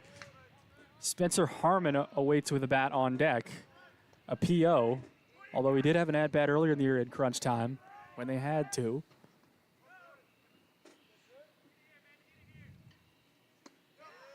That one's there for a strike. Long struck out to start the 7th inning.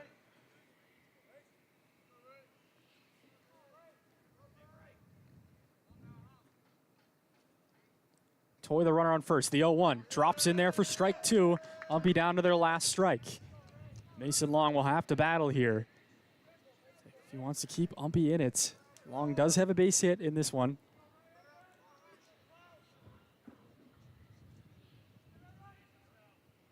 Here's the 0-2 pitch. Hit hard down the line. He was all over it. Might have been sitting curveball.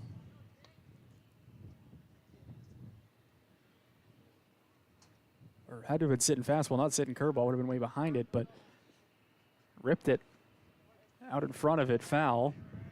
And he stays alive, 0-2. Lesley trying to put this one away. Outside.